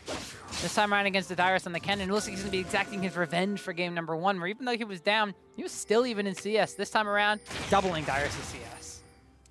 A very tough time getting the extra jungle attention. Boy now 6, though, against level 5 GBM. Zeyzal has a good roam here to kind of help get his mid laner have that wave get in. And this is what we're talking about, maybe not being the best use of resource. But that said, Licorice is very strong on the top side. Dandy coming up again, but Boy teleporting in to help. Yeah, but there's a stun on the Cocoon away from the tower, so Voyboy's going to finish his teleport, but they're already backed away from tower aggro. Another kill going over, this time on the Licorice. And the worst part of this is that it buys time for GBM to push in the mid lane as well, getting 6 for himself, but it looks like Shifter and Scar want a piece of him. Yeah, he has no summoners available, but Zeyzal's there. Justice Punch knocks up Shifter. He's going to wind up getting taunted as well, and one hammer fall down. Zeyzal picks up a kill, and now Voyboy under tower gets dove again. This is rinse and repeat. Top lane is just a death trap for Delta Fox. Yeah, they keep sending people up there, and Elise and Renekton keep knocking them down in the mid lane at the same time. There was no flash on the side of Shifter, so even though Scar got the stun, there was no chain CC follow-up, and it bought enough time for Zeyzal to get in there and bring in some of that you know, crowd control that is available to that support Galio pick, able to stop that one and allow GBM to turn it back around. So a quick 5 kills on the side of eUnited, just 7.5 minutes in the game, and already a 3,000 gold advantage. Dandy going to be able to counter jungle the red buff. Finally gets that last auto attack on. I thought the Spiderling would finish it off, but not quite enough damage. So Dandy now level 6 on this Elise pickup. Has a Dark Seal for himself as well. So feeling pretty confident after all those events that happened in the top lane. Already has 2 stacks on that one from his first bag. Yep, that's a pretty aggressive Elise build. We talked about how the lack of respect that came in last game might have hurt them. This time around, eUnited with the better comp, but based off the early game, they might, you know, kind of take their foot off the gas a little bit, maybe not have the same killer mentality that you really need, and maybe that allows Delta Fox to get back in the game, but it's going to be an even harder climb this time around. Now, we'll see if Delta Fox is going to be able to come back and stabilize themselves. They did it last game by matching the rotation after a tower fell, but this time around it's eUnited kind of prolonging the lane phase a little bit. They got multiple dives off on the top side. They got multiple kills picked up for themselves, but they're not hard pressuring to push for a first tower like they did in game number 1, where they gave Definitely over that gold advantage. Actually, on the bottom side of the map, they're the ones that are being pressured in, mainly because Zeyzal and, well, Scar as well have been zooming around the map and roaming around on these double melee support pickups, trying to make things happen elsewhere for their teams. Been a lot more effective on the side of Zeyzal, able to help out in that mid lane play. I'm a cutie pie, roaming up here to get onto GBM. There's no idea he's there. Might be able to find a kill. Ooh, winds up throwing out the W, and he's going to wind up getting slowed down and taken down as Voyboy gets himself a much-needed kill in the mid lane. A nice collapse on the side of Delta Fox. Twitch roams up from the bot lane, because you said they had that priority down there, meets up in the mid lane while GBM still doesn't have summoners available, and the extremely mobile Castellan is able to join in on that gank attempt. But things are still rough for Dyrus up on the top side here, chunked down to about 200 health. He's got to back out of here in the next minute or so, because Zeyzal, as soon as his cooldowns come back up, he's going to be slicing and dicing for his 3rd kill of the game.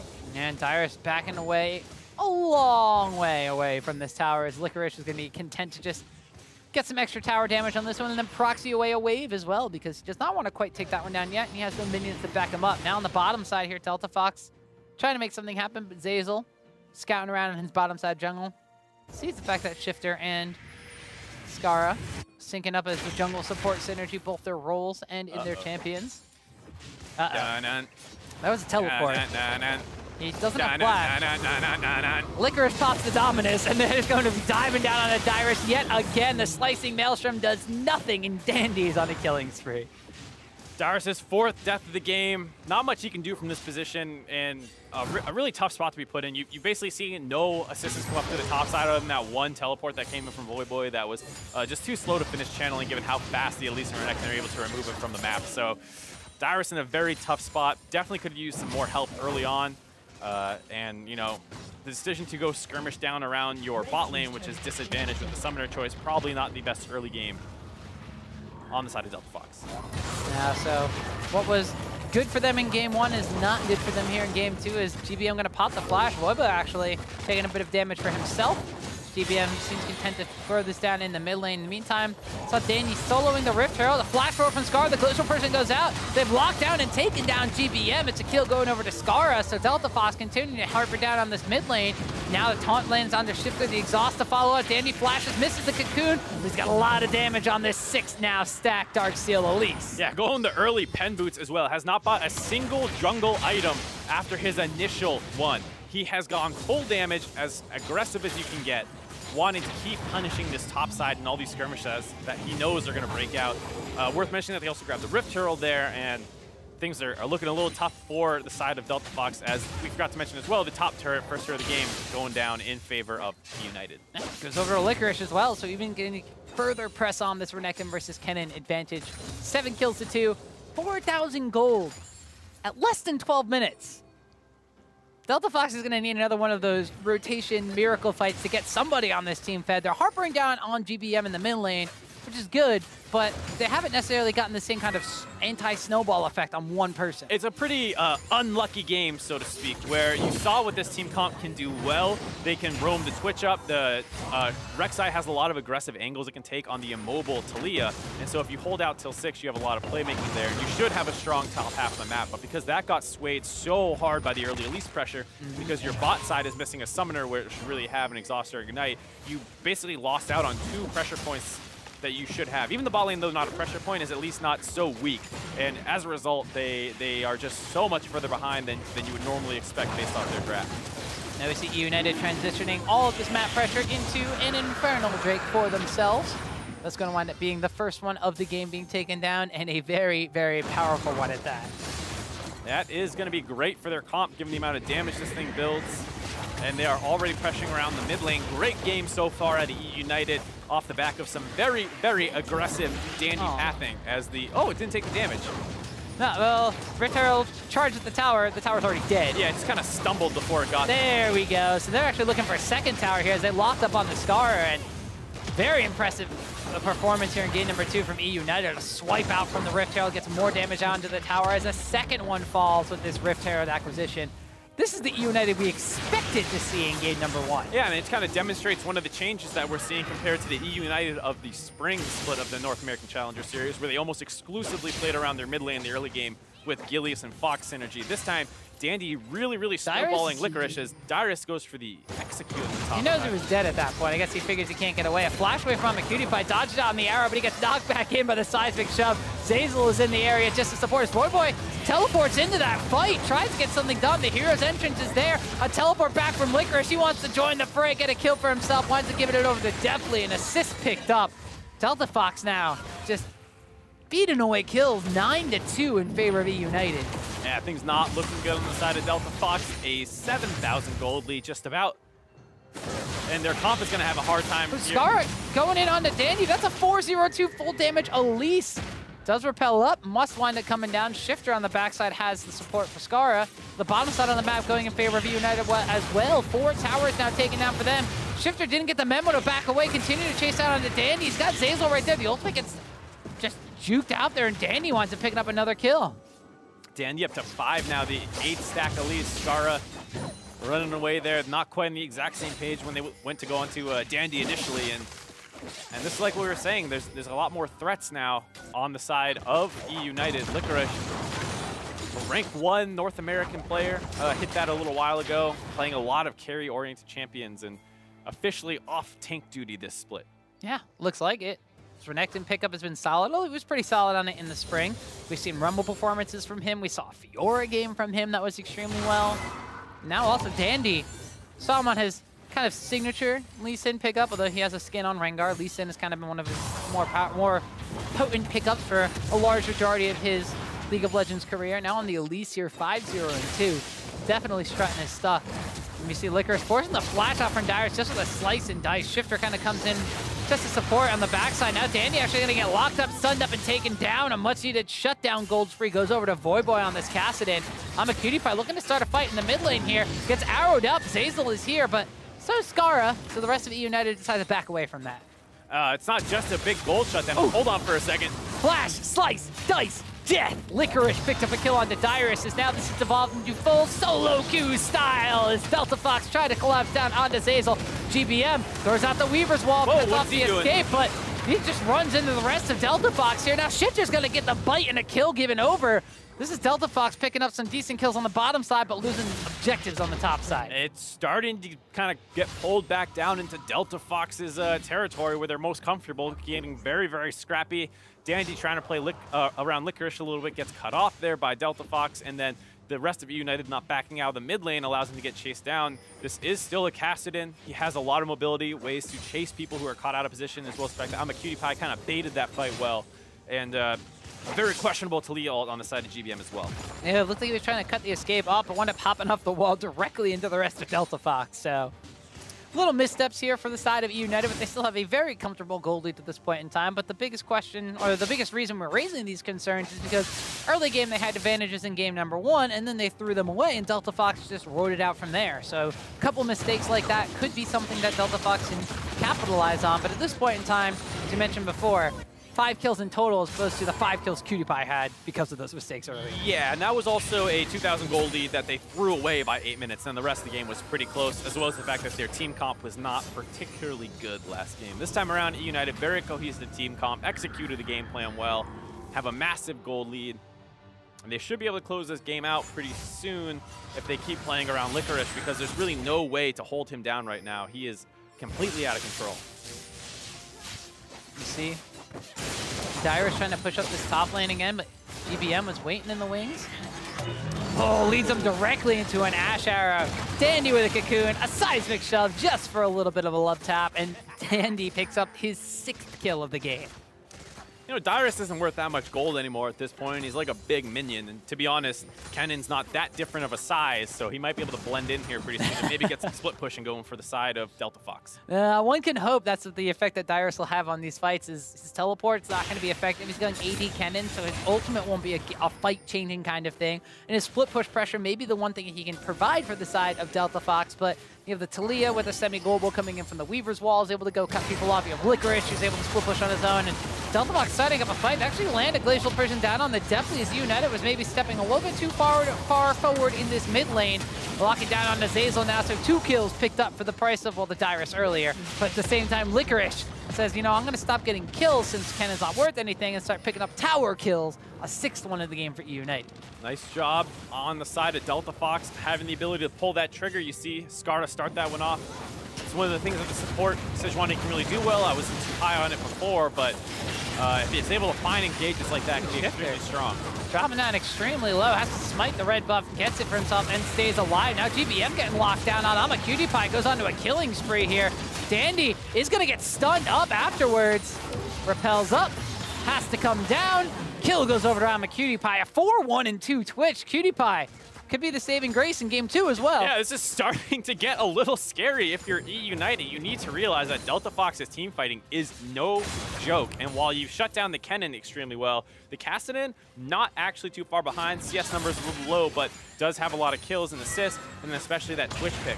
And the Sejuani will be able to start things off as well. So, you know, if your Renekton's not going to be grouping up that much, and your Elise is full damage with, you know, no resist, if you have someone get picked off, your Talia and your Ashe are not actually that strong in comparison to the carries of Delta Fox. Well, Delta Fox, once again, Dyrus trying to get some sort of split push threat down. Draws 3 members from the side of eUnited down here, as you mentioned, being his 8th death of the game right now. It's not worth a ton of gold. Does he have plus 40? I've never seen, you know, a team try so hard to kill one minion. You know, usually you kind of just like, you know, divide your resources and split the minion waves up. CLG Academy versus Tempo Storm game number 2. I saw a lot of CLG Academy members trying to kill a super minion in 18 minutes. It's a little more difficult to do than killing a Kennen right now. This specific game, I would have to agree with that one. 7,500 gold lead now for the side of eUnited, although Delta Fox might be looking to make a play happen on the opposite side. They've been able to pick off GBM multiple times while he's not quite Dyrus gold status right now. He still has a kill and a couple assists onto his name, so he's still worth a little bit. That could be the window of opportunity Delta Fox really needs, but they also need to really start taking objectives in this game because they got 0 dragons, didn't get the Rift Herald, 0 towers still. There's a lot of unlocked gold on this map. It's going to be difficult to access. They actually do have a Infernal Dragon picked up earlier in the game, but you are correct that 20 minutes into a game where you have massive advantages, you should probably have more dragons taken.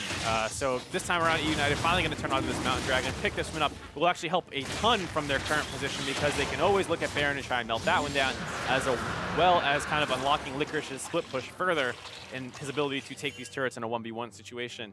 And Delta Fox almost found a good opportunity to get a pick-off onto GBM there, but they were a little gun-shy given the fact that they didn't know where eUnited members were. They were all around the top side as Licorice had in that KDA. Whew. Dyrus pots the Blade of the Rune King, able to run away from that one as Licorice pops his own Titanic Hydra to get a large chunk of damage on the Dyrus. And we see once again, we talk about that rotation up to the top side. GBM is going to be forced to back away here as Skara showed on a ward. This is buying room for Voyboy to work around on the top side. He is probably getting relatively close to his Lich Bane, and once that comes online, the split push casting will become a much larger threat. It's a little surprising to see them leave the Talia versus it as opposed to the Renekton, because anyone can handle the Kennen right now, but not everyone can handle the Cassidy. Yeah, well, they need a way to break these inner inhibitor towers from the side of eUnited. So Renekton being their strongest member might be their key to do so. We saw CutiePie kind of skirting around the outside there as Voyboy's able to finally work down on that top outer tower. So the first tower of the game goes over to Delta Fox at the hands of Voyboy's Cassidy on the split push. But they still got to be careful about eUnited on the bottom side of the map. Licorice level 14, highest level in the game. Very, very powerful threat here. Full 2 items on this Renekton. No, like you mentioned, nobody can really match him in the split push right now. Nope. But like we said, the team fighting of Delta Fox is extremely strong. So if you can win a team fight before he teleports in, maybe you can win that situation. But here's one in the mid lane. Ooh, they land the arrow on the CutiePie. Was able to quickly QSS that one away, but he's already got Licorice down on him. And Galio comes in with the hero's entrance. Is able to pick up another kill for the side of eUnited. So without the Fed member from the side of Delta Fox, and a lot of the wave clear, to be completely honest, it's going to be eUnited pressuring down into that mid lane inhibitor tower. This is how they're going to crack the base from Delta Fox. They pick off AmaCutiePie. And now we see GBM. Weavers were all across the base, cut Skara off from the rest of his team. They're zoning away the members of Delta Fox. They take that mid lane inhibitor for themselves. Dyrus takes a chunk of damage coming out from GBM. They back away after taking the inhibitor. Licorice, really nice flank there to follow up on the arrow that came in from Deathly. They ding out AmaCutiePie, but even though he has the QSS, there's still a Renekton on top of your face. It does not remove that, only regular debuff. So Licorice is able to stay on top of him, get a kill, and then once we, the Twitch is gone, we're talking about the team fight potential. It's almost all resting on the Twitch being alive and getting a nice spray and pray down on some key targets. Not able to pull that one off there, and eUnited rides that team fight victory all the way to their first inhibitor of the game. Is that how we describe Renekton at this point? He's 4-0-5, so he's an irregular debuff? Yeah, he's a status debuff. Like, he gets on your face, and if you don't get him off in the first 2 seconds, you die. You die. All right. Well, we saw that happen to CutiePie right there. Now he's 4-2-2 on this Twitch. As we mentioned already, very high priority target for the side of eUnited to try to get down, as he's one of the members of Delta Fox is keeping him in this one. We see Shifter tagging with the damage, using the ultimate to try to jump in, but he gets chunked out immediately. Now Licorice teleports into the fray. He's trying to pick up a kill on the Scar. Danny's able to pick up a kill on Shifters. He was trying to run away after engaging right there. Now the support Sejuani, the last deathless member on the team of Delta Fox, will fall. Voyboy gets tagged by the Winds of War, and now Hawkshot soars over him. They know exactly where he is, and GBM flashing forward. Doesn't want to get up a kill. Oh, yes, he does. And Throws with another that rock. team fight victory as Delta Fox tries to get an answer kill pick off in the jungle. Oh, PewDiePie trying to open up here. Ooh, but there's so many shields and so much life steal on the side of eUnited that they're able to keep that one alive and just take them down. Triple kill finalized there by GBM. Dyrus gets himself a tower, but eUnited got themselves a Baron. Yep, Delta Fox looking for the pick off in the jungle. They have managed to find a couple so far, and they wanted to try and surprise eUnited before they really step back up around Baron with that mid inhibitor down. Dandy's able to avoid enough of the damage to wait for his team to collapse, and once they win that fight hold on a second, Dyrus is Hello, Dyrus. GBM is back. He winds up using the side to shove the zone him into the corridor, and actually slicing Maelstrom trying to stun GBM. A flash away from Dyrus. Is he going to stay alive? Sleev's trying to throw these rocks, trying to catch up to him. Kennen out. One more little electrical surge gets him out alive. Well, the Ash Arrow was coming up in about 10-15 seconds. Maybe if they wanted to chase all the way into the base, they could follow up, but guess not. Don't have many other things to do on the map right now besides to push down into Delta You could always Fox's win the base. game, Yeah. if you felt so inclined. Well, United at this point in time have about a 11,000 gold advantage. Baron buff on their side for about another 2.5 minutes. And some very, very beefy members on their team, specifically Licorice and Dandy. Combined for a lot of kills on the top side of the map, and then transitioned into a lot of kills all across the map. And Delta Fox now have to weather the storm of a Baron buffed up, very strong United squad to even think about coming back into this game. Yep, and here you see eUnited grouping up as 5 with this Baron buff. There's no reason to spread out if you don't need to. They can just focus down this turret, and not a ton of wave clear available for Delta Fox. Cassidy not bringing a ton, Twitch not bringing a ton. They're going to need to pull the trigger here or just potentially concede all their objectives. Well, the bottom lane inhibitor tower goes down, and Scar actually charges in, locks down the GBM on the backside. Licorice is on to PewDiePie, has to try to heal and run away with the QSS from the stun. Dandy's chasing after him, but in the front line, definitely picked up one kill. Licorice picks up another. Dandy is chasing away PewDiePie from his own base, and that's going to be all she wrote for Delta Fox. eUnited tie up the series 1-1. PewDiePie preserves the KDA. Most importantly, eUnited bounces back in game 2, a much better draft and much better play. A good execution on the game plan of stopping that Kennen from getting any split push pressure with using that Elise early game. This is one of the reasons that you see this champion banned out all the time. Yep. United were able to move up there and punish a couple mistakes that happened on the side of Delta Fox. Pretty unfortunate to see the mix-up in the summoners on Skara. Potentially giving up your top side like that works out a little bit better if that 3v2 that happened on the bot side actually goes in Delta Fox's favor and they're able to pick up a kill or two. Maybe the Twitch starts snowballing a little bit earlier. But unfortunately, without having an exhaust or ignite, that all-in didn't have much of a chance. And you know, while that's not working down the bot side, Dyrus is getting Dyrus on the top side. Yeah, that's very true. And the fact of the matter is, too, the Rek'Sai pickup, basically, Shifter playing Rek'Sai and Scar playing so far every other jungler in the champion pool for the side of Delta Fox wasn't super impressive. It wasn't like Shifter got such massive early game advantages that while Dyrus and Dove on the top side, they were really able to do anything. Sure, some of it was the fact they didn't have the extra summoner spell coming out from Scar to support Sejuani on the bottom side, but he wasn't ever at a farm advantage against Dan. He wasn't punishing him for continuously being top side and taking away his bottom side jungle. The Rek'Sai pick overall, while we saw it being used, by Santorin in the games yesterday very effectively, it was not quite the same for Delta Fox. Yeah, and the Rek'Sai pick functions a little differently than it used to. It used to have basically no power spike at 6 in terms of gank potential or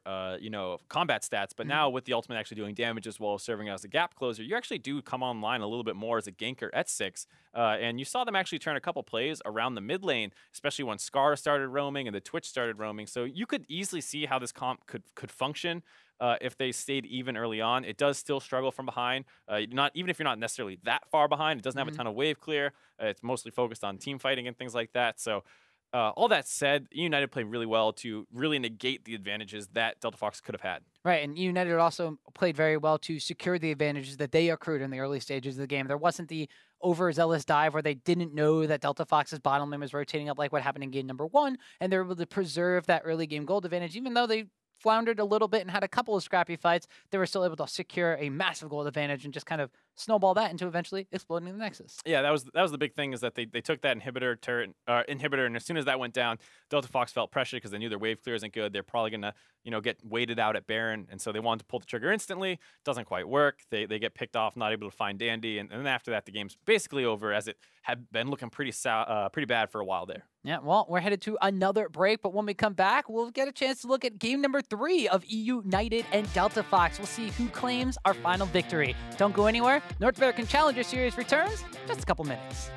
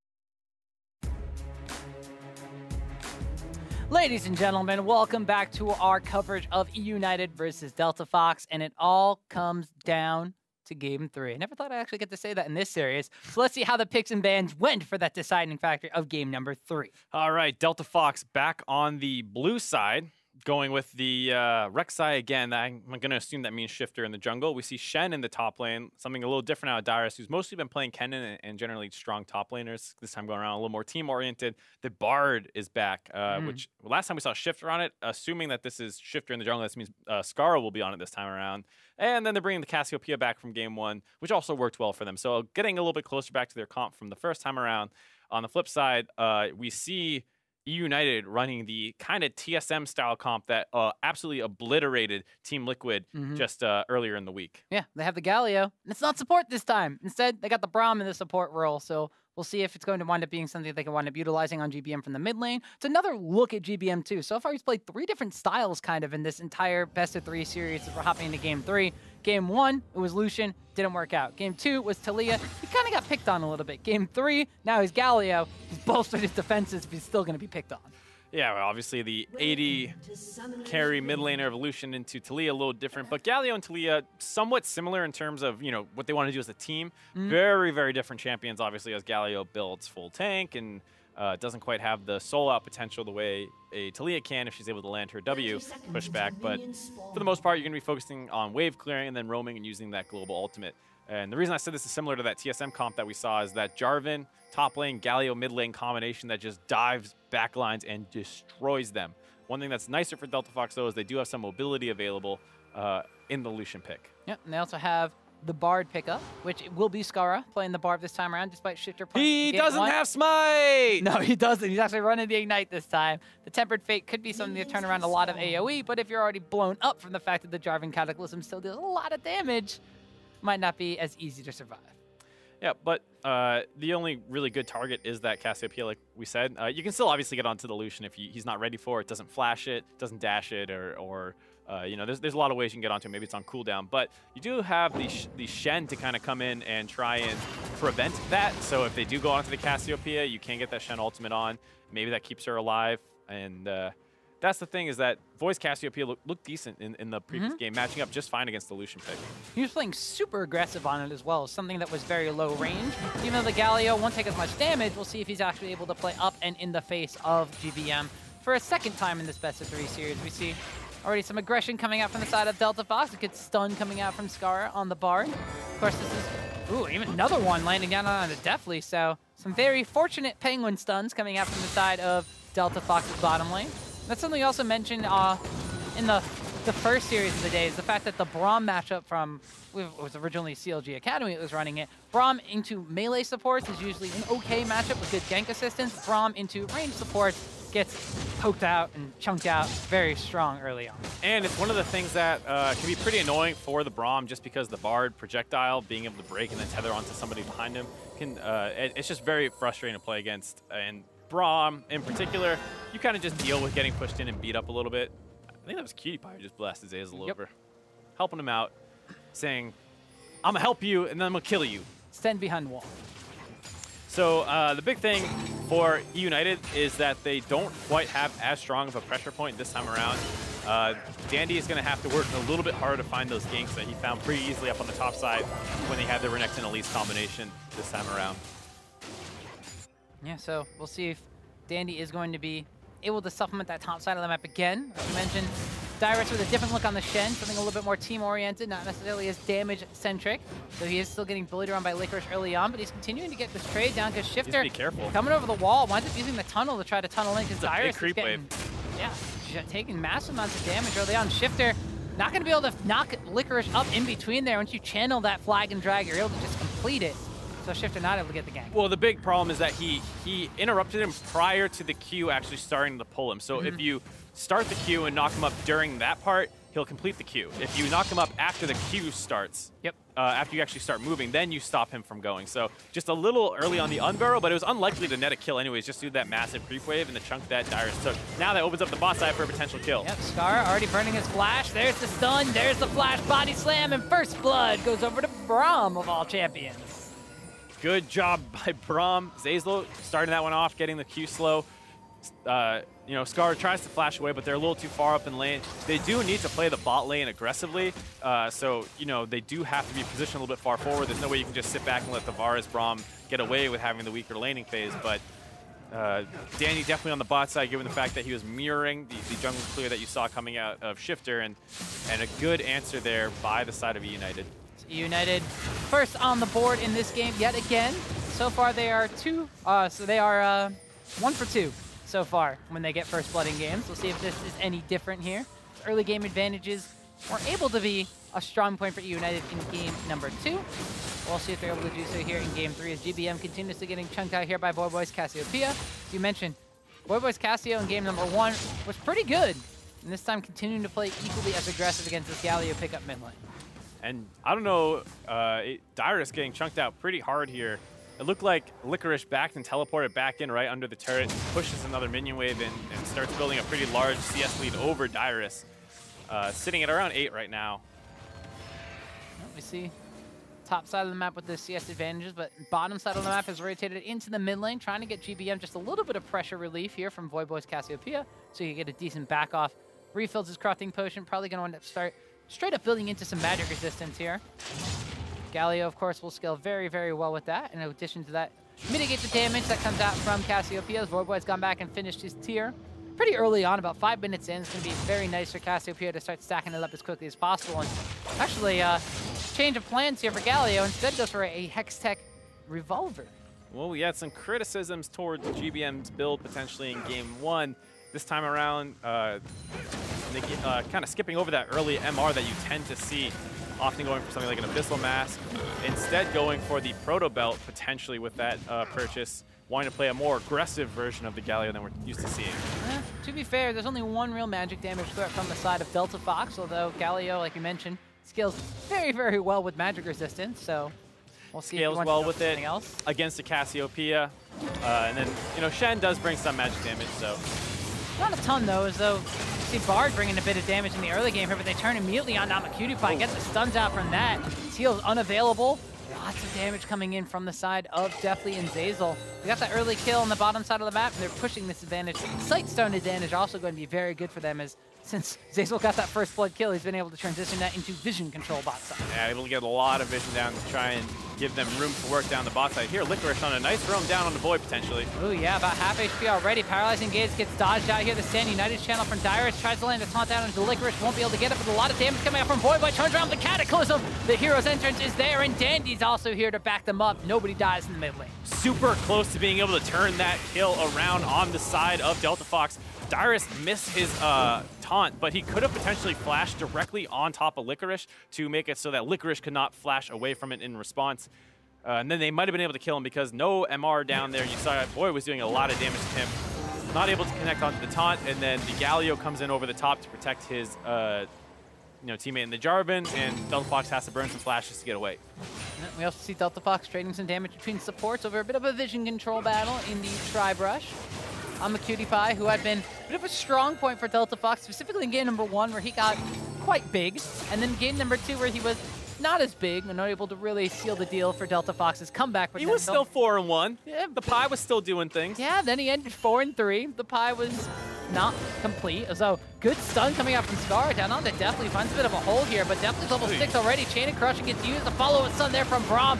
Shifter coming down, tags him with a Prey Seeker, uses the ultimate to jump down on the Deathly, flashes forward after this one, but he's gonna get stunned up. Deathly's still alive, but Cutie Pie flashes forward, gets himself a kill, and now they're turning sights onto Zeyzal, but he's got a lot of HP. It looks like they're gonna back away. Yeah, they're not tunneling on going for kills. They want to push this lane in. They're not exactly sure where some of the members are of eUnited. Now they see Dandy potentially coming down. Yep. Might get into a little bit of a 2v2 here, but they have a big creep wave. They have an AD carry versus support. And there you go. Delta Fox finds their first kill. They're on the board. Only 1,000 gold down right now. Not the end of the world, but got to be a little careful here. The least hectic early game we've seen so far in this entire best of 3 is Voidboy getting a ton of damage down to Licorice. Twin Fang after Twin Fang, a flash forward, but the stun from Bard lands. Skara picks up a kill. Skara, the bloodthirsty support, grabs a kill away from Voidboy potentially there. A little late on the flash by Licorice, gets tagged by the first half, and once you get hit by that, if there's a wall behind you, no flash will save you. That's very true. And we see now goal count getting ever so closely closed. Just 2 kills apiece here from both teams. Pretty much farm advantages and that first blood in the favor of eUnited as Dandy as well. In his opponent's side of the jungle, finds Skara. GBM gets a kill for himself. Knocked back, knocked up, and then taunted up. Not much you can do there. Really nasty chain CC combo, and this is why that Galio Jarvan becomes such a menace in the late game. If you get knocked up by the Jarvan, the Galio comes in and knocks you up, has a Justice Punch follow-up, and a taunt. No one lives through that really as a squishy, assuming that all that lands on top of you. Specifically when you are a squishy level 6 Bard, as opposed to even to the later stages game Bard, where you have some items and some extra health on your side. So already 3 kills now picked up by eUnited. About 1,000 gold advantage for them. Mayatsu gets thrown down by Voyboy. GBM, they're going to Justice Punch forward. Everybody joins the party in the mid lane, but Dandy taking a lot of tower shots, definitely has to flash forward for that kill. And despite 4 members there, Voyboy lives for a very long time. Yeah, able to lifesteal a little bit there, using his Twin Fangs, healing up the initial all-in, not actually being able to kill him. Well played by Void, but there's no teammates around to help protect him there. You see in multiple members of eUnited getting low, but the rest of the team had gone back, especially after Skara had gotten picked off right before that. They get a good chunk of damage down this mid lane turret. Yeah, they're trying to push through for the first tower gold of the game, but instead get forced back away as Shifter and Skara show up just to clear the waves for a bit. Licorice is relentless with his pink warding. That, I think, is his 2nd or 3rd that he's thrown up in that topside brush. He wants to keep his deep vision so he can keep shoving in Dyrus, then roaming around the map. Got caught out once for it, but showing that he's not scared to keep making the aggressive play.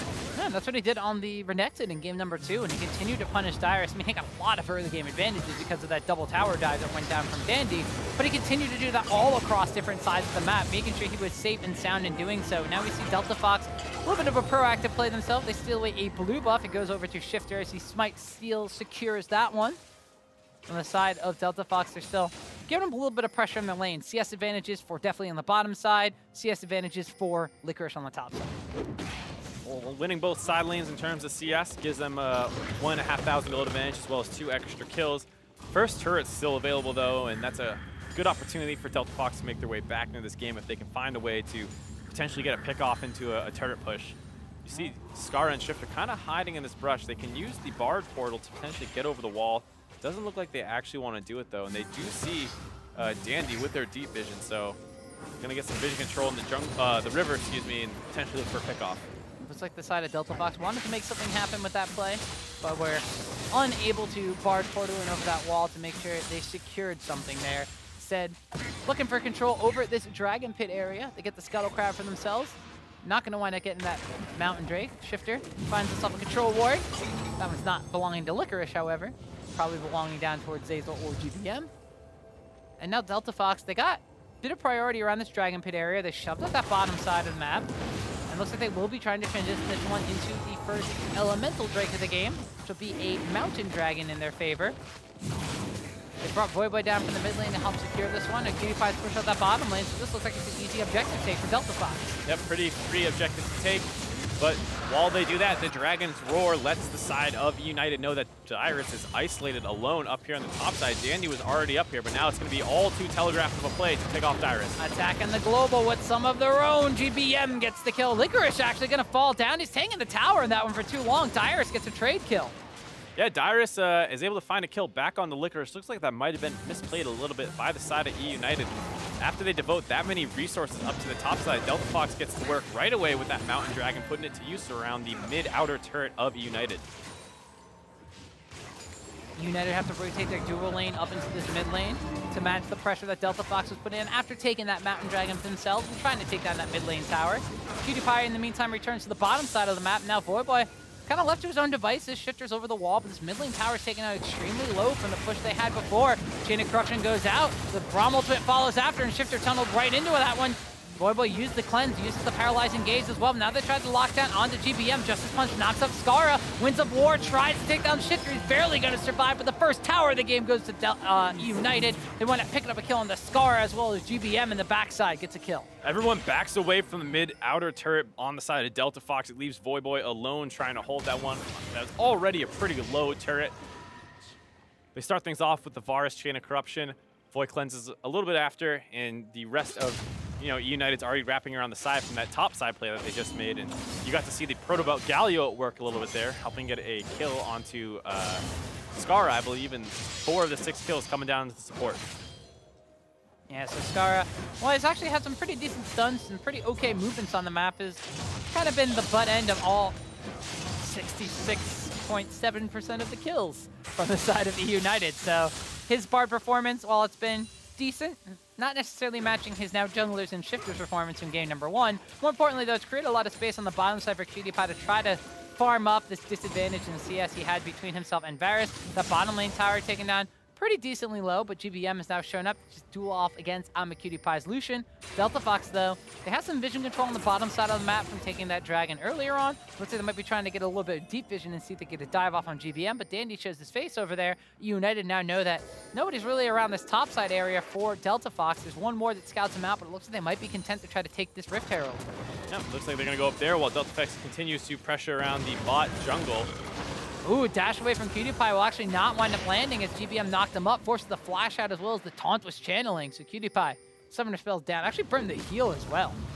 Delta Fox setting up a brush bait though, hoping Dandy shows his way up there while the rest of the team's working on this. Ooh, Voyboy gets the blue buff away. He's also got the Stand United here from Dyrus. The grounded coming up from Licorice forces the flash over the wall afterwards. Rift Herald will go down, and definitely is the one that gets on that one for himself. So eUnited, while they're a little bit dicey in some of the ways that they're doing things, still solid advantage. They're not wind up losing anybody in these trades as well.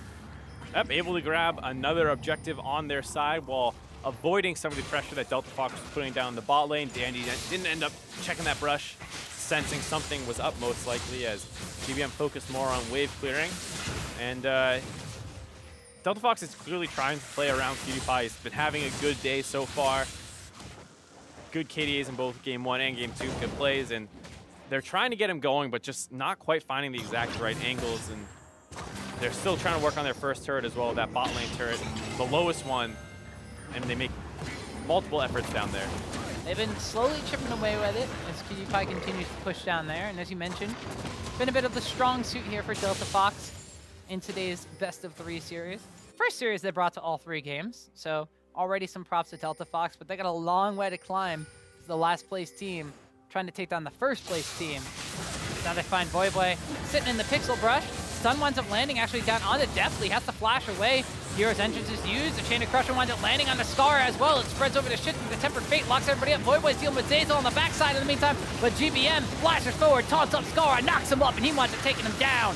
Voyboy's able to pick up 2 kills though, as they've lost PewDiePie, but now they still got Voyboy with this blue buff, dishing out the damage, dishing out the pain. We saw Dyrus joining in as well to this fight. Now GBM getting a 3-man taunt, but there's 3 damage dealers, only to 1. Shutdown spree goes to Shifter. And looks like Delta Fox might be firing their way back into this game. 4 for 2, and a lot of kills going down that Cassiopeia, the hyper late game scaling mage in the mid lane.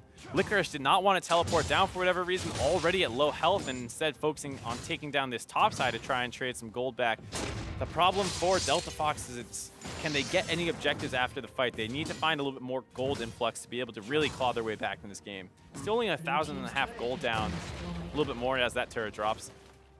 Just 17.5 minutes in the game. Voyboy is trying to pressure down that mid lane tower, but that one's still pretty healthy. You can see on the map, it's a bit grayed out. It means it's not so healthy anymore. Dyrus still pushing down this bottom side. Wants to try to get this tower down for himself as well, greeting a little bit for some CS. That tower is going to wind up falling, though, so they lose the tower on the top side. They win a fight, though, however. Showing he still has the calculations. Make sure the turret finishes off his minion wave as he finishes off the turret. Genius mind coming out from Dyrus. Split pushing in the bottom side. Now Zazel finds himself a Skara, who is a lion's share of the deaths coming out from the side of eUnited. 8 kills to 7. Trying to make Dyrus feel better about the last game. I guess so. I mean, that's the moral support. Not only did he role swap for both of these games, now he's also providing a different type of support that I guess Shifter just couldn't provide for Dyrus. I mean, Shifter helped him get a win as a support. Yeah, I mean, that's pretty useful. On the bot side, we still see a lot of vision control down on Delta Fox. They've been prioritizing that a lot more, but now they're in a little bit of a strange situation where PewDiePie is up on the top side while GBM is up there with teleport. He has not much armor, so PewDiePie is happy to try and match him in the lane assignment, but it does mean that they don't have a global up there, but eUnited looks like they want to attack the Lucian with the Shen ult up. This is going to be a little dicey if they go for it. Yeah, Delta Fox may not necessarily know exactly where eUnited is with the Rift Herald available. Almost forgot about that one.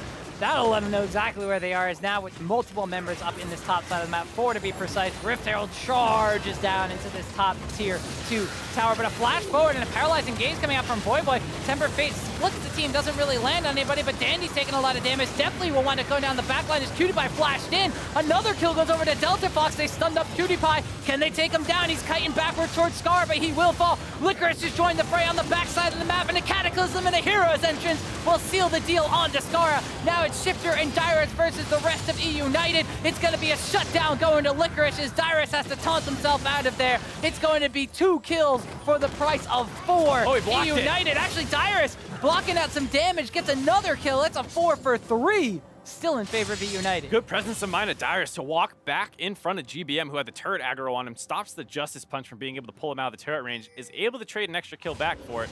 I believe that ended up a 2 for 0, or 2 for 3, excuse me, on the side of Delta Fox. Actually 2 for 4. I can count.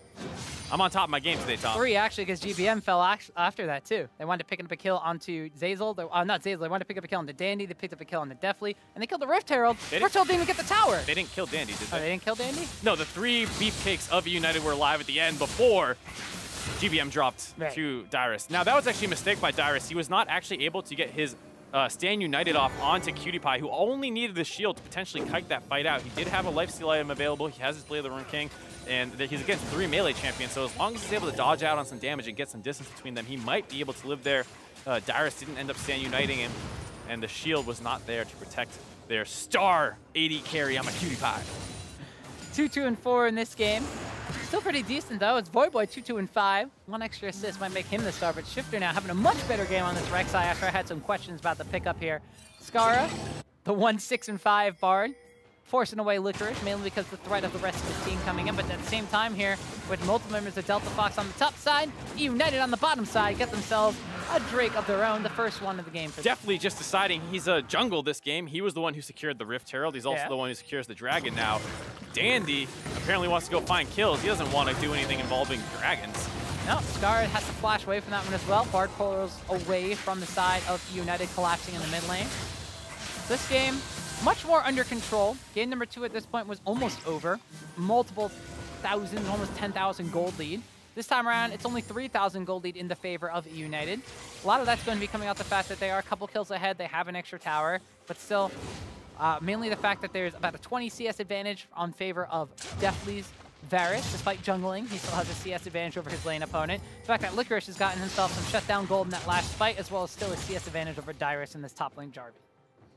A lot of things going right for eUnited here, 3,500 gold up, but they do need to be careful. That last fight easily could have gone in Delta Fox's favor if PewDiePie had been kept alive, or potentially Voyboy, but the fact that both those damage dealers went down, eUnited able to win out after that, but it was still a very scrappy fight, and it's one where, for the most part, Delta Fox will scale fine throughout this game, and the power of the Jarvan Galio combination does start to drop off if they start hitting late game items, because they stop building damage after their first 2 for the most part. Yeah, and even then, you still have Varus, who does decent amounts of damage in the later stages of the game, but you have a Cassiopeia you have to worry about from the side of Delta Fox. Talk about the single target DPS of that pick. As looks like they're trying to shut it down. The Stand United tries to go down to save out Voyboy, but Shifter and Voy are both going to fall down to just a massive AoE team fight of eUnited.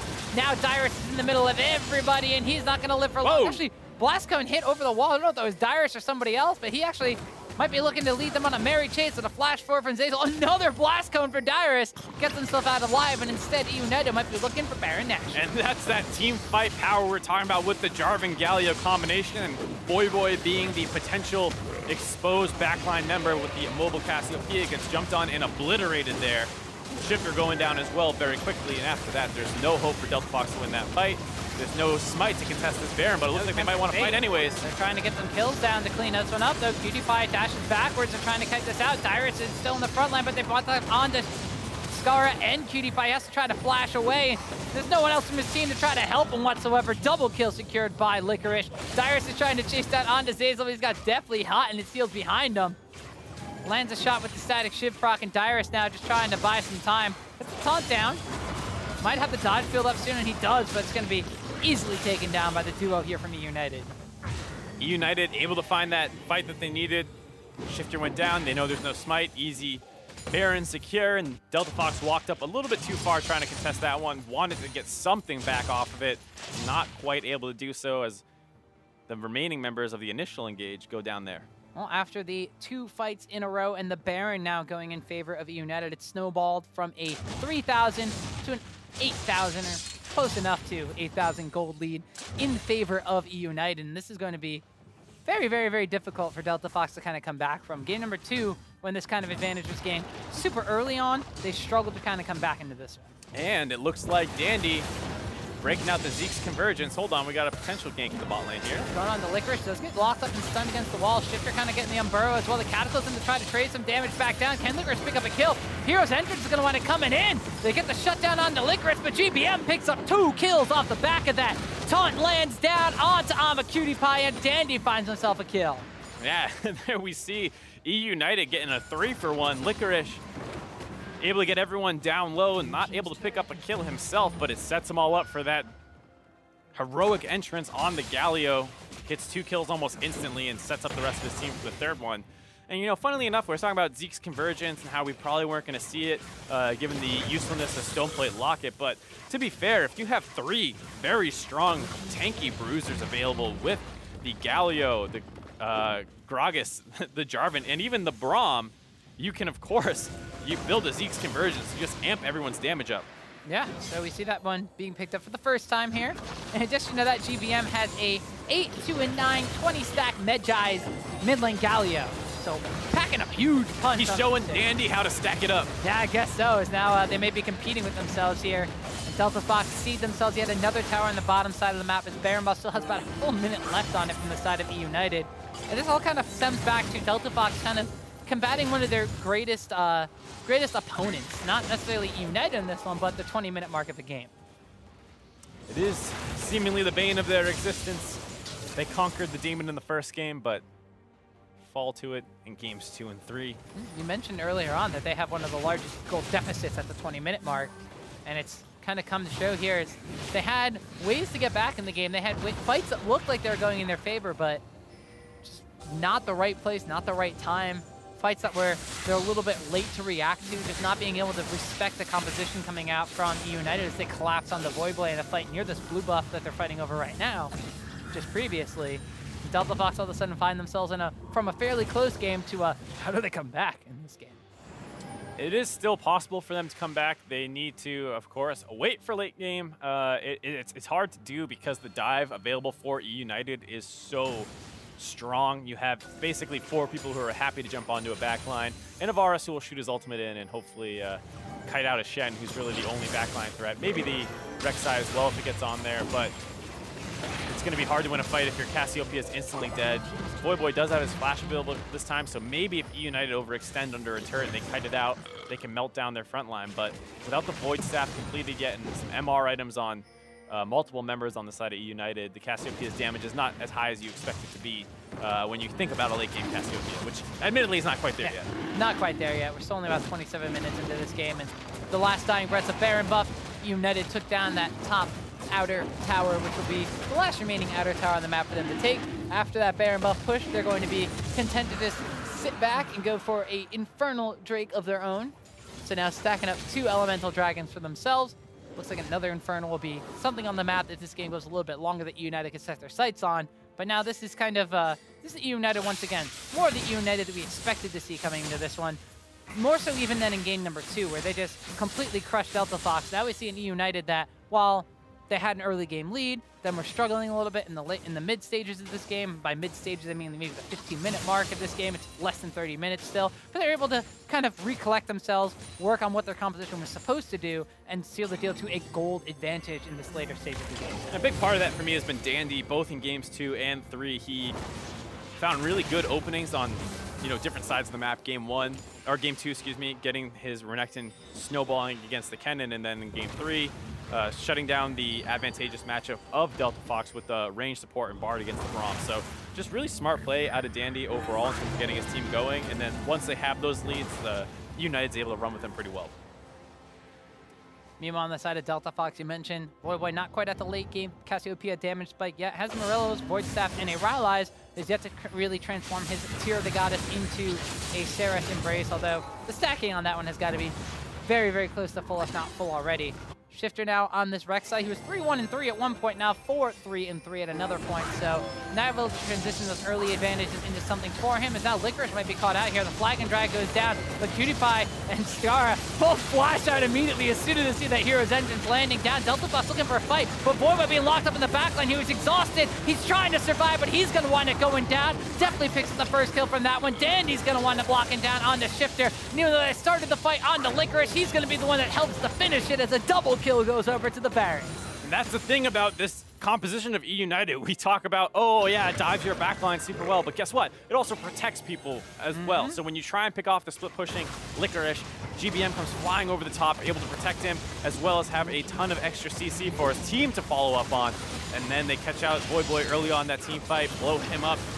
Talk about the struggles of an immobile mage versus Team Comp, and pretty on display in that team fight. All the damage dealers are dead for DeltaFox, and with Dyrus going down as well, that will stem the hopes and dreams of DeltaFox taking their first match win. They're able to win game number 1, but eUnited reminds us who's the #1 team in Challenger by taking its decisive game 2 and a very strong game number 3. Yeah, but they're showing the signs of improvement. DeltaFox grabbed their first game victory against the #1 seeded team, or place team, excuse me, in the North American Challenger Series. But eUnited shows they know how to close games out after they clean up their play a little bit, clean up their drafts from game 1, game 2, and game 3, heavily in eUnited's favor. Yeah, eUnited kind of just showing up a couple of the holes, not over chasing. There's still a couple bouts of potentially solo queue syndrome that they were devolving into in game 2, but game number 3 was very solid. They played their composition very well. They played to the strengths of it, and even though DeltaFox was very close for maybe the first 15, 18 minutes of the game, once they got a gold advantage, once they got that real like kind of team fight change around the blue buff area where they locked down Voyboy and we saw what their composition can do, DeltaFox struggled to respond and fell down. Yeah, and in game 2, they had like a much stronger team fight, team comp, and they were able to find some pickoffs with it. This time around, not quite the case. If you're playing from behind versus this heavy dive comp, your Cassiopeia is probably going to die every team fight unless you're focusing someone else early in. They had a couple team fights. They almost won that one in the top lane being extremely notable. If they played that a little bit better, maybe DeltaFox can win that team fight, but eUnited just a little bit too good. Yeah, eUnited showing off why they're the #1 team. And as we saw a little bit earlier, we saw GCU and Tempo Storm took their matches this week. So that means that eUnited continuing to pad their lead over those two teams that they already have wins against. 2 against Tempo Storm, 1 against GCU. We'll see them play against them again in the second best of 3 series a little bit later on in the Challenger Series. DeltaFox, though, I mean, they won 1 game. They're still pretty far behind in the standings, dead last place, but CLG Academy, we've seen them struggling to close out games. Now, Big Gods Jackals have fallen down to decisively a 4th place spot. Can this team make a run? I mean, I'm asking you of all people. Can this team make a run? Potentially.